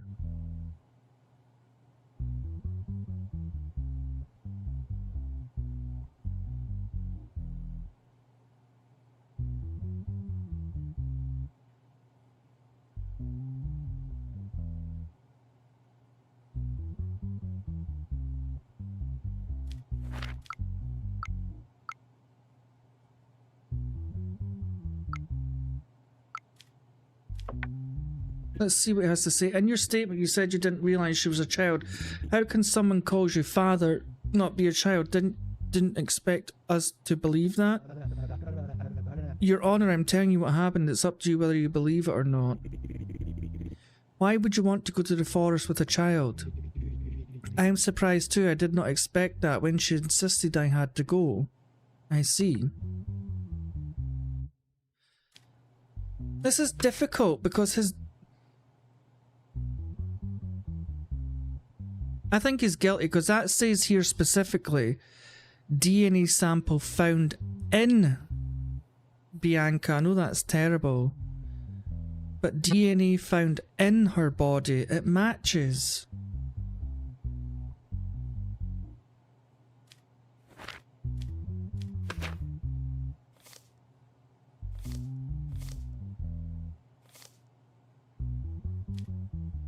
He's no criminal record, so it's child abuse.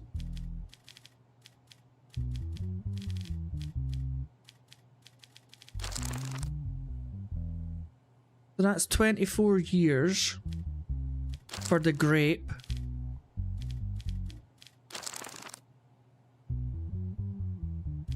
Where do I get child abuse?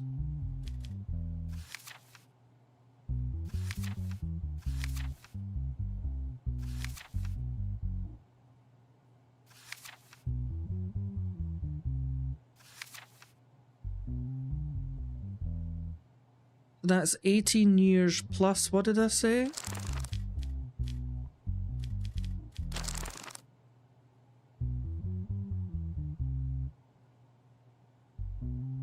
That's 42 years he gets in jail.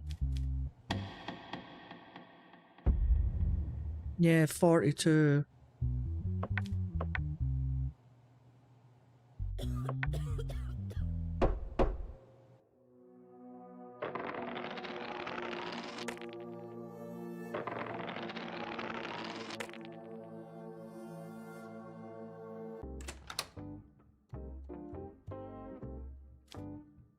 Okay, let's go to bed. Former Interior Minister was caught. Martin Redrow, who was brought to the county, is in trial and expected in the coming days. Oh. This might be our last case. Is that him? Martin Redrow. Corruption, incitement to murder, taking part in organised criminal activities. It was claimed in the statements of different defendants that Martin Redrow was involved in various crimes during his time as Interior Minister. As a result of the investigations, it was determined that Martin Redrow used police officers and intelligence agents to take part in various crimes. In this way, it was claimed that he established the organised crime gang popularly known as the Mafia and carried out its activities. With the arrest warrant issued for Martin Redrow, it was understood that he was abroad and he was caught during the operation and brought back to the Banana Republic. This is what he says. I don't know where to start, but I think it's time for some things to come to light. What can a person do in the face of all this evil? Yes, I ordered the killing of company CEOs. They did not accept our offers. Yes, I also managed to capture the cartel and silence them in prison because now they were making my job difficult. Stupid Carlos blew up the parliament to punish me. Because he knew that there were MPs who supported me, he wanted to scare them. As a matter of fact, it worked. They promised that if I eliminated the Prime Minister, they would replace me. I gave the man I trusted most to do this job, but they deliberately had him caught. That was the first time I realised that there were people in the organisation who were digging my grave. As a matter of fact, later they revolted the people and dismissed me from my position. I guess that's it. At least he's honest. Nah, I'm not tired, Jay. Let's see the evidence. The secret evidence.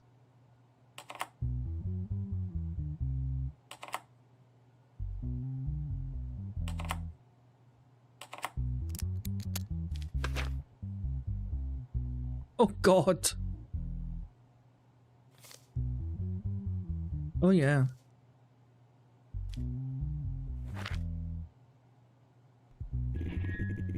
The MPs you mentioned in your statement, who supported you? Who are they? You've already caught one. I can't name the others. From where? You've already confessed your guilt, although there are some inconsistencies. It's not my life that matters. There are still people I love in this life and I can't afford to hurt them. Just know the person is from the ruling party.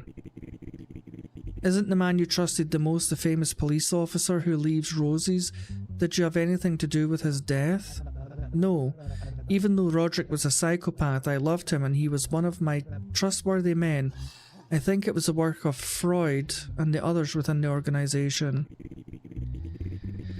You were given a very important task to serve the people and you abused your position. You betrayed the people and you know that the punishment for this will be very severe. Do you regret all you've done? I have no regrets. This is a banana republic. The reason for corrupt governments is for people without virtue. I have nothing further to say, Your Honour. Okay. So he is over 50, which means he gets half the time, but I'm kind of convinced not to give him it. God, I'm gonna have to write this down.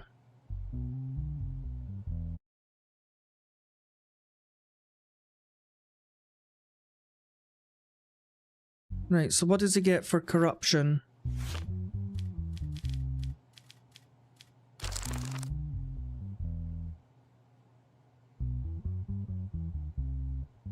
I might just give him the full whack, you know that. So that's 10. Plus 10 mil. Hey Carter.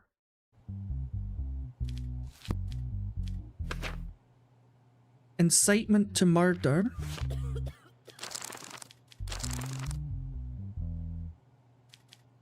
Oh, it's incitement. Where is it?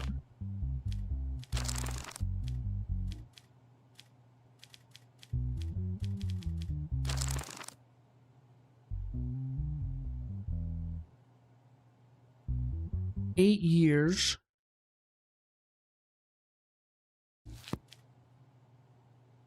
Pats on the keyboard. Taking part in organized criminal activities.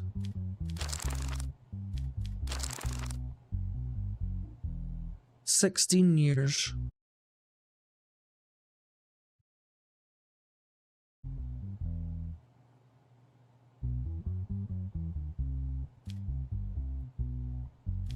So should I follow the rules?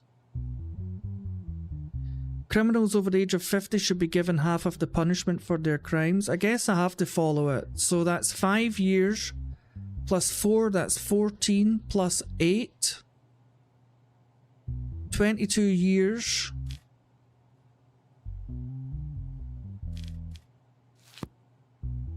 $22 did I say? 5 plus 4. Wait a minute.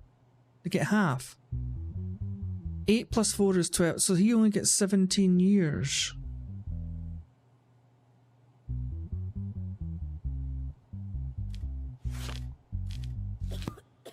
Five, 14 plus 8, 22 years. And 25 million, did it say?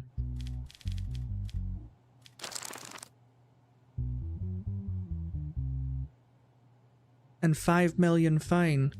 22 years and 5 million fine. God's sake. 22 years.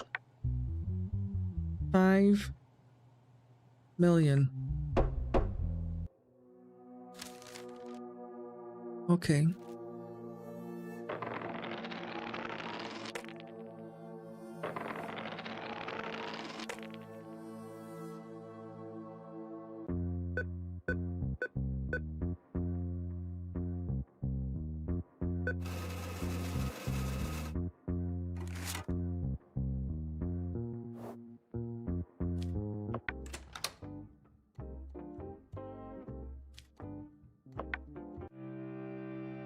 Wait a minute, how many weeks are in this?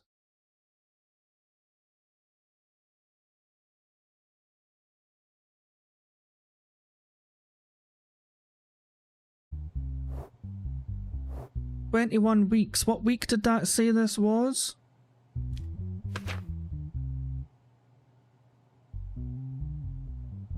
Okay. Former Interior Minister Martin Redrow, a member of the BD party, made allegations of corruption against BD party deputies in his statements during the trial. So this is the last week. As a result of these allegations, the opposition parties unanimously requested a parliamentary investigation. The research proposal was rejected by voters of the ruling party, and opposition parties filed a lawsuit by collecting 100,000 signatures. Edward Hill, as the BD party, we do not accept any of the accusations. There may be people within the party who are involved in crime, but in accordance with the principle of the individuality of crime, this situation concerns only them. Such accusations are made to harm our party and seize power. It is a cheap conspiracy. Our party will be cleared of these vile slanders and continue on its way stronger. Such actions are outdated and unacceptable. The way to change the government is through the ballot box. As opposition parties, our stance is always clear. We will continue our fight against corruption and injustice until the end. The BD party shows how cowardly and dirty they actually are by rejecting the parliamentary research proposals we submitted and then deciding to hold early elections. We guess that these events are just the tip of the iceberg. The party should be closed to ease public conscience. Mr. Hill, in your testimony you emphasised the principle of individual criminal responsibility. However, an interior minister says that he is leading the mafia with support from within the party. You don't think this is an abnormal situation? Your Honour, I know this looks bad, but you're forgetting something. This man is a criminal. I mean, since when did we trust the words of notorious criminals in the country and start shutting down parties? In the past, another member of parliament from your party was tried for corruption. What do you have to say about the subject? Sir, there are many people in our party. We cannot know the true characters of these people. So there may be bad apples in every basket, but that doesn't mean the basket should be thrown away. Mr. Jackson, do you have any concrete evidence for your corruption allegation? Your Honour, 28 million in cash, gold and jewellery were found in the house of the Interior Minister elected by the BD party. What other evidence do we need? I also want to say that the Minister was having police officers to assassinate. He had intelligence agents to do his mafia work. How could he do these things alone without the support of the party? Couldn't he have planned all these by himself? Your Honour, the Sicilia cartel's bombing of the parliament shows that he's not alone. He already admitted it himself. Moreover, if they had planned it on their own, they would not have rejected our parliamentary research motion. This means they have something to fear. What are your last words before the case ends, Mr. Jackson? Your Honour, these are historic days here today. You're trying to find answers. We intend to ask more questions. I see. Yeah, I think your whole party's corrupt, Mr. Hill. Closure of the BD party.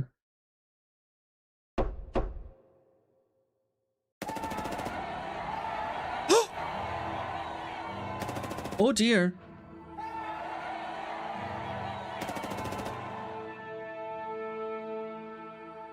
Anarchists take over the Banana Republic.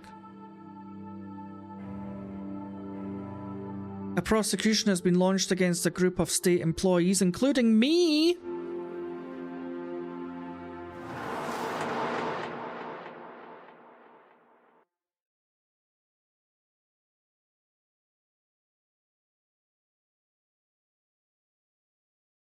No. Hey, story. No, no, no, no, no.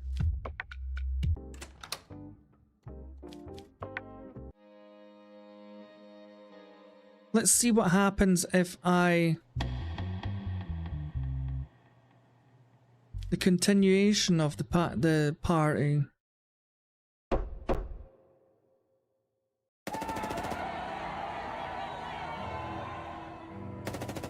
Civil war has begun.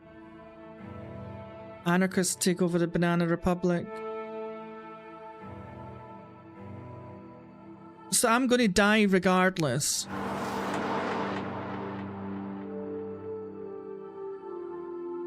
That is not fair.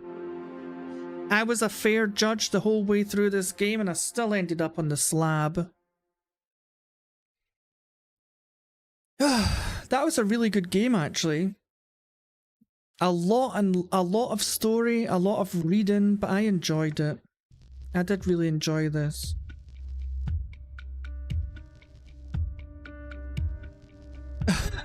I was a good judge. All the decisions I made were just. I followed the rule book. All the public support was behind me. They were all over Twitter telling me I was doing a good job. I was getting threatened left, right and centre because I was doing a good job. And I still end up dead. Ridiculous. At least I went to heaven with a clean conscience, right? Anyway, this has been JudgeSim. I really, really liked this game. Such a cool and interesting game. I'm glad I found it. I hope everybody enjoyed the stories, the gameplay. But thanks to everybody who came out tonight and kept me company. Thanks for the new subscribers we got tonight. I appreciate ya. Exactly, story. I was getting threatened by the cartels. I was getting threatened by the mafia. I even got threatened by Chinese people at one point. But yeah, happy hump day everybody. 2 more days till the weekend. I'm sure you can all hang in there. It'll come quick enough. But yeah, appreciate everybody who came out tonight. But I'm going to go and chill now. So yeah, I've been streaming since... I think this is like another 5-hour stream I've done. Nearly 6 hours. Jesus Christ. But yeah, enjoy the rest of your night, folks. Take care of yourself. And I will see you all in the next one.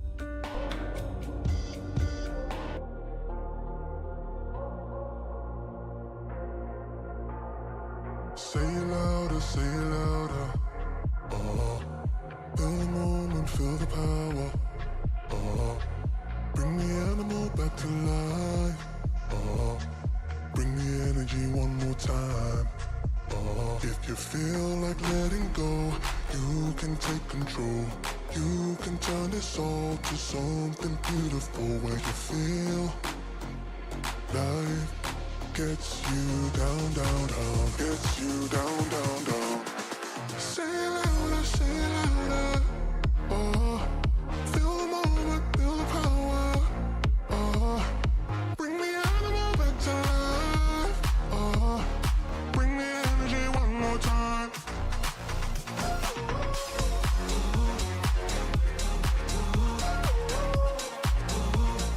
Bring the energy one more time.